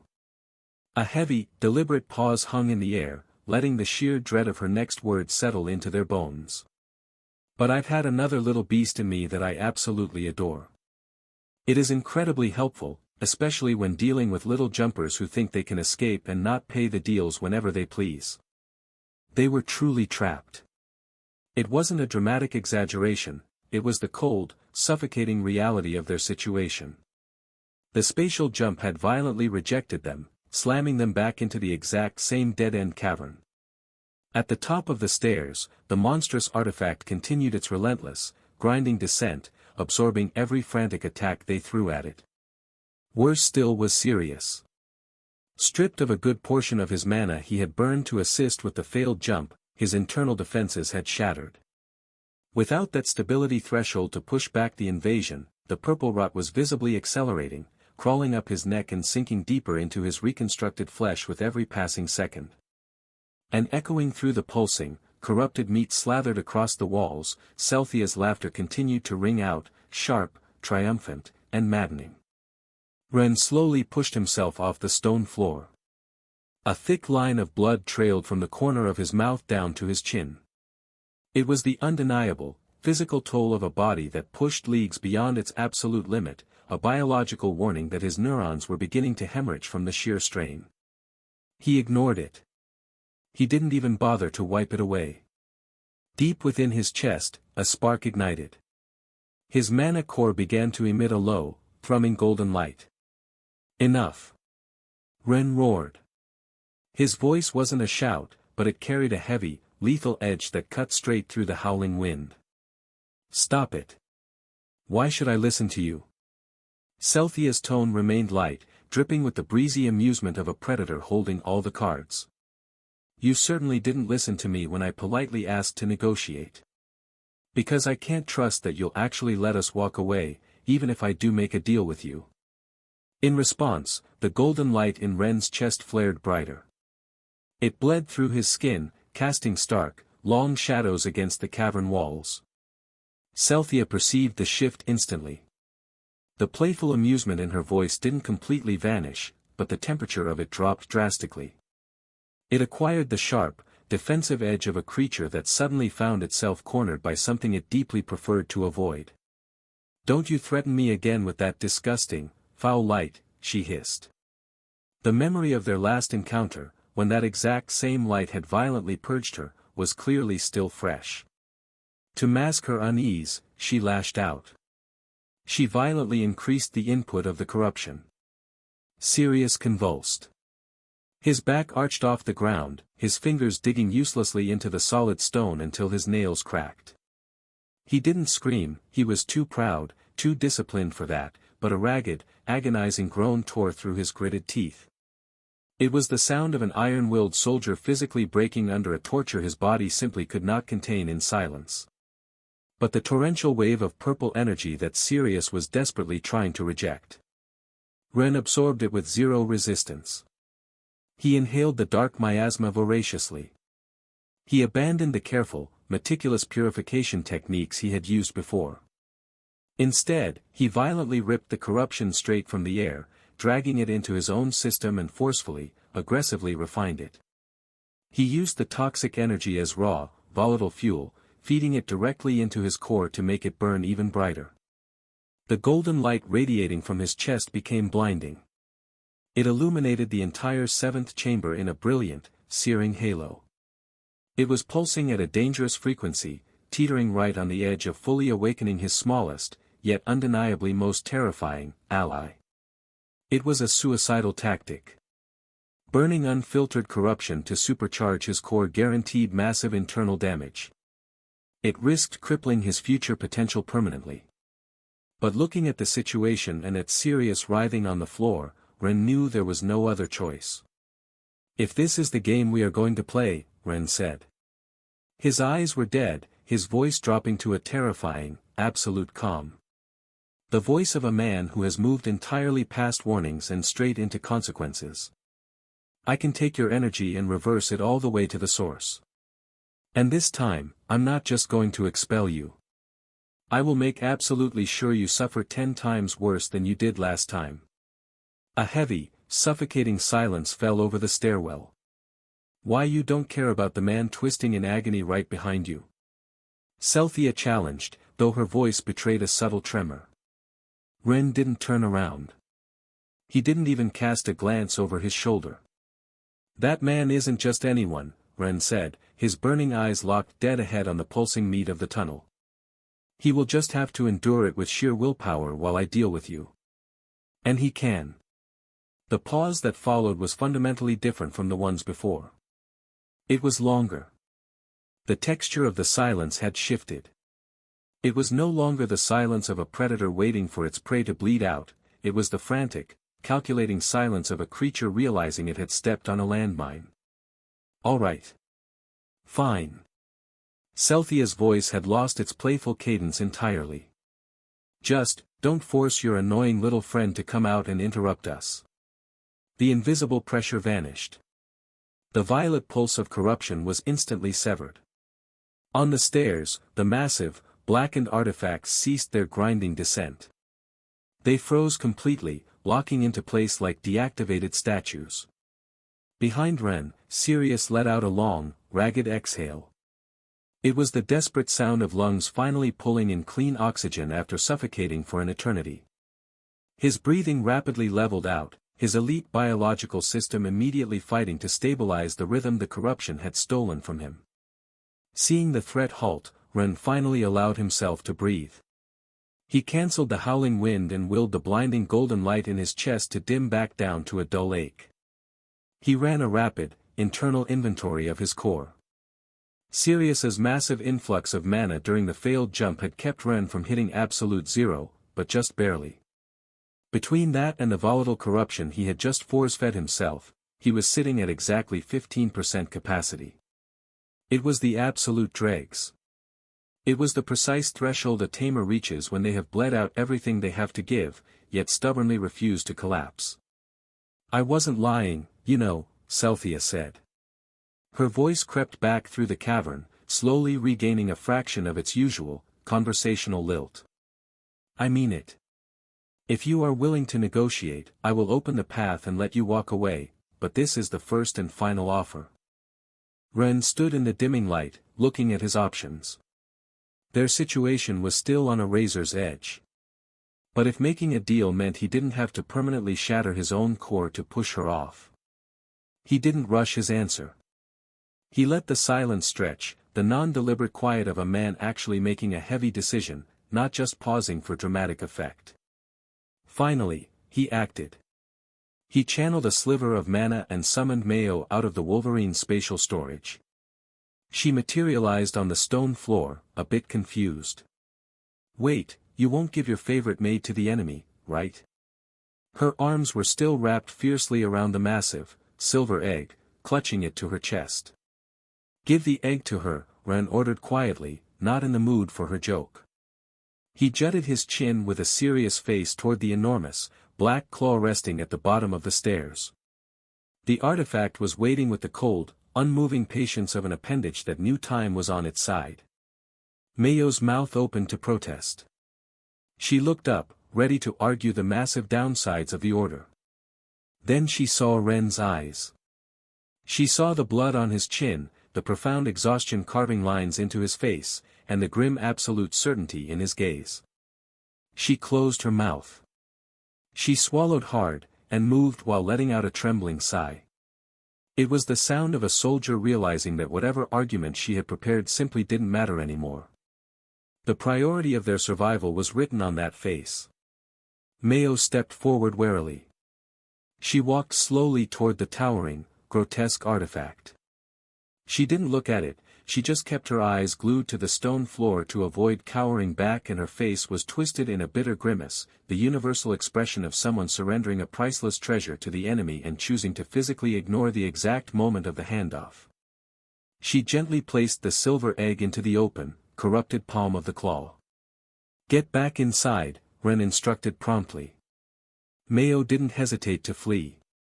She scrambled backward, and Ren pulled her back into the Wolverine's spatial hold. Ren turned his glare back to the stairwell. "Now get out of the way, Cynthia." Yes, Cynthia cooed softly. But. Ren's eyes narrowed into lethal slits. "The egg as a free pass was the price when you all had full mana and hadn't tried to pull a fast one on me," Cynthia pointed out, her voice dripping with sudden, venomous practicality. "You are in a much worse position now than you were 5 minutes ago." She let a 1-second pause hang in the air. "I want something else now." Ren's instincts flared. His muscles coiled, ready to launch himself at the claw and rip the egg back before the artifact could retract with it. The golden light in his core instinctively surged to life, ready to burn all corruption again. Wait. Cynthia's voice snapped through the cavern. For the very first time, there was genuine, panicked urgency lacing her words. "The prisoners. I just want the prisoners you were going to leave behind anyway." Ren's eyes shifted slowly toward the center of the chamber. 7 bodies lay trembling on the cold stone. They were the prisoners, the unofficial sacrifices from the Astor and Jean families. They were entirely immobilized, their wrists and ankles clamped in the heavy, unyielding mineral restraints crafted by Sulphura and Julius. Thick gags choked off their voices, reducing their desperate pleas to frantic, muffled whimpers. "It's only fair, you know." "For the sake of respect and justice and all those just things," Celthia's voice echoed from the pulsing meat on the walls. Her tone was terrifyingly light. "You guys were the ones who jumped without listening to me, right? So, this is fair. Really, really fair." A wet, sickening sound rippled through the cavern as the artifacts shifted. "Just give me this, and I'll let you walk away. I promise." A few feet away, Sirius had finally managed to push himself to his feet. He swayed slightly, his posture lacking the rigid, imposing perfection it usually held when his mana reserves were full. But his eyes were sharp. He stared down at the squirming prisoners, running the exact same grim, tactical calculation that was currently freezing the blood in Ren's veins. They both knew what this meant. Handing over living, breathing humans to the ancient entity Dragarian had imprisoned in the crystal was a catastrophic mistake. These weren't mindless, corrupted beasts. These were human pawns. Agents that could operate entirely outside the crystallized domain, monstrous network Celthia controlled. They maybe could even change their face with Cethia's shenanigans and walk into cities. They could bypass wards. It was a terrible idea even if there was no other choice. Sirius knew it. Ren knew it. But as Ren looked from the hostages to the exhausted, corrupted future father-in-law beside him, the brutal math of their survival gave no other choice. Ren gave a single, tight nod. The prisoners went feral with panic. Their muffled screams spiked into shrieks of absolute, blinding terror as they thrashed violently against the stone floor. It didn't matter. From the walls, Celthia let out a sigh.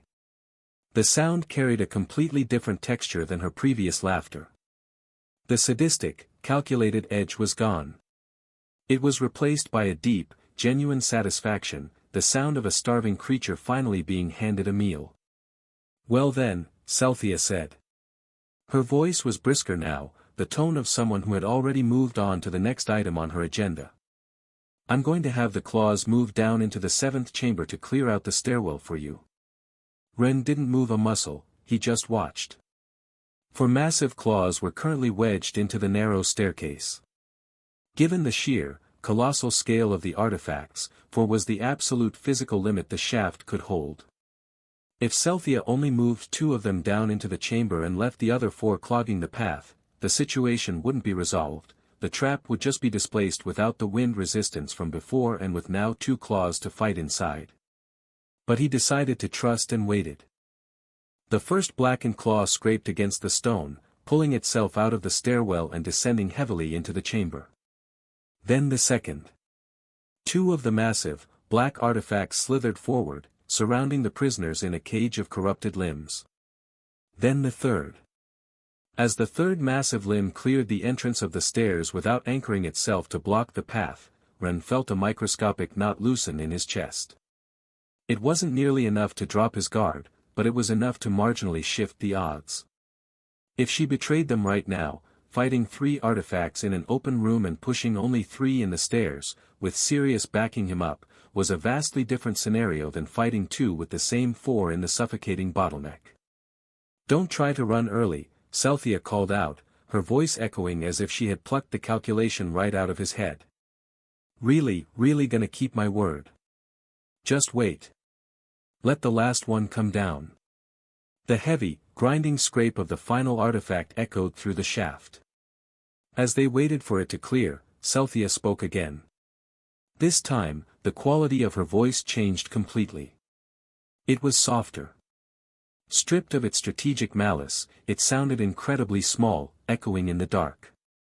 "Didn't you ever think about the third option of staying yourself?" she asked. A lingering pause stretched between them. "We would be good company for each other. We'd have all the time in the world to talk about so many things." Ren let out a long, weary exhale. "Sorry. I have too many things to do." "Ah." The single syllable hung heavy in the damp air. The final blackened claw slid out of the stairwell, its massive bulk settling onto the floor of the seventh chamber. The dark, narrow path leading up was finally, completely unobstructed. "Does the offer still stand?" Celthea asked quietly. "The one you made me back down in the 10th chamber?" Ren took a deep breath. Deep within his chest, his mana core was still visibly burning. It cast a faint, golden halo through his skin. Sirius fell into step right beside him, his jaw set, trusting the young man's lead. Ren looked up into the darkness of the stairwell. "If you keep your word this time," Ren answered, his voice steady. "Yes." A bright, sudden laugh bounced off the stone walls. It was the bright, musical laugh she let out when something genuinely surprised her, the kind of pure, unguarded reaction she couldn't suppress even if she wanted to. "It's a promise, then," she chirped. There was a brief pause, a spark of genuine, wicked humor lighting up her final words. "But oops. You better hurry up, my other mutants are almost here." Ren stood exactly where he was. Slowly, a grim smile curved across his blood-stained lips. The stairs could wait just a second longer. He had listened to Celthea's warning about her incoming platinum beasts with the adapted ear of someone who had spent enough time playing her twisted games. He understood exactly how she weaponized her words. She always offered the truth to be read as is in the mana, but systematically stripped away the crucial details that defined it. She built the shortest possible bridge between a statement and a completely incorrect assumption, letting her victims walk themselves off the edge. She had agreed to move her artifacts out of the way. She had technically kept that promise and let them go. But she had deliberately omitted any guarantee regarding the other platinum beasts rushing toward them just after that. Ren didn't care. The final black claw had just scraped clear of the stairwell, and he still had one more move to play before he started climbing. Because, in all their bargaining, Ren had also never actually specified how far his promises extended either. He violently ignited his core. The low, thrumming golden light that he had been maintaining as a passive warning didn't just brighten. It detonated. He took the absolute dregs of his remaining energy and weaponized it in the most direct, aggressive manner possible. It wasn't a gradual surge of power, it was an instantaneous, blinding solar flare. It blinded the eyeless horrors in the room. The ethereal, telepathic network Celthea used to coordinate the massive artifacts, the invisible web anchored to the pulsing, corrupted meat slathered across the walls, was violently disrupted. The pure, aggressive golden light forced itself into the necrotic frequencies, burning everything it touched like acid thrown onto exposed nerves. The ethereal network snapped. It wasn't a permanent destruction, nor was it irreversible damage. But it bought Ren exactly what he needed, a single, chaotic second of dead air. For one heartbeat, the flawless coordination between the 8 artifacts short-circuited. Celthea's sensory input dissolved into blinding static. 1 second was all he needed. Ren's shadow violently stretched from his boots across the stone floor like liquid obsidian, the massive, invisible jaws of the Wolverine lunging directly toward the 7 bound prisoners. He couldn't do a spatial jump with the interference and weight he was carrying, but if he could just drag them into his shadow, the Wolverine's internal space would swallow them whole in the fraction of time he had left and they could run. Then, the purple network regenerated. Celthea screamed. It wasn't a scream of pain. It was the raw, unhinged shriek of a predator realizing the prey had just flipped the chessboard. It was a furious, deafening roar that needed to explode out of her before her mind could reset. "That is unfair. You lied to me." "No." Ren roared back, his voice tearing through his raw throat. He had been preparing this exact counterargument the moment the final claw had started moving. "You purposely left the platinum beasts out of the deal when you promised to let us go. And I never agreed that I wouldn't save the prisoners I handed over." A silence followed.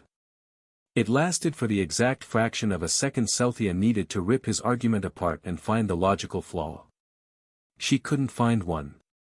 What she found instead was a blinding, absolute fury. The corruption in the room spiked to maximum capacity. This wasn't the slow, controlled, torturous pressure she had used to slowly break Sirius. This was the raw, unmanaged floodgates bursting open. She directed the suffocating, purple explosion of energy of all her artifacts directly at them, an unfiltered tidal wave of corruption. Ren met it head-on. Ren didn't deflect the energy, he inhaled it strongly. The golden light in his chest flared even brighter, shifting from an outward shield to a ravenous, internal furnace. He was deliberately absorbing the lethal corruption to forcefully convert it into the fuel he desperately needed to sustain his shield and his shadow. He was even burning his final 15% in a way the human body was fundamentally not designed to survive. You are risking to permanently cripple your own network just to save a few worthless pawns. That is pure greed. Celthea sneered. Her voice had dropped from a scream to a freezing threat. She recognized the fatal flaw because it was a flaw she would have done herself. You are entirely too greedy, Ren. Just like me. She pushed harder. The invisible weight of the corruption doubled. Sirius, caught in the devastating crossfire, collapsed entirely. The corrupted tide slammed into his vulnerable network, violently buckling his knees and sending him crashing into the stone floor. Yet Ren didn't let him fall to the dark. He reached out, grabbing Sirius by the shoulder, and brutally forced his own golden energy into the Tamer's chest. He injected a massive surge of pure mana he shouldn't be able to give away. Deep within Ren's soul space, the small fungus friend violently woke up in pain. And it screamed into Ren's mind. What are you doing? The flow is too massive. You are running on less than 10% baseline mana. We cannot sustain this conversion rate. If we are in this much danger, you need to run. Full speed, right now. Ren heard the frantic, desperate logic of his just awakened and confused companion. He ignored it. He kept pushing. The shadow sliding across the floor just needed to stretch a few more inches to completely engulf the thrashing prisoners. On the floor, Sirius felt the blinding surge of Ren's golden energy flood his veins. His failing body was suddenly, violently hyper-energized. A profound shock rippled through him, immediately followed by a soaring, undeniable respect for the sheer, impossible strength of the determination the boy standing over him had. But then Sirius looked up and he saw Ren's face. The blood wasn't just trickling anymore. It was a torrential, horrifying flow. Thick, dark crimson poured steadily from Ren's nostrils. It leaked from his ears and wept from the corners of his eyes, staining his teeth as he gritted them. It was the catastrophic physical failure of a central nervous system being pushed so far past its breaking point that the blood vessels in his skull were simply rupturing.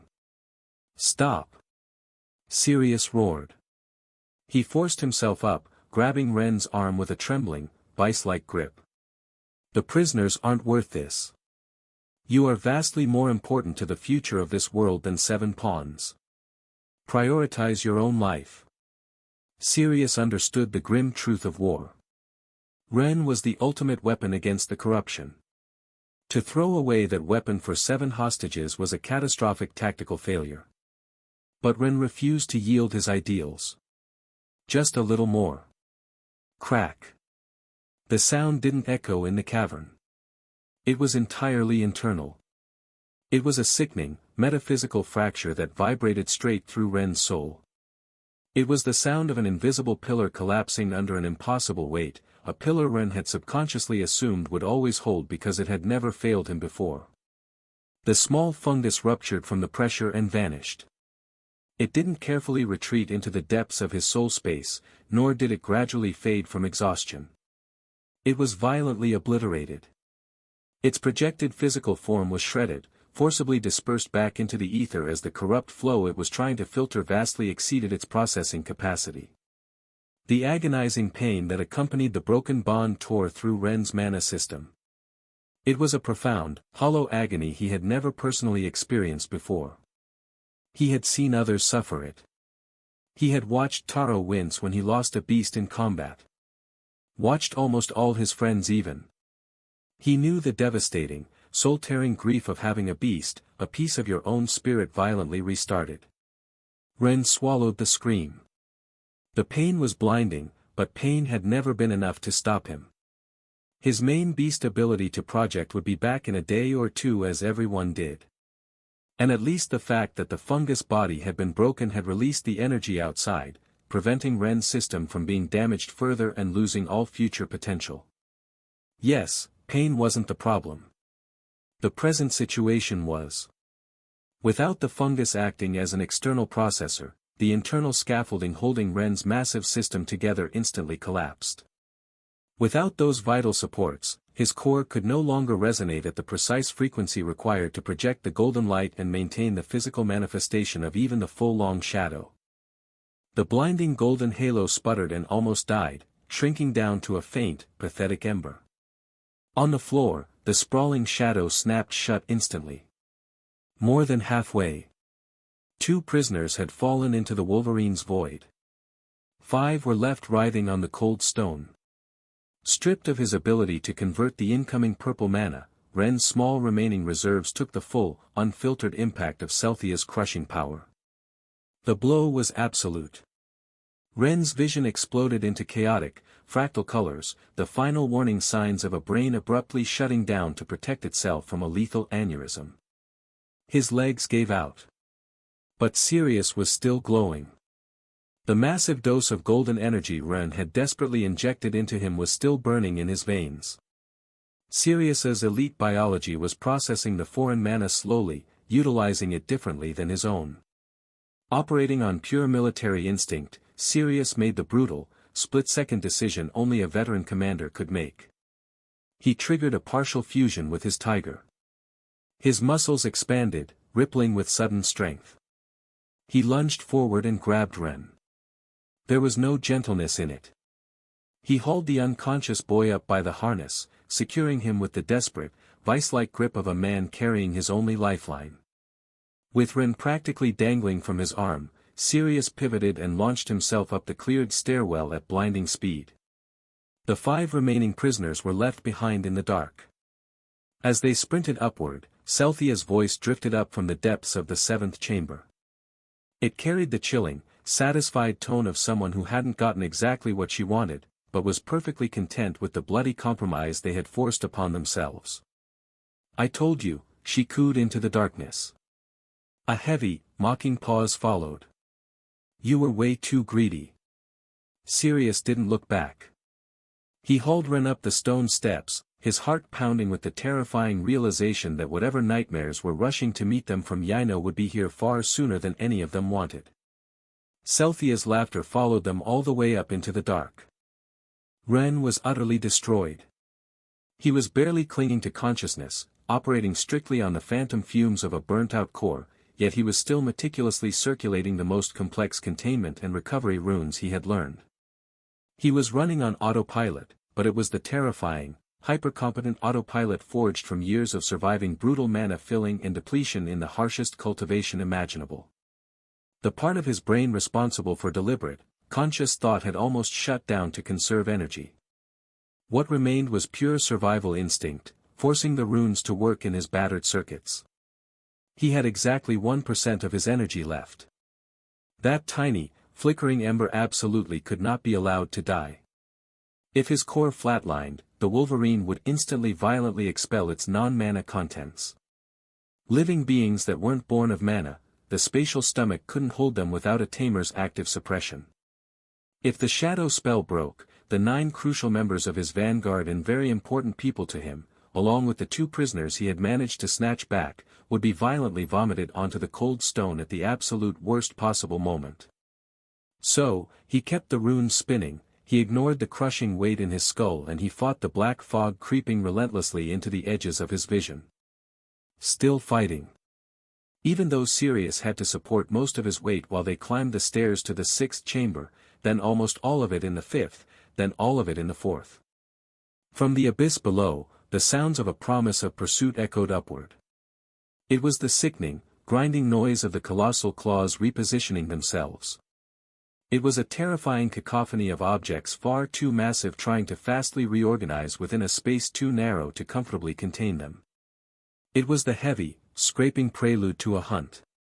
They were preparing to climb. But then, cutting through the grinding stone and shifting meat, came a scream. It erupted from the exact same depths as the claws. It didn't sound like the roar of a predator, it was the intense, unhinged screech of someone who had just looked down at their winning hand and realized the cards had been set on fire. What? But she had been laughing just a moment ago. Through the haze of his failing mind, Ren couldn't understand it. The scream left the mana in the air laced with a venomous, bitter resentment that simply didn't make sense. In the grand tactical balance, Celthia had won the exchange. She had secured the Wind Aspect Guardian Egg, a terrifyingly problematic prize that Ren simply hadn't possessed the time or strength to steal back. She had also secured the 5 remaining prisoners. Yes, Ren's group was escaping with Sirius, the double contract potions, tons of crystals and the priceless artifacts from the lower vaults. That was a massive victory for humanity. But considering the reality-warping illusions that Silver Egg could eventually spawn, Celthia still held the ultimate tactical advantage. She had gotten what mattered most to her. There was absolutely no logical reason for her to be screaming in genuine anguish when, just seconds ago, she had been gleefully mocking Ren for his greed. What Ren's fading consciousness simply couldn't comprehend yet was what had happened in the dark. Sirius hadn't chosen to merge with the Celestial Tiger for the escape solely because the spatial jump jammer prevented him from using his Shadow Serpent. He had used the Tiger because he had explicitly left the Serpent behind to do something else. When Ren had desperately injected his golden energy to stabilize Sirius, and in the end failed to stretch his shadow far enough to swallow all the hostages, Sirius had instantly recognized the tactical failure. He had initially deployed his shadow snake through the floor shadows, aiming to merge it with Ren's shadow to physically extend the Wolverine's reach. It did get to Ren's shadow. But the exact millisecond the spore fungus was obliterated and Ren's shadow violently snapped shut, Sirius changed the order. As a veteran commander, he knew the cardinal rule of warfare: you never leave usable assets for the enemy. Finding his Shadow Serpent stranded on the far side at the end of the space that the collapsed shadow had occupied, he didn't command it to retreat. He ordered it to dive into the shadow of the nearest thrashing prisoner. The Black Serpent was only a Silver 3 beast. In the grand hierarchy of mana density, it was barely a threat. But Sirius possessed the unique, compounding buffs of a double Tamer. That passive reinforcement of his golden ranked tiger injected enough lethal, concentrated force into the snake to allow its fangs to effortlessly slice through the aura of a gold 1, even a gold 2 Tamer with some effort. And the rank disparity meant little against a completely defenseless, unmerged, immobilized target. 5 throats.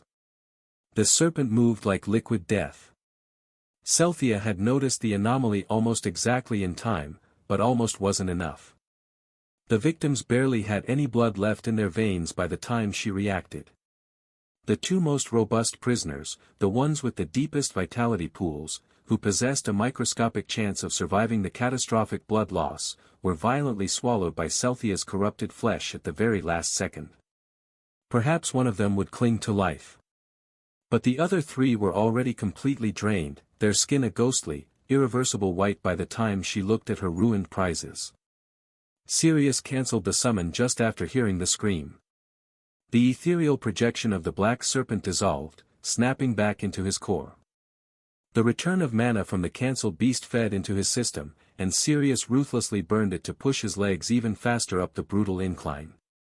Finally, the first massive door of the true ruins materialized at the end of the final stairwell. Even when you fully expect a checkpoint to be there, laying eyes on it after a descent into hell brings a profound, staggering wave of relief.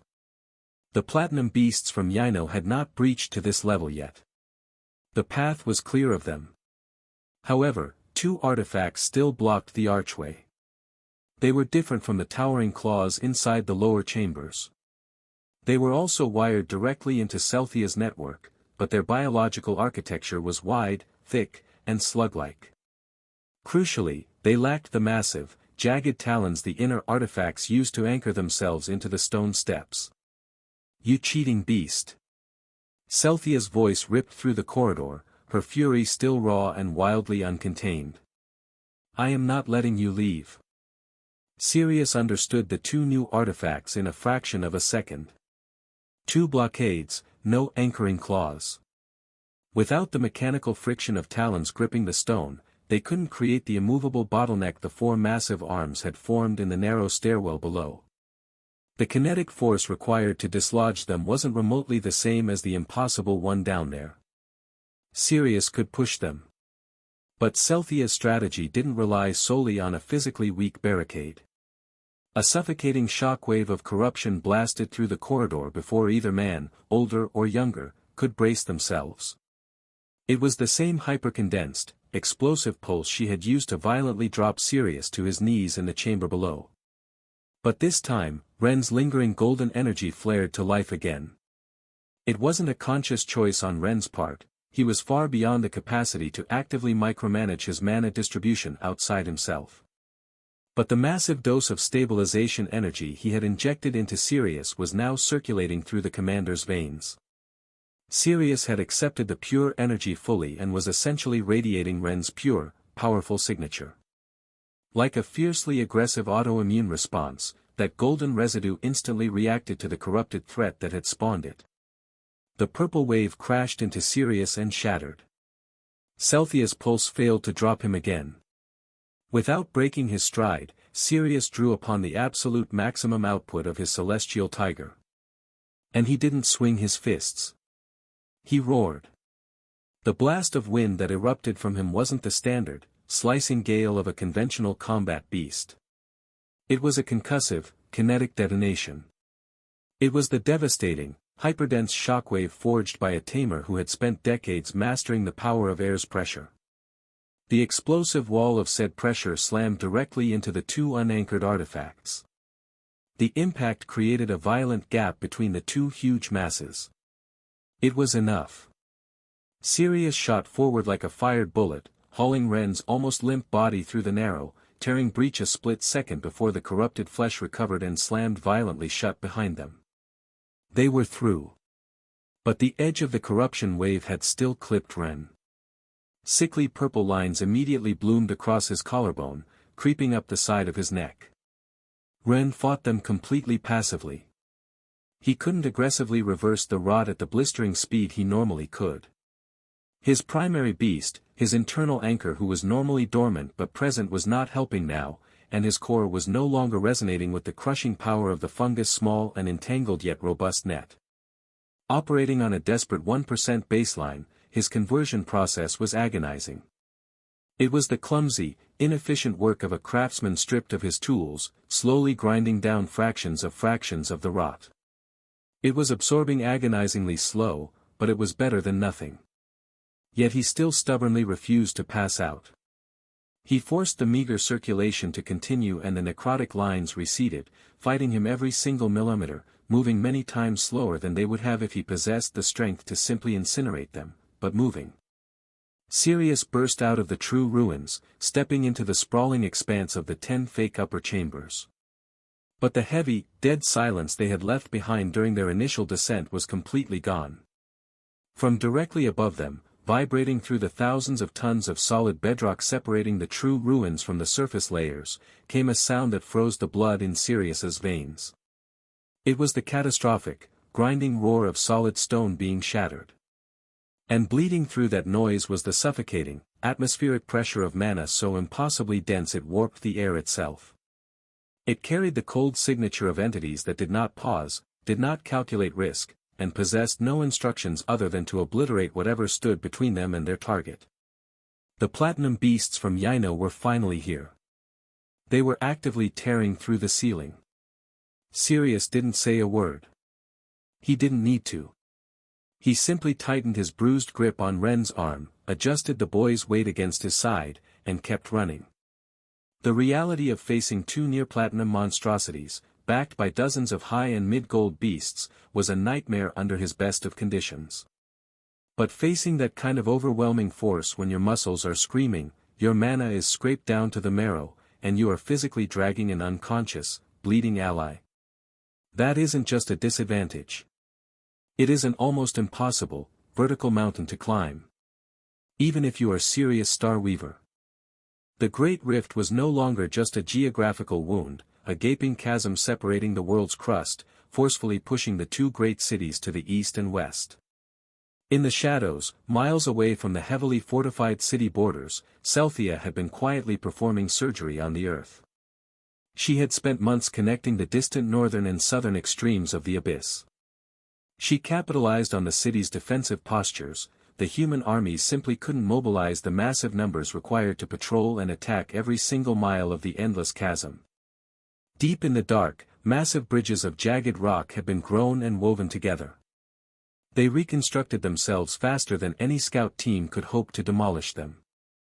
Where a human vanguard managed to shatter one section, another stone artery would aggressively calcify and connect corruption to both world sides before the humans even finished their retreat.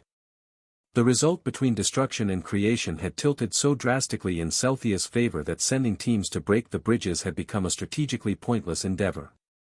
Those secret arteries had given Celthea the terrifying ability to transfer her mutant hordes far away from the city's watchful eyes. But moving undetected came with a steep logistical cost. The journey from the Yino ruins to this specific location required a big, sprawling detour through the lower gold rank zones of the rift's surface.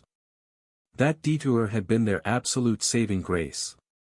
The extra hours the Platinum Beasts spent navigating the long, hidden route around the city were the exact margin Ren's group had needed to complete their descent, get serious, and begin their escape. Almost escaped fully outside. Almost. The beasts had finally arrived. They reached the coordinates just as Sirius hauled Ren's limp body into the fake upper chambers. The final, brutal leg of this escape wasn't going to be a clean sprint to the surface. It was going to be a claustrophobic nightmare, fighting through a subterranean gauntlet against horrors actively digging down to meet them. The stone ceiling wasn't indestructible, but without a dedicated earth aspect Tamer to part the rock, the difference was small. However, there was another saving grace, one that was vastly more important than the detour.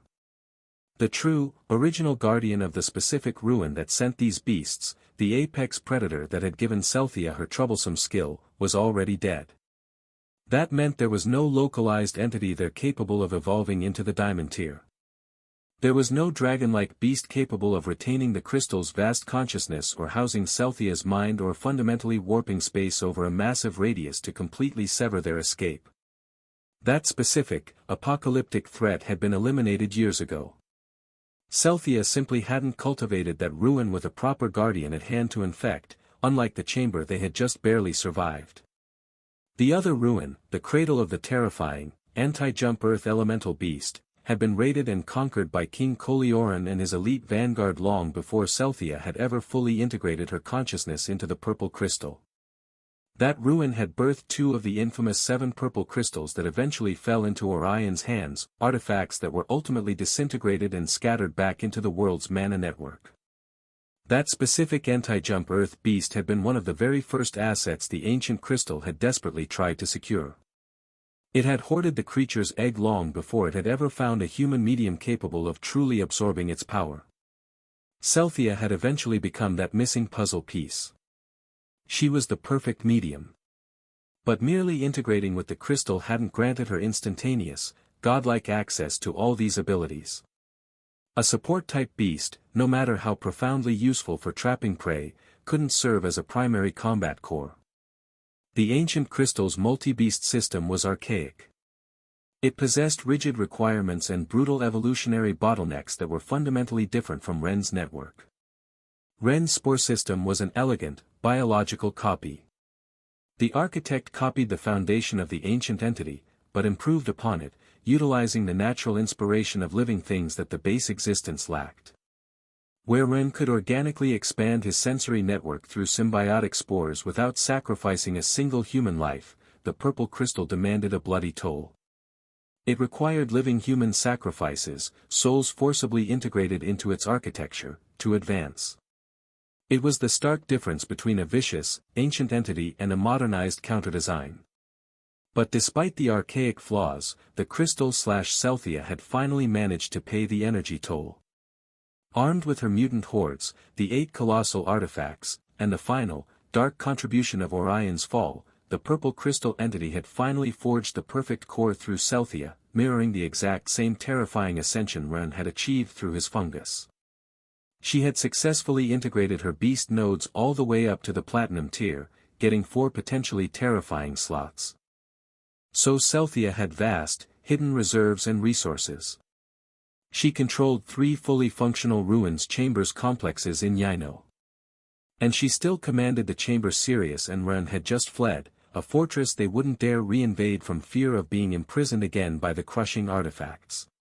So she had 4 massive, subterranean laboratories to experiment with ancient runes and forcefully mutate her beasts. And now, the last test of her power had arrived, seeing if the enhanced horrors hidden in the nearest Yino chamber could capture Ren, Sirius or secure more gold-rank pawns for her chessboard. These beasts possessed a staggering level of power. Any tamer with even a fraction of Ren's mana sensitivity could feel their oppressive auras radiating through the bedrock, even with the long detour around Yino some may have felt them.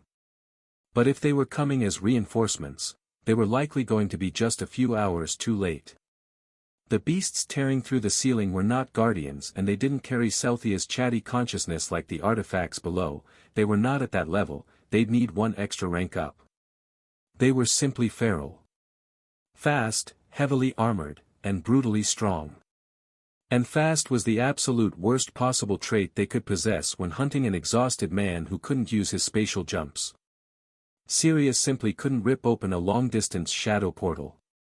The cost of the spell was basically suicidal. To execute a jump, he would have to physically carry Ren's dead weight, plus the 11 living non-mana-born people currently tucked away inside the spatial stomach of Ren's Wolverine. He would have to actively coat every single one of those 12 entities in his own mana to shield them from the dimensional friction. Attempting that while somewhat drained from the earlier failed jump and fighting the corruption, and running solely on the residual fumes of Ren's golden energy, would instantly deplete him. The equation didn't balance. Jumping wasn't going to save them. All that remained was the common, brutal, agonizing act of running uphill. Basically climbing. 2 near-platinum nightmares, dozens of mid and high gold horrors spilling down behind them. And a battered Sirius Starweaver, dragging a half-dead teenager up the stairs. Down below, Celthia was still throwing a tantrum. Furious and screaming, she forcefully commanded the 2 massive, long legs of the main artifact in the stairwell. It dragged its horrific, black mass upward in a jerky, almost comical display of desperate movement.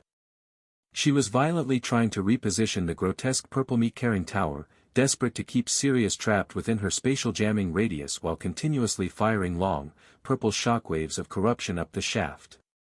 Sirius's eyes narrowed. The world around him slowed down to a crawl. What he was looking at right now wasn't a military engagement. It was something entirely different, a scenario of retreat while surrounded. He couldn't know, but it was basically an American football game. But he was the only player from his team left on the field. There were dozens of massive, lethal defenders standing between him and the end zone. He had been handed an impossible pass.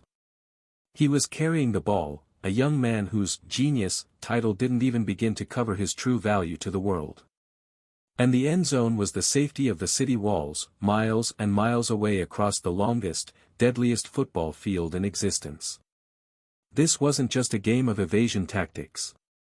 It was the most intense, high-stakes sprint a human body could possibly endure.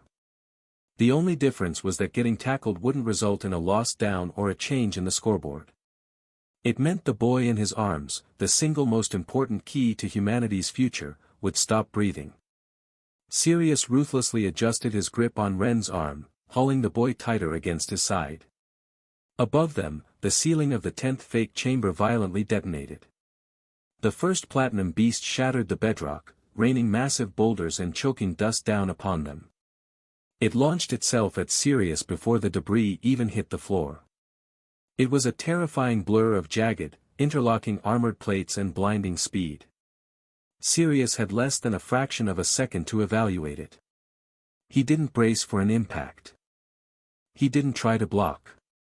Sirius jumped to one side and violently twisted his torso. He channeled the celestial tiger element, pushing the beast's powerful wind currents through his own legs.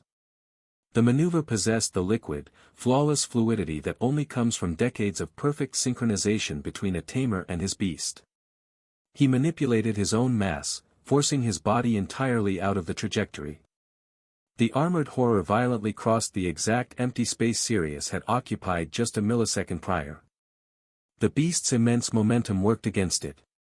It skidded across the stone, its claws screeching, taking a crucial second to violently break and reorient itself toward its agile prey. 1 second. That was all Sirius needed. He was already 2 massive steps higher up the crumbling new entrance, or more like a new exit for him. Hold on, Sirius grunted to Ren, completely unsure if the bleeding boy was even conscious enough to hear his voice. Above them, 9 fake chambers still separated them from the surface. Each cavernous room was an open expanse, empty space the hyper-fast beasts would use to run them down if Sirius lost even half a step of the impossible, lung-burning rhythm he had to maintain. A deafening roar shook the stone as the second platinum beast violently breached the chamber right behind the first. Sirius sucked in a ragged breath of dust-filled air, locked his jaw, and anchored his burning legs for the next explosive push of the tiger's wind. Sirius was utterly exhausted. He had only managed to reach the 6th fake chamber. For the very first time in this entire, harrowing escape, he was actually running ahead of the mutant horde. But securing that lead hadn't been easy, and it certainly hadn't been fast. In fact, a grueling amount of time had passed. Behind him, the lower chambers were a graveyard of shattered architecture. After the long dance with Celthia's jump jammer artifacts and her beast, the fake walls had been pulverized almost into fine dust, thick stone supports were violently snapped in half. It was the brutal footprint of a desperate odyssey. Every step of Sirius's ascent had required him to dodge a volume of enemies that defied all dodging possibility logic. Every leap between levels had been a frantic negotiation with gravity. Every evasion was a split-second calculation, made in a razor-thin margin where his muscles had to execute the maneuver the exact millisecond his brain finished the math. He was a canvas of open wounds. Shallow, jagged cuts laced his arms, his legs, and his back where the heavily armored, impossibly fast beasts, creatures with far too many legs, had grazed him in passing. A deep, ugly gash tore across his ribs, bleeding slowly in perfect, agonizing rhythm with his heavy breathing. His thighs and calves were not just slashed, but deeply bruised in a dozen places. Yet, he kept his legs moving. Stopping, even for a single breath, was the one mistake this subterranean hell would not forgive. Ren, remarkably, was perfectly fine. That was the only variable that truly mattered for him. It was the sole reason Sirius bore the brunt of the injuries instead of avoiding them entirely. He had deliberately compromised his own combat efficiency a bit. He had throttled the explosive power of his celestial tiger wind, reducing the kinetic force of every push just enough to safely cradle Ren within his shadow, and although losing mana input he ended up getting some agility back without the extra mass anchoring him down. As long as he didn't attempt to rip open a spatial tear, as long as the escape remained strictly physical, the steady mana drain of housing the boy was a burden he could shoulder. Perhaps, after a long enough sprint, the drain would become lethal. But once they broke through to the surface and neared the city, when his core was running on absolute fumes, he could release him. Or reinforcements would find them first. The city's perimeter defense grids had to detect energy signatures of this catastrophic magnitude barreling toward their walls. They had to. It was part of the purpose of the city's existence, defense. Sirius had served those walls long enough to hold a desperate, unshakable faith that the vanguard would respond. But first, he had to close that distance. He hauled himself up into the 5th chamber, capitalizing on a massive cave-in he had orchestrated in the floor of the 6th. He had baited the horde, dodging at the exact right angles to bring the mana-reinforced stone crashing down, buying him this fragile lead in the first place. But as he climbed, he heard it. Behind him. Below him. Closing in. It was that rhythmic clatter of the two massive, asymmetrical platinum centipedes that would be in his future nightmares if he ever made it out. They were dragging their colossal bodies up the vertical shafts at a speed that their huge size should have made biologically impossible. He could hear the heavy, almost metallic-like screech of their armored plating gouging the stone as they ascended. They were getting closer. Inch by inch. Despite his flawless evasion, despite every bit of the tiger's wind accelerating his legs, they were closing the gap. Sirius confirmed the grim reality he had suspected since his very first dodge. They were faster than him. Only slightly, but slightly was a death sentence. Because of their sheer mass, Sirius only gained an advantage on the hairpin turns. When the centipedes launched their immense bulk forward, they couldn't brake. Inertia betrayed them, they had to violently scrape against the walls to reorient their momentum after throwing everything into a lunge. But on a long, unbroken straightaway, their massive leg span devoured the distance. And the path back to the city was also a flat, open sprint of hundreds of kilometers. The nightmare was just beginning. The fragile lead he had bought with his own blood and sweat would mean absolutely nothing. Sprinting at maximum velocity wouldn't be enough. He would have to run at top speed while continuously, flawlessly dodging lethal strikes. Every near miss, every glancing blow he was forced to take, would bleed away his momentum. It would make the next sprint slower, and the next dodge harder, locking him into a fatal, downward spiral that only ended one way if no one intervened. He considered summoning his tiger completely. The beast could carry him and run. But a gold-rank beast was fundamentally slower than a platinum-rank anomaly even with the serpent extra buffs as a double. A massive, 4-meter-tall tiger carrying 2 humans on its back would be an equally massive, unmissable target on an open plain. One mistake, and it was all over. Sirius ground his teeth together. He braced himself for the most agonizing marathon of his life. Then the stone floor violently erupted beneath his boots. He threw himself sideways. It was an evasion by a margin so microscopically thin it didn't even deserve to be called a margin. The colossal, mandibled maw of the lead centipede snapped shut on empty air, crushing the exact pocket of space Sirius's torso had occupied half a second prior. As the beast's massive head slammed into the wall, struggling to correct its own massive inertia, Sirius ruthlessly planted his boot on its armored shell, stealing its momentum to launch himself into the mouth of the next stairwell. Sirius finally dragged himself out of the subterranean hell of the first chamber. He was bleeding profusely now. He was battered, his clothes shredded, and he was exhausted on a level that made his previous fatigue in the 6th chamber feel like a light warm-up. The final 5 chambers had been infinitely worse than he had calculated, for the exact reason he had feared. Every single time the beasts caught up to him, the resulting skirmish had brutally taxed his momentum. Speed lost was speed that could not be reclaimed, it only forced him to burn his remaining energy faster. With a final, desperate heave, he vaulted out of the massive sinkhole. He cleared the lip of the colossal tree-like corpse, a landmark that was now terrifyingly hollowed out, eaten away more than half, much more compared to when he had first entered years ago.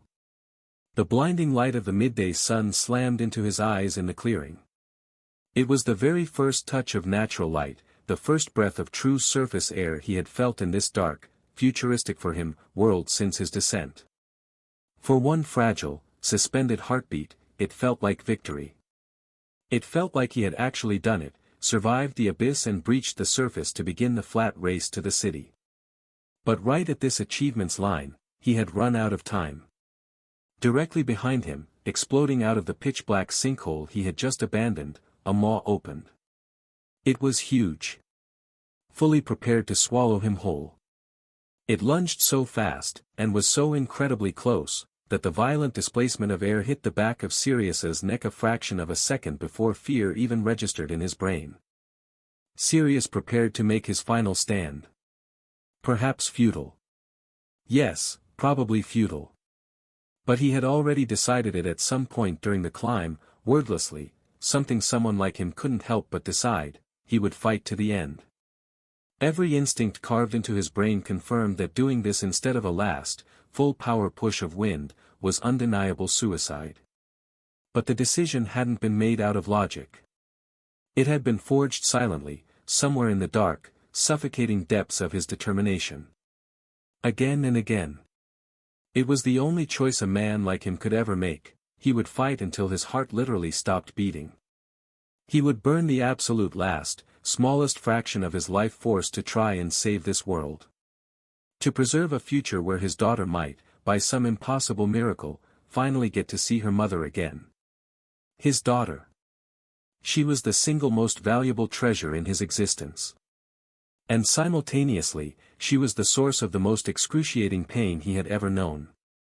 Sirius fiercely loved, and utterly dreaded, looking at Luna's face. Just looking at her tore him apart. He didn't even need to speak to her. A passing glance was enough. The simple, passive act of letting his eyes rest on his daughter's face squeezed his heart with such a violent, crushing pressure that later, when he was finally alone, he would completely fall apart. Far from the scrutinizing eyes of the Tamers under him, far from the exhausting performance of maintaining the stoic, ironclad mask everyone expected of him, he would collapse. He would weep like a newborn child. That terrifying, imposing commander. The living legend who could instantly silence a crowded war room just by stepping across the threshold. It was a fake. All fake. A flawless, necessary lie. In reality, Sirius Starweaver was the most ridiculously, hopelessly sensitive man currently breathing inside the world's last manaless bastion for humanity. Every hardened soldier who saluted him, every politician who feared his unyielding glare, they all would have laughed in his face if they could see what he did in the dark. He would routinely retreat into the spatial dimension of his own shadow beast. He would hide in the pitch black, where absolutely no one could perceive him, and let the crushing facade shatter. The tears would flow uncontrollably, gushing violently, without his permission. Only Selphira had ever seen him break. It happened once, entirely by accident, during those first agonizing days when the wound of losing Lycia was still raw and bleeding. Selphira had never spoken a word of it. She had never used it against him. But it was very possible that witnessing that pathetic, devastating image, a sobbing man entirely stripped of his armor, that broken man she shouldn't have seen, was the catalyst that drove her. Seeing his hollowed-out soul was likely what fueled her relentless, years-long obsession with investigating Orion. So many years had passed since that day, that tragedy for his small family. And absolutely nothing had changed. Sirius still wept like a child in the dark. Luna simply reminded him too much of Lycia. His wife's genetics had been overwhelmingly dominant. Luna had inherited almost everything from her mother, the exact structure of her cheekbones, the elegant slope of her jaw, even the highly specific reactions, like the stubborn way her chin tilted up exactly 1 degree whenever she was challenged. She was a ghost walking in the daylight. The only exceptions were her hair and the color of her eyes. Those two traits were the only half contributions Sirius had made.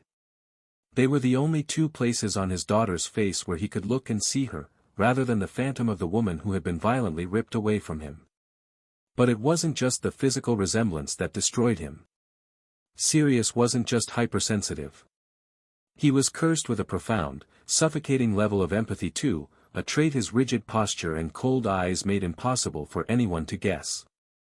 No matter how perfectly unreadable Luna made her face, no matter how flawlessly she maintained the icy composure of a high-house princess, Sirius could feel the agony radiating beneath her skin. He felt her pain as if it were his own flesh burning. The loss of Lycia still lived inside Luna with a violent intensity that she violently refused to show the world. But Sirius could always feel it. Every single time they stood in the same room, her masked grief wrapped around his throat like a tightening noose. Her silent agony stacked on top of his own, compounding the grief until the sheer emotional weight became physically unbearable. The only way he could function without completely shattering was by creating distance. He couldn't look at her directly. Feeling her mana signature from the distance was enough to assure him she was safe.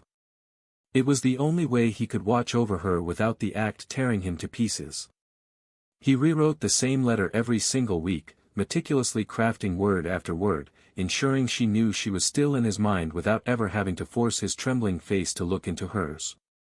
When absolute duty demanded they meet in person, he prepared for hours. He would bite down on his own tongue until his mouth tasted of iron. He spoke the absolute minimum number of words required to avoid a breakdown. He held the stoic facade together through sheer, bleeding willpower, counting the seconds until he could escape to a dark space, summon his shadows, and finally let the dam burst. He allowed his work to consume him entirely for one very simple reason. It was the best distraction this hellish world of pain had to offer. It was a brutal, agonizing world for a man whose deep empathy meant he had loved with the same intensity as Lycia, internalized and combined with his own. The memory violently dissolved, snapping him back to the bleeding present. The colossal, mutated maw was closing in, swallowing the light around him. Sirius rotated his body with every bit of his remaining strength.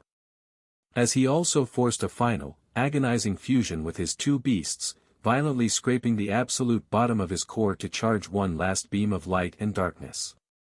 He emptied his entire system into the attack. If he could just stagger the platinum beast, if he could push its colossal mass back down into the sinkhole, Ren would have a chance to survive. A tiny, microscopic chance, but a real one. The boy could run or he could hide in the overgrowth and wait for the city's vanguard.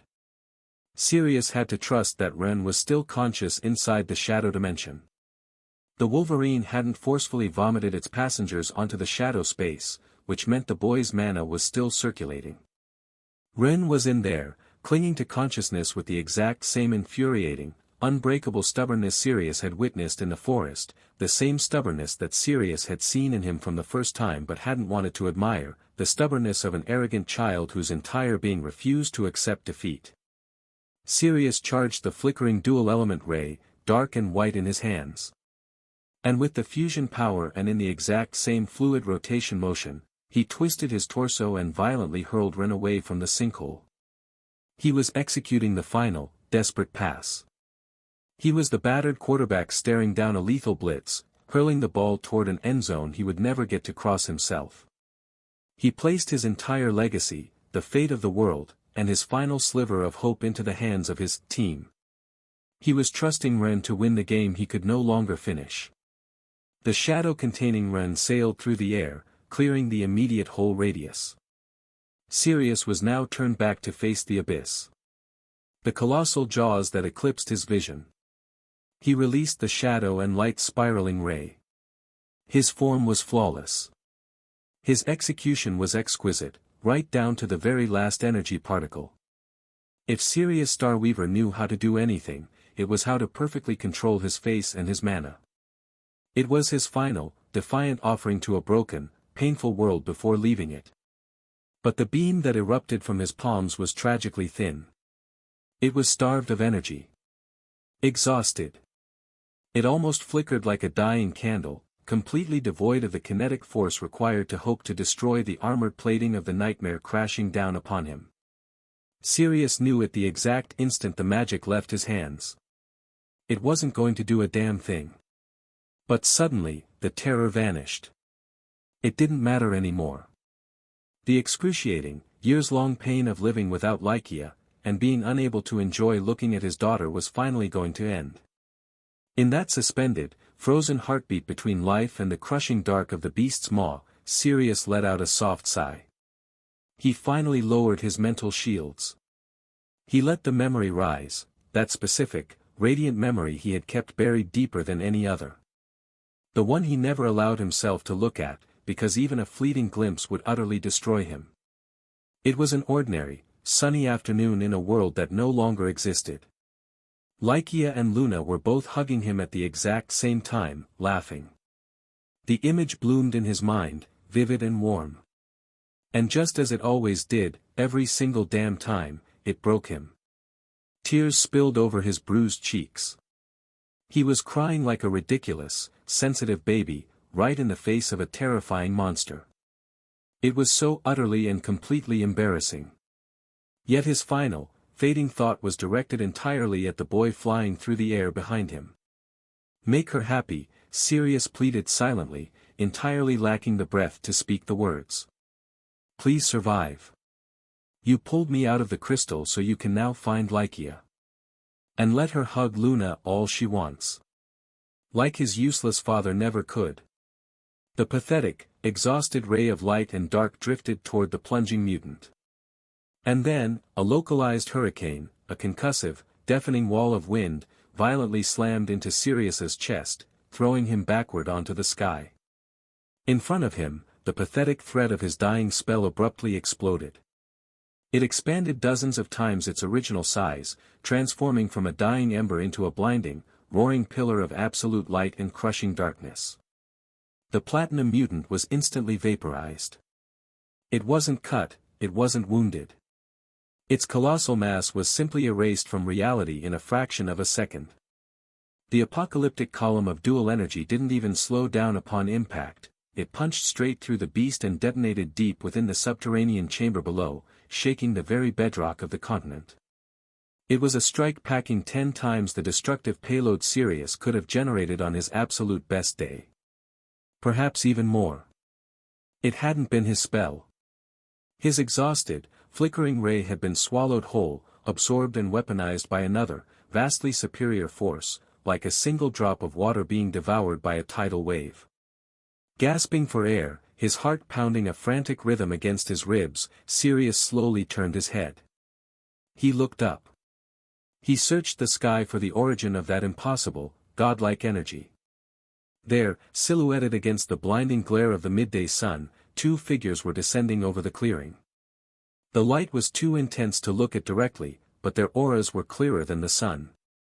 One figure was unfurling massive, sprawling wings of pure light. They were so radiantly brilliant that the sun behind them felt like a cheap, dim bulb in comparison. The feathers weren't made of physical matter, but of solidified, holy brilliance. It was a divine angel, suspended above the scarred earth, descending from the heavens to fix what the corruption had broken. And drifting down right beside her was the second figure. It was completely cloaked in a shadow so absolute, so suffocatingly dense, that it didn't reflect the angel's light, it violently drank it. From that swirling abyss of darkness radiated an aura infinitely more terrifying than the platinum beast that had just been erased. As the shadow expanded in Sirius' mind, it projected a colossal, phantom silhouette. It was the unmistakable shape of a wolf's jaws. The maw wide enough to swallow the entire world and leave it trapped in an endless, starless night. Suspended in the sky, completely dominating the atmosphere, the 2 figures looked down at him. Ren hadn't been asleep. The interior of the Wolverine's spatial stomach was pitch black and suffocatingly silent. Nobody inside had been violently expelled, but that was small comfort. The guards, Mayo, Leora and Lynn were completely drained, their mana reserves flatlined. And none of them had any way of seeing the nightmare unfolding outside. They were completely blind to the fact that Sirius was currently sprinting, dodging, and bleeding his way through 10 cavernous, collapsing chambers. Being trapped inside 3 distinct layers of mana, operating across 3 overlapping dimensions folded one inside the other, completely scrambled external mana reading. It was a sensory blackout. But Sirius had been absolutely right about one thing: Ren was awake inside his shadow. He was clinging to consciousness through pure, agonizing willpower, meticulously circulating his mana through the intricate rune-like pathways of his system. He had promised himself he wouldn't let his core completely extinguish, and he was honoring that promise. The pathetic 1% of energy he had left slowly ticked upward. It became 2%. Then 3. Then 4. He was forcefully absorbing the purple lines still burning across his chest and neck. He processed the corruption agonizingly slowly, grinding it down into pure energy with the meticulous, teeth-gritting patience of a man who literally had no other option to survive. He had just scraped his way to 5% when he felt it. Through only one-dimensional barrier for him, he felt the cadence of Sirius's movements change. It was no longer the steady, powerful rhythm of a seasoned commander executing a calculated retreat. The kinetic feedback vibrating through the shadow became jagged. Desperate. It was the erratic, lung-burning rhythm of a man who could no longer physically afford to keep running, yet continued to force his almost broken legs forward simply because stopping meant being eaten alive. Ren felt every brutal impact. Every dodge that was executed a fraction of a second later than the last. Every explosive burst from the celestial tiger muscles was losing degrees of kinetic force. Sirius was on his absolute last legs. The moment Ren realized the mutant horde was finally catching them, he began to prepare a spell. He gathered 4 out of his meager 5%, pooling it into pure wind mana. It was a small reserve, but it was all he had. The plan was to unleash it as a localized kinetic burst, just enough to physically push Sirius forward one final time, should they reach the razor-thin margin where a single push meant the difference between escaping the jaws or being crushed by them. It was a pathetic, desperate plan for a pathetic, desperate mana reserve.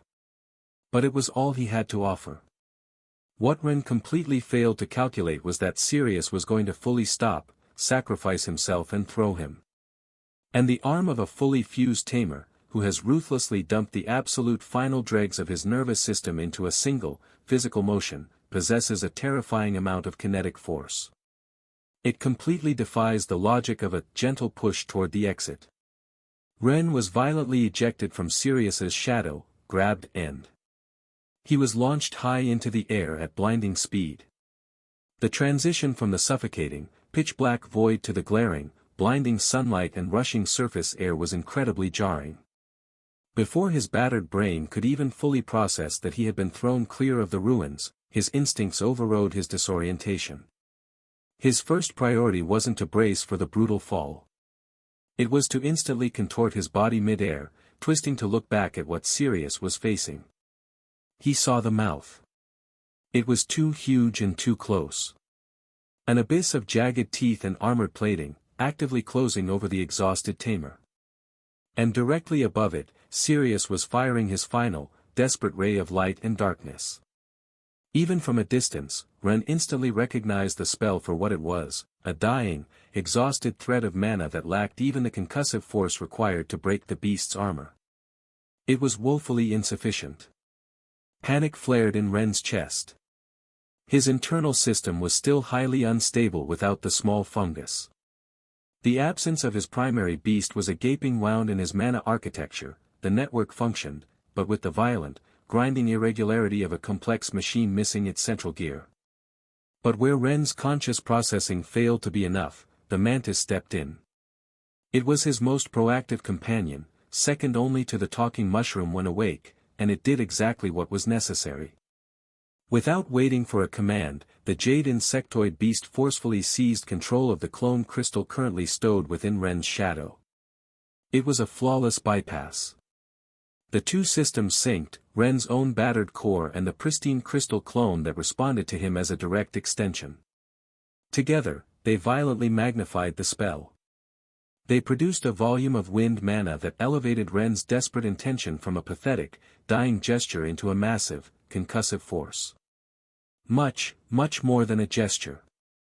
Ren's explosive burst of wind slammed into the beast's lower jaw at the exact same millisecond Sirius's exhausted ray struck from above. The platinum mutant suddenly found itself colliding with two opposing sources of kinetic impact, having only calculated its trajectory to crush one. It didn't wound the beast. But the sheer, unexpected upward force of the wind violently stalled the momentum of its colossal jaws and pushed Sirius out. It bought them the fraction of a second they needed. Miles away, standing in the city's wall, Luna had felt the mana pressure shift. She hadn't asked for permission. She simply jumped and materialized in the castle's war room and declared she was leaving, her tone leaving absolutely no room for Selphora or Julius to mount a counterargument. To her, the reality of the situation was glaringly obvious. These were not normal mana spikes in the rift's gold ring. The energy signatures bleeding through the earth were too big for that distance. They were on a scale the city's perimeter defenses hadn't faced since the invasion of the artifacts. And more importantly, they were barreling directly toward the specific coordinates where her father's crystal statue rested. That consistency possessed absolutely nothing casual or coincidental about it. But Julius and Selphira didn't argue. They didn't try to restrain her or downplay the threat. They understood the urgency of the moment far better than Luna did, because they actually knew the truth of what was happening in those ruins. They only made one demand: she had to take Larissa with her. It wasn't a request for a chaperone. It was cold, military tactical logic. If the situation turned apocalyptic, Larissa's winged fusion could forcefully transport the two of them out of the hot zone vastly faster than Luna's celestial tiger could run on the wind. Furthermore, even with both of them deployed, the city still retained more than half of its elite defensive vanguard. It was an equation that balanced perfectly into an acceptable risk. Luna didn't waste breath on a verbal response. She simply spun on her heel and summoned her tiger, silently confirming that their analysis was correct, and she had already run the exact same calculations herself. When Luna arrived in front of her, Larissa mounted her lynx without a word. They launched into the sky together, streaking toward the horizon. As they rapidly closed the distance to the anomaly, the mana readings changed. The colossal, oppressive auras of the platinum beasts hadn't diminished. They were still massive, and they were rapidly approaching the surface. But Luna and Larissa weren't focusing on the monsters. They were desperately scanning for the other signatures. The now small ones. They were searching for the human tamers who were supposed to be somewhere beneath that scarred earth. But even with Luna and Larissa's hyper-tuned, elite perception, it was agonizingly difficult. The human signatures were so impossibly faint they were practically indistinguishable from the ambient static of the battlefield. They were almost entirely extinguished. Almost. Luna felt it first. Ren's specific mana signature registered against her perception even when inside a shadow. It was as intimately recognizable to both Luna and Larissa as the aura of someone who had fundamentally become a part of their own souls. It didn't matter how faint the volume was, they knew the exact texture of his energy. And there was someone else very recognizable for Luna. But what the mana reading told them made their blood run cold. It was the ragged, dying pulse of someone who had completely emptied their core, pushed past every conceivable limit, and was currently existing solely through pure, irrational stubbornness. He was hovering on the absolute razor's edge of death. Still soaring through the air, high above the giant trees, Luna and Larissa looked at each other. Their eyes were wide, heavy with a profound, terrifying worry. There were no words. There was no need for deliberate discussion or grand declarations. The synchronized fusion of the two girls ignited the exact millisecond the decision was made. Above the giant forest, Larissa's wings of pure light violently tore open the sky. Utilizing the ultra-fast, long-range spatial transport that only a light-aspect-fused double Tamer could execute with such blistering speed, Larissa bypassed the physical distance entirely. The world blurred into a series of staccato, blinding flashes. In the time it would have taken any other vanguard to simply formulate a battle plan, the two girls materialized high in the sky directly above the clearing. Hanging suspended in the air gave them a flawless, instantaneous panoramic view. Their hyper-tuned perception read the entire chaotic battlefield in a fraction of a second. They saw the massive sinkhole. They felt the suffocating, oppressive auras of the platinum and high-gold mutants churning in the depths below. And exploding out of the shadows of that abyss was Sirius Starweaver. He was leaping forward, moving with the desperate, ragged momentum of a man running on absolute fumes, driven solely by a burst of wind mana. And directly behind him, a colossal, mountainous mass of armored plating and jagged teeth was closing the distance at terrifying speed. Luna didn't have the luxury of time to process the sheer, impossible miracle unfolding beneath her. Her father had been ripped from his crystal prison. He was breathing. He was running. Ren had actually achieved the impossible without even warning her, a reckless, insane reality Larissa had hastily outlined for her during their frantic flight to arrive here. But the overwhelming joy of seeing him alive meant absolutely nothing right now.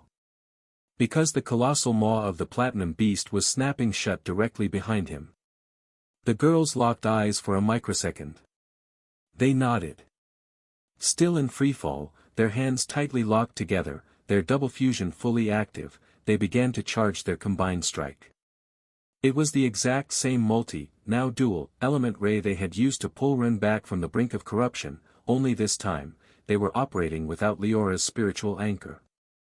Luna ruthlessly dumped most of her mana pool into the crushing gravity of darkness. Larissa mirrored her, weaving the searing brilliance of light. They needed maximum, devastating output. The signatures directly beneath them were platinum tier, backed by dozens of high gold anomalies pouring out of the sinkhole. These were big threats that needed to be violently corrected right now, before they could breach the perimeter and scatter across the open plains. Their evaluation was made in real time, based entirely on the visible flow of mana. Sirius still possessed just enough residual kinetic energy to throw himself clear at the very last possible second.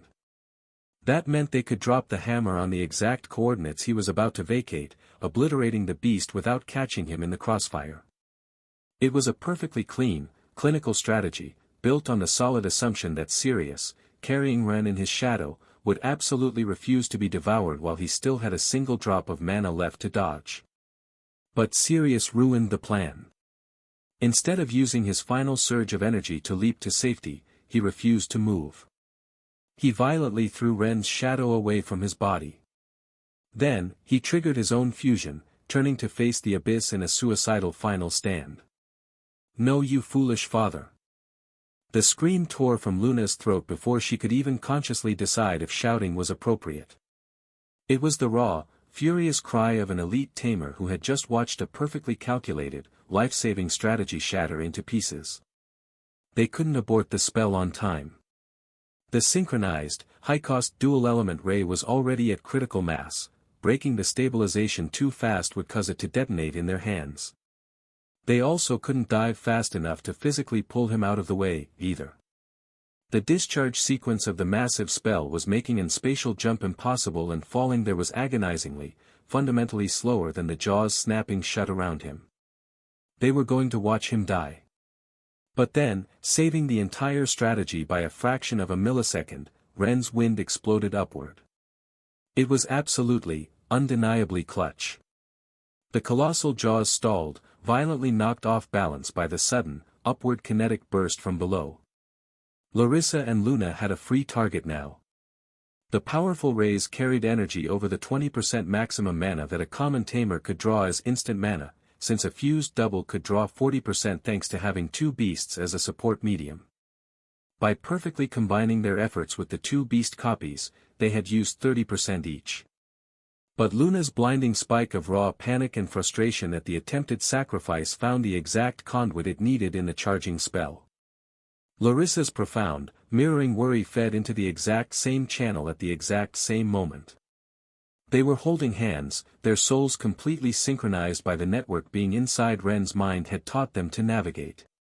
It was almost biologically impossible not to channel that explosive, adrenaline-fueled emotional spike directly into the magic. The 30% output they had originally calculated spiked violently.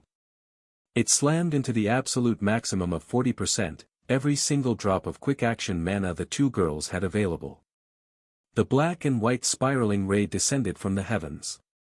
It completely erased the first beast. It didn't even shatter the exoskeleton. It simply deleted the colossal monster from reality. The sheer, overwhelming density of the dual energy left absolutely no room for anything other than a smoking, empty absence. The beast swarming directly behind the vanguard mutant caught the brutal, almost unmitigated excess of the impact. The shockwave was apocalyptic. It instantly destroyed the front rows of the gold-tier mutants and violently blasted the remaining horde backward in a deafening, concussive explosion. Hovering in the sky above the crater, the residual aura clinging to the two girls was blinding. Their hands were still locked together. To Sirius, who was staring up from below, entirely stripped of his mana, his fusion broken, and hovering on the very edge of unconsciousness, there was only one way his failing brain could process the sight. It looked exactly as if the heavens had forcefully dispatched two otherworldly demigoddesses to solve a nightmare the mortal world simply could not survive on its own. Miles beneath the surface, deep within the fractured fake chambers, Celthea had been furiously rallying her 8 massive artifacts. She had been crawling relentlessly toward the surface with the manic persistence of a creature that refused to accept defeat. But the colossal shockwave from the girl's blast violently tore through the bedrock, slamming into her vanguard and brutally crushing her back down into the abyss once more. High in the air, the girl's mana pools was at roughly 60%. It was still a massive reservoir, vastly more than the two battered, bleeding men on the ground possessed, but the volatile, quick-action mana required to sustain their maximum output double fusion was completely burned out right now. They couldn't hold the form anymore. They cancelled the fusion. The air warped as they summoned their physical mounts. The massive celestial tiger materialized first, its paws finding purchase on the howling wind. The blizzard lynx coalesced a split second later, sleek and surrounded by snow. The two giant felines positioned themselves seamlessly beneath their falling tamers. From their elevated vantage point, possessing the cold, absolute clarity of predators surveying the field, Luna and Larissa rapidly evaluated the wreckage below. Ren was falling, still carrying the residual, horizontal momentum from Sirius's desperate throw. Sirius had been violently launched upward by the sheer force of Ren's wind blast, but gravity was already reclaiming him. He was about to plummet right back down toward the jagged lip of the sinkhole. Both girls immediately spurred their beasts into a dive, instinctively rushing to catch Ren before he hit the ground. But halfway through the descent, they realized they didn't both need to intercept the same target. Luna's cheeks flushed with a sudden, sharp embarrassment. She caught Larissa's eye, offered a tight, acknowledging nod, and immediately ceded the rescue of Ren to her. She violently banked her celestial tiger, diving fast and hard toward the crater to snatch her rescued father out of the air before Ren's fading wind updraft gave out completely and dropped him into the abyss. Luna's tiger seamlessly caught Sirius on its broad back. Larissa's lynx melted through the air, perfectly catching Ren's limp body before he could strike the earth. They hovered above the battlefield, the dust settling around them. Deep beneath the shattered earth, they could still feel the 8 colossal artifacts.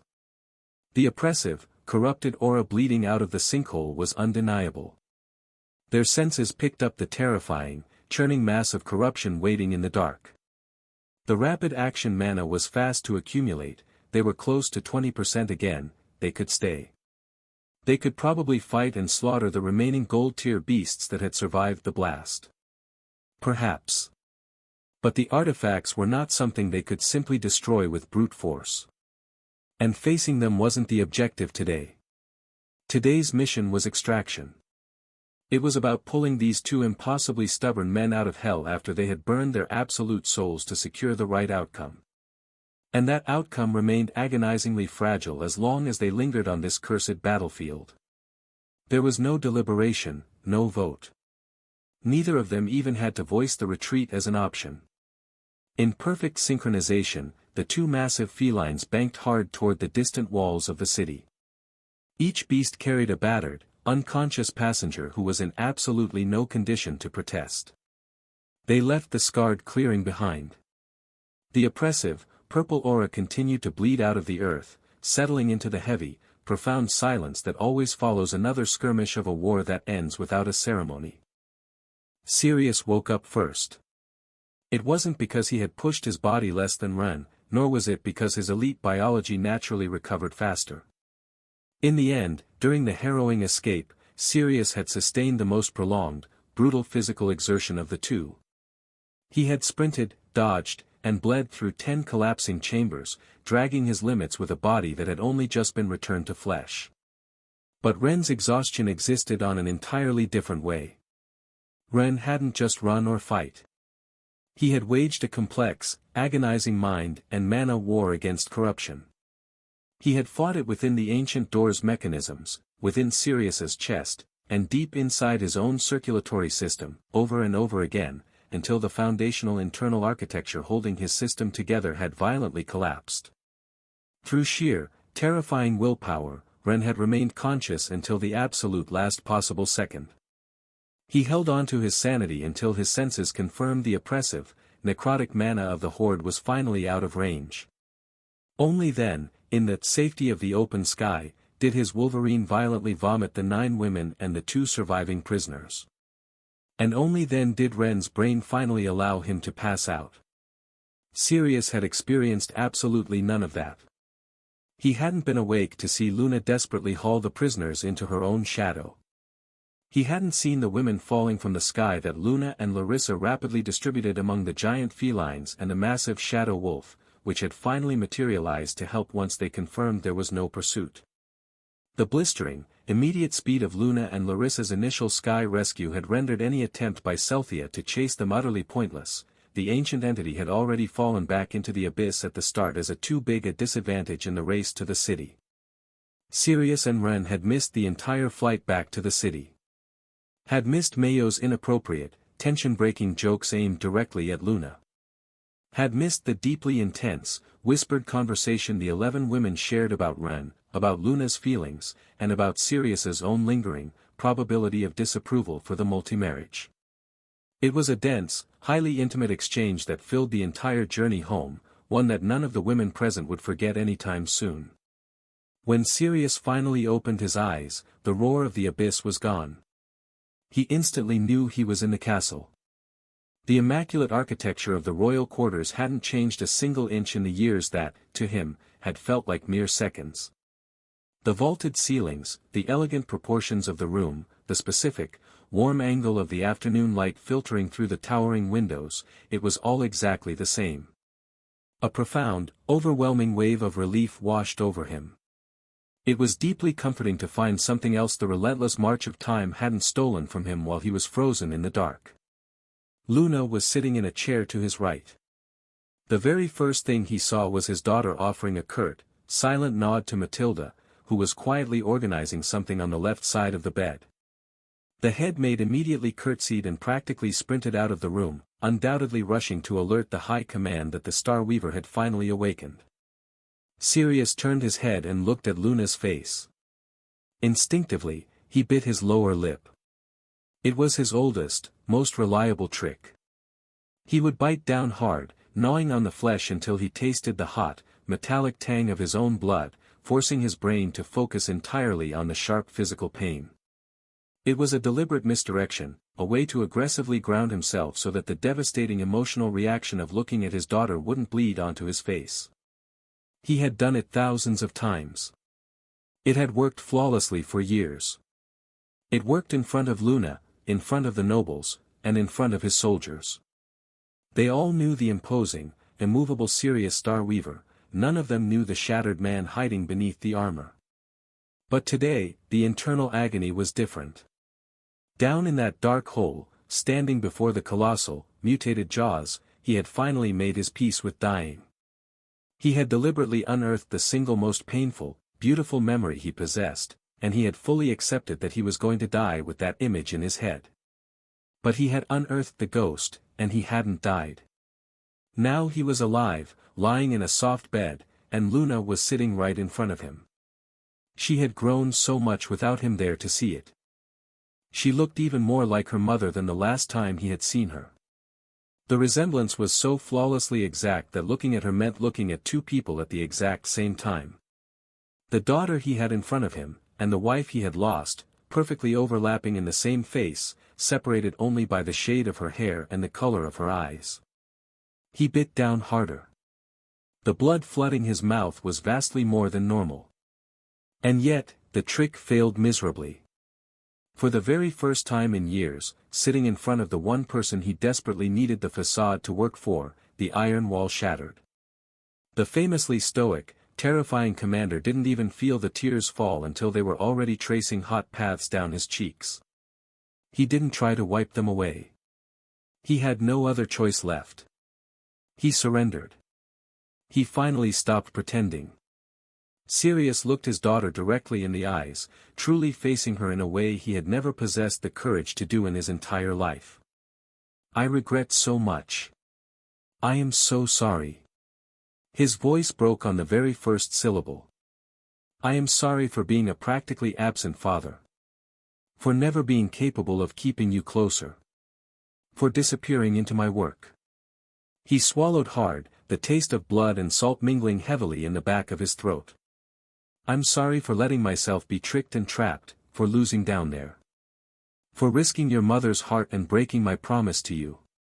For being a coward who preferred distance over enduring the pain I was supposed to endure.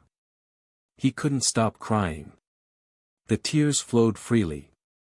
I am so sorry, my daughter.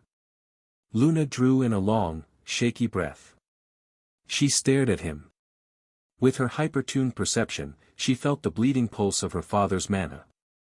She knew instantly that this wasn't a polite apology meant to smooth over an uncomfortable silence. It was a confession. It was the raw, unfiltered truth of a man who had spent years suffocating his own soul, and it finally finding an exit wound. Luna violently jerked her head to the right, desperately hiding her face so he couldn't see her own facade crumbling. I forgive you. Her voice trembled on the first word and refused to steady. I think, sniff. I think I understand why you did it. She was crying too. With trembling fingers, she reached into her shadow space. A soft, brilliant glow illuminated the dimming room as she pulled out the light crystal, the crystallized heart of her mother. Still keeping her face turned away, she held it out where Sirius could clearly see it. It was absolutely pristine. There wasn't a single microscopic fracture. There wasn't a hint of wear and tear from use, not even the slight dullness Sirius remembered from his own time carrying it. It had been completely regenerated and preserved with desperate, meticulous devotion. The flawless state of the crystal spoke volumes. It articulated exactly how fiercely Luna had loved and protected that core in his absence, screaming truths she could never bring herself to say out loud. But if you ever do something so stupid again. Her voice cracked entirely, shattering in the quiet room. She violently forced the pieces back together, her tone dropping into a fierce, tear-choked warning. Like trying to sacrifice yourself and leave us alone. I will never forgive you. The last remaining thread holding them together snapped. They both broke down completely. The tears came in heavy, unstoppable waves. Father and daughter, sitting just inches apart, fundamentally unraveling in the exact same room after years of forcing themselves to mourn in total isolation. But even as they wept, they both instinctively clamped their jaws shut. They gritted their teeth, violently swallowing their sobs, terrified of making a single sound. It was the one tragic, undeniable trait they shared in that exact moment, the deeply ingrained, inherited instinct to suffer in silence. They were terrified that someone in the hallway might hear them. The stoic, unyielding commander had to remain the stoic, unyielding commander. The flawless, composed princess had to remain the flawless, composed princess. Even though, on the inside, they were exactly the same. They were just two broken people who had missed each other far more than they knew how to express. They had shared a shy hug while ugly crying behind the gritted teeth and inside their minds. They sat like that for several long, trembling minutes. Until heavy, rhythmic footsteps echoed in the stone corridor outside. Selphira was walking down the hall with Victor. She was actively teasing him. She spoke with the breezy, effortless placidity of a woman who had found the absolute perfect conversational nerve to strike, casually prodding him about an upcoming presentation Victor clearly would have preferred to never discuss again. He replied with the stiff, carefully reconstructed dignity of a man who had already survived one excruciating public humiliation, and had firmly decided he was absolutely not going to give Selphira the satisfaction of a second one. Guided by Matilda's frantic alert, the two of them were heading directly toward Sirius's door. A brilliant, intense light spilled from the doorway at the far end of the corridor. Selphira felt the distinct ripple of mana a split second before her eyes processed the glow. It was healing energy. The concentration was low, woven with a delicate and specific frequency, its purpose was undeniable. Beside her, Victor blinked. The sudden flash caught his attention, and he stared down the hall with mild, mundane confusion. Lacking Selphira's hyper-tuned sensitivity to mana signatures, he couldn't read the story the light was telling. Selphira didn't rush forward. She didn't alert Victor, nor did she break her stride. Instead, she simply looked away for a fraction of a second. Her eyes narrowed slightly as her brilliant mind formulated a silent hypothesis. She deduced the emotional breakdown, the puffy eyes, and the desperate need to erase the physical evidence before anyone walked in. She archived the deduction away, completely smoothing over her expression, and continued walking at the exact same relaxed, unbothered pace. When they stepped through the doorway, Sirius was lying flat on the bed. Luna sat in the chair right beside him. Both of them wore expressions of flawless, impenetrable stone. Selphora almost broke character laughing hard at them, but she resisted with an ironic flat face too. There wasn't a single trace of redness in their eyes. There wasn't a microscopic drop of blood on Sirius's lower lip. The delicate healing light that had flashed into the hallway had executed its job perfectly, sweeping away the physical wreckage of their grief. What remained was a perfectly curated portrait, a stoic, recovering commander and his perfectly composed, attentive daughter. Exactly what the world expected to see, and absolutely nothing more. Selphora didn't say a word about it. Victor, blissfully unaware, didn't notice a thing. Choosing to deliberately ignore whatever profound, embarrassing vulnerability had just transpired within these four walls, Selphora cut straight to the point of being here. She walked up to the bed, her gaze analytical and sharp, and asked Sirius exactly how he felt and what his last clear memories were. The interrogation that followed was incredibly specific. These weren't polite inquiries about his comfort. They were high-level verification questions that only Sirius would understand. She even asked for obscure details of his past life, exact sequences of military events, classified names, dates, and the underlying logic connecting them. Selphora delivered the questions with the cold, methodical rhythm of an engineer running diagnostics on a complex machine. Sirius matched her rhythm flawlessly. He answered every single query with crisp, military precision, firing back the correct data even if his newly awakened brain didn't entirely understand why she was testing him so aggressively. Finally, Selphora let out a slow, quiet sigh of relief. "Seems like the crystallization process didn't warp or damage your mind," she murmured, speaking almost more to herself than to him. Everything aligned perfectly. His memories were slotted in the correct chronological order. His demeanor was entirely consistent with the imposing man who had marched into the subterranean ruins years ago. His emotional and tactical reactions operated well within his established historical parameters. Where it truly mattered, Ren's reversal was an absolute, flawless success. Victor stepped closer to the edge of the bed, a warm, genuine smile breaking across his face. "Julius and Arturo are tied up with the city's work right now," Victor explained, his tone ringing with profound sincerity. "But they will be here to welcome you back the second they can." He paused, a familiar, teasing glint returning to his eyes. It was the specific kind of humor Victor deployed when delivering news that wasn't exactly bad, but was undeniably uncomfortable. "I have to warn you, though. You've fallen quite a bit behind. We've all successfully completed the 1,000-day method while you were sleeping. It's going to take you a few years to catch up to us." Sirius processed the jab with total, unbothered equanimity. The petty competition of cultivation rank simply didn't register on his radar. He had far heavier things weighing on his soul right now. Selphora pulled up a chair and sat down. "There is a massive amount of intelligence you need to catch up on after being trapped as an idiot statue for years." She launched into the grand debriefing. She laid out the entire, bloody tapestry of the past few years. She detailed Orion's horrific betrayal.